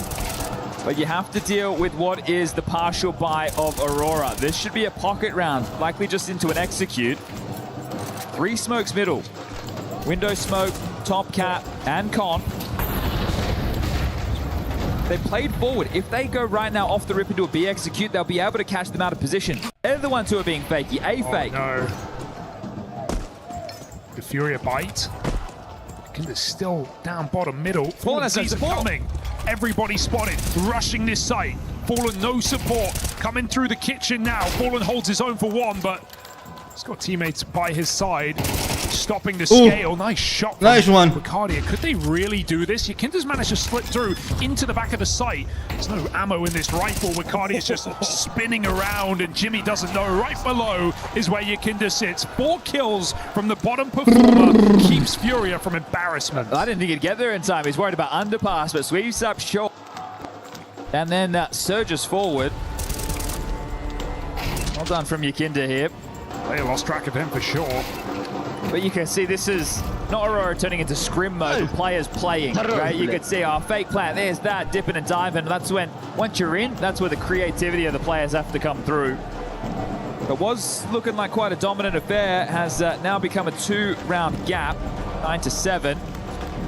Second tactical timeout from Ash. And this is this is where Kixon has to show his worth, right? Late in the game, he's got a couple of players performing. We're seeing some nice rounds out of Wakadi, out of Xantares, out of Jimmy. Kixon's got to call him to a close. Or FURIA, slow, but 4 rounds straight, all within touching distance. And keeping 3 alive in the last 3 rounds hasn't done wonders for the bank balance, but they're not at break point just yet, so they can concede one and then buy back in, at least for the most part. Bomb left in spawn, no clear indication of the finish. Yuri flashed forward, great opener, Molodoy, and now they're starting to get a rhythm. Now you're getting scared. Molodoy activated, had 2 great rounds in this half already. Big cover on the AK in that post plant on A. Yukinda. Hot hands perhaps. Has he got this timing? Oh, he doesn't call it off. He goes back for more. Careful, boys. 5v3. Kixon's wounded. They can walk up short right now. It's Fallen considering it. Jump spotting on this B side. Molodoy poking shots through. I'm curious if he spotted anything over the tip of the smoke. Xantares. Oh, he saw something. Yuri can't close it though. Gonna swap sides. Here's the line game now. Fallen good angle. Woxic. Oh, he gets a bit of a warning. A jiggle. A chance to disengage. Yukinda's even rotated in backside B. I wonder if they noted 2 pieces of utility there. You can change your mind, but it means you're going into the orb. And Yuri just clotheslines Xantares. There is not a second player in sight. Gonna get backstabbed. Yeah, you could argue a save here, but it's just too threatening, too dangerous. So Kixon tries to shoot his way back in. Molodoy, does he play alone? That molly makes a decision for him. He has the cross covered. Yukinda can stop this bomb from bench. Swing out on short, nice shot. Nice one. Bomb going down. Fallen and Molodoy trying to survive. Hello, he doesn't see him. There's a wallbang right there. Molodoy won't take it. A guaranteed kill. Wasted. Fallen patience pays off, and Woxic, it's an open plant. He's got a shot. Any utilities? Do we really have the time to walk this rotation? Molodoy's looking desperately for info. Just got to run in. They've got to get it going. Someone's got to get on that bomb. Fallen will try. Woxic, 1 shot to decide this round. They are full sticking, and he can't find it. FURIA with another retake. Well, the attempt there from AURORA, considering the circumstances. They get in, they get the bomb down, they keep it threatening. That'll facilitate another buy, but their T half starting to look just as poor that as FURIA's. This is 5 straight now. It's rough because that was a 2v4 into a very viable position. And Molodoy misses an absolute sitter. But he at least makes up for it. Yeah, surprised to see Woxic adjust into that. Thought Yukinda had done enough to pip him at the post. But holding on. There's a 1-round gap, and we have a tech timeout, so give us a moment. 2 very different feelings, I think, going on in the sub. You've got AURORA, who are coming off of a high, dominating this game, now realizing they're choking on this side. That's 5 rounds in a row, not found a round in the second half, versus FURIA, who probably sort of mentally let go, maybe accepted their fate, now starting to get re-inspired, winning some very tricky rounds in this comeback. Every round, it feels a bit more like relief. Right, okay, oh, we're still here, we're still in it. And Sid giving the Graham Messioso pit patented double thumbs up.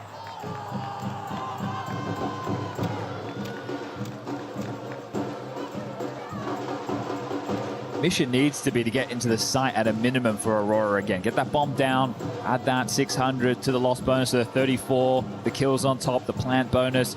Keep the money flowing, so at least you can keep it somewhat threatening. Don't just get shut out. Be in the washing machine of a full buy into a half buy, excuse me. Straight into A. All right. Mission plant. Oh, this is a good position. Yuri pauses himself, and Molodoy hits a very nice shot. Serato keeping the pressure on. Another tag from the Molodoy orb puts Kixon on its last legs, and Yuri hasn't even had to play, but that is the surprise in this site. Woxic 1 versus 4. He knows the angle of the orb, but he can't finish the job. And Molodoi now infused, pushing back in as they come chasing him down. Careful, boys, as Woxic almost steals the round. Ooh. One bullet headshot on Molodoi. It is fallen again with another clutch. He was heating up right there, Woxic. Oh my goodness. This is the man in the mouse jersey. You love that spotlight. This one would have been for the ages. That is a terrifying round there. Nothing feels safe. You don't feel good about it, but you do have it in the bag. Well, Goles manages to smile there, but he knows these rounds are too close to call. My God. And Chad, I don't want to say it, but it's in the air, after Ancient into Mirage, these leads for Aurora, an 8-4 back last time, a 9-3 here off onto the T side. Trouble in paradise? Well, you'd love another day to see if you can get at least a better tone out of your Kinders and Molodois, right? If you're FURIA, if you're able to snatch this away, give yourself that quarterfinal, see if they can reset and put more of the counter-strike we're familiar with. Molodoi is starting to activate, right? He had that double with the AK, now the AWP's out, so at least looking more comfortable than Nuke. It's just a partial for Aurora. I'd expect the last Ash timeout into the next round, most likely. Okay. Been on the money on your timeouts. But let's see if this one is a gut punch. We got a hero AK on Xantares, and we got a one-man B hold. This setup, it sets you up for a post-plant, but you've still got to hold the site. Yeah, Fallen needs some resistance here. He needs a kill and to buy time for the flank. He can feel it. He's pulling away. Kinder's making a move. He might get caught on an island. Cancelled. He's walking under. Yukinda pushing up, and they're going to clear this. Careful. They're all above you. Yukinda somehow escapes. There's no nades to stall this out, so Xantares comes gunning. Not on his watch. What a chase from Xantares. He's going to arm his team as well. Or so he'd like to think. That's what you need to see. Good move from Molodoi. Fills the void, finds a kill, ties it up. 4v4 now. I mean, you've ruptured the whole plan here for Aurora. They wanted to B-pop, they changed their mind. Now they're just dead set on getting this gun. Window smoke coming in, they're ahead of this. Yeah, Fallen's pushed top mid, so Molodoi is insured in this position. They won't overdo it. They feel like that's a fake. It's not. Aurora. 2 rifles. Don't grab extra weapons. Showcase something on A, but that lurk goes nowhere. It's not Fallen anchoring, but it's Quesarado, and that's the man I'd like for the job. He may be bottom of the board, but this is one way to redeem it. 20 seconds in a hard-to-clear position. This should be guaranteed a kill, and so Quesarado ensures that. Good trade. Nice trade. Xantares trying to save this round. Jump picked up, but Deagle out, and Kixon can't find that spam. Has to plant. Forcing Xantares to plant. He can't win this, surely. They take the fight together, and Fallen finishes what he started. 10 rounds to FURIA from 9-3 down. 7 rounds straight now. You bang on, there's been definitely a tone shift in this one. A 9-3 half on Mirage. You tell that every day of the week. That should be a scoreline you'd love to close upon if you're Aurora, so letting this one start to slip through the fingers. Still, a new roster. Only just reaching 20 maps together. And not the favorite in today's series. Sure, but you'd be kicking yourself. Ancient 8-4. Yeah. And the bracket. 9-3. You gotta take these opportunities. Shown on Nuke, even. Did they take the timeout? I hear music. That felt like a long time. No, I didn't see the bug, but either way. I'm going to give it to you. I mean, this is the round. This is what it comes down to here for Aurora. Cardi, you're on the Mac 10. Oh, not the guy you want to hold back. He's been the standout player in this series. Would really have liked him to be on that AK. Maybe he can make it work out under. And Xantares, I mean, good round for a boost, maybe. I'm very curious, CT block smoking under right now, which is really going to stall out the roll of this and help give away that this is the default spread. That spam through, confirming it as Consmoke deployed. Haven't taken that space just yet, Aurora, so completely awares of the timing of this. Molodoi will exchange blows over towards the B apartments, but he'll back off, rotate. Quesarado will take his place. Just like how mobile he is, you know, he shows that AWP, he repositions, he's going to keep you guessing. Yukinda, excuse me. Moldoy goes short, changes his mind. This could be well timed. Said earlier, window boost possibility. Getting closer and closer. What a play for Keserato, just spams that smoke. One way to drop Woxic in the middle. And no window boost because they're walking right up Con. Jimmy, how can you be ready for that? 5 versus 3, nowhere to go and nowhere to hide. And Furia's full run on this comeback almost complete. Desperation as Wakadia looks for a rifle.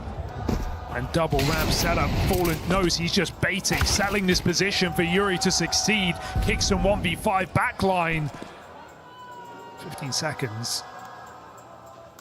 Can he manage anything? Even a kill and a bomb plant would really set you up for later. He's going to hear Yakinda running away. Easy kill. Put that bomb in. So you've saved your team's bank. But is that all this is? A delay of the inevitable for Kixon. Dodges that shot. And Kixon really wants to try and force a kill here because Furia are closing the net tight around his neck. 4 players coming in together, trying not to offer up 1v1s.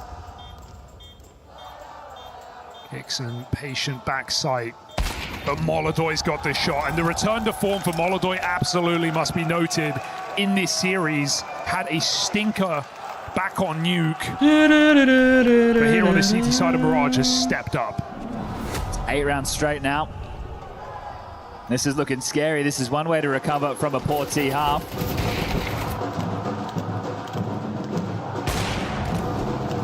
But looking more dynamic, starting to flow, individuals making moves that count.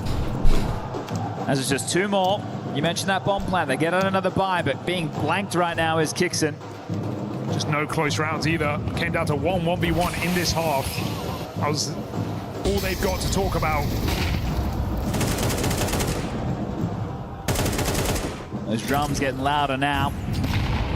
Furia getting feistier up the top of middle. Xantara's trade. Oh, they got a ramp. Molodoy saw something. He doesn't like it. Okay. Not today. The witching hour now. He's hit that flow stay. He's looking comfortable. The opposite of Nuke, and this has completely stunted anything Aurora could have hoped for. What are you meant to do? Yuri's even getting put into this site as well. Might not clear Tetris. Even if he just sits default, it's such a power position with no one in Palace. Oh, he does walk in. He called it. So Molodoy's got to make up for it, and he is good for the job right now, isn't he? Just falling back off that smoke. Get the bomb down again. Get yourself a buy for what could be the final round, sure. That's if they'll allow it. Not today. Molodoy sky high from bottom to the top. And Aurora get dropped here in this T side. Aurora, they have not found a single you gotta round go home in this half. What a hollow way for this one to go. Woxic was letting out the battle roars. They were absolutely running away with this. And okay, they lose the pistol, that's fine. Plenty of rounds to work with. Right now left with absolutely nothing. This series was a hard watch for Furia for a lot of the game. But looking like the best half yet, right when they needed it. 10 straight rounds to close on the table. Doesn't that taste great? Feeling good, feeling fine. Kick man. 5v4 as Aurora run the gauntlet up cat. Yakinda caught off guard. A chance on this B site, only fallen in position. Spam does not connect. But again, Aurora, slow down, uncertain. Torres from high. He's got to get that reload in, giving Keserato an escape in the window. Oh, no way out of that. That Molly's locked him in place, and so Torres is going to wait it. Keserato still has a chance to leave. Does he want to take it? Here's that jump up, takes the spam, puts Torres down. 3v3. Aurora are getting a little crazy here, and it might be too late. 2 players cemented in middle. Trusting nothing. Scared of the flank. Time's getting away from them now. 40 seconds, they're not doing a thing. Hurry up and wait. And Keserato has just had enough with this game. Puts another one down. 30 seconds. A side is open. Molodoy moving in through the window is going to hear this, but they walked through that con smoke. Penny should drop now. It's not under, it's A. Smoke contained as Molodoi hits a blinder. And this game, this tournament run, looking to get cut down for Aurora. A chance, multiple in this third map. But FURIA don't give up and don't go down without a fight. Goodbye! Across the line. That is 10 straight rounds to close, and Yuri likes the way that one feels. This was a tough game. Ancient in the mix, and they're able to take it home and set up a match against G2 in the quarterfinals. The first time G2 and FURIA will face since the Budapest Major, the closeout 2025. Called it the easy side of the bracket. Well, Aurora certainly put that in question. FURIA, no free lunch here on their run for another final. But a win's a win. Ugly or pretty, they still make it happen. Looking to level up later in this tournament. Safe to say G2 might be licking their lips at the opportunity to face this team on a bad day. Now we'll see if that carries through. Quarterfinals, we'll have one tomorrow. The rest will be taking place on Friday. And the crowd support will be here for sure. For Aurora, you can definitely see the key pieces. They've got the bite. They just need a little bit more time. We've got Fallen standing by on the stage for a post-game interview. Yeah, let's see if we can hear each other first. This crowd has been phenomenal throughout the entire series. The legendary Fallen standing by. I mean, the key word has got to be relief right now, right? Yeah, I would say so. Resilience as well. Was a difficult match. I think this Aurora has a big future ahead. They have great players. And of course, it's only the early beginnings for them. They played good. It was a very good match. Yeah, I mean, it was a very different Aurora than the one you beat 2-0 back in Cologne. How different did it feel playing against this new lineup? When you have a new IGL, of course, it can feel different. I think they play very good. Tisai Nuke, for example, a little bit different than they played in the past. So there's good change on their side. And I'm happy that our team also played what else was necessary. We kept believing. Happy with the team performance for sure. You made the grand final at that major. You're now top 8 here at the Esports World Cup. How much belief do you have in yourself and this roster that you could potentially go all the way here in Paris? Every tournament we go, we believe we can win. But we know that there are like 5, 6, 7 teams with the same conditions, not to mention all the other underdogs that can actually have a dark run and do like things like that. So we believe that we can win, but we have to take step by step. We still have to play G2, I think, tomorrow. So yeah, we're gonna probably chill a little bit and prepare for the game. It'd be rude of me not to talk about your retirement tour here. I mean, every event that comes up as the calendar year rolls on, do you feel more pressure to get that silverware before you hang it up? No, there's definitely no more pressure on my shoulders. Maybe more desire. I actually want to make sure that I'm having fun, want to make sure that I'm trying my best, and making sure that I live doing what I did best for the last 23 years. Amazing. Would you like to come and crush a key at the Esports World Cup? Yeah, let's do it. Let's go, Fallen. Right. Another key will be crushed by a Brazilian legend here. If you just join our key master, he will show you exactly what you need to do here. It's the harsh brutality of the Esports World Cup, but it's what makes it so good. A new look Aurora came into Paris. They were trying to take this org back to an Esports World Cup final. FURIA stopped them in their tracks.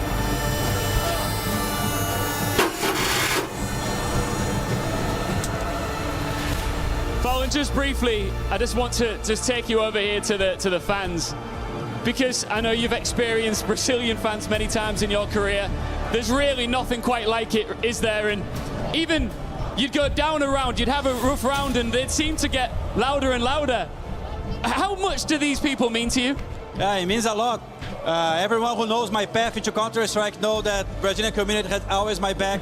So their support to FURIA and now supporting me as well. And it's great to see because one day we relied on them to go for tournaments, to participate in games academy projects and give us money to go for tournaments, and now they can travel and watch us play on a high level. And every city we go, it's the same vibe, it's the same energy. It's great to play like that. It's the best place to play CS. It's phenomenal. Just come a little bit closer here. In Brazilian Portuguese, what do you want to say to these people? Valeu, pessoal. Deu nós. Grande virada, hein? Obrigado pelo suporte. Tamo junto. For Fallen, vamos fazer barulho. Congratulations, man. As you can see, FURIA lock in a spot against G2 in the quarterfinals. What a night.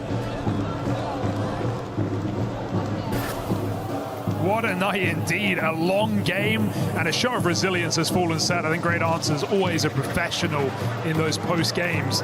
They really got tested here today, Chad. Taking the distance, 3 maps, comebacks, but FURIA close it. I'd be curious to know what level they think they played to today in this series, right? Obviously, Fallen giving a nod of the hat there to the new roster, saying they have some good players in the mix and they'll be bright in the future. I think so, right? With what we are seeing, it's still very, very early days for AURORA in this one.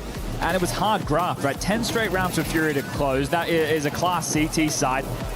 It's going to probably be haunting That's it for me tonight, today. But still, it's a new I'll be roster, seeing it's a you new again project. tomorrow. These things can happen, but a tough one to swallow when it's the T side before you're on the Tomorrow's way game, out. we have rough for AURORA. Navi versus Legacy, Falcons versus Mongols, and then FaZe Clan versus Vitality. Whoever wins the match tomorrow, they're going to move forward to quarterfinals. For a while, it's not a great look to be coming into your first tournament and losing, both those significant leads across this series, 8-4 on H and 9-3 on Mirage. Just doesn't really leave a thank you nice so taste in much. your I mouth. appreciate it.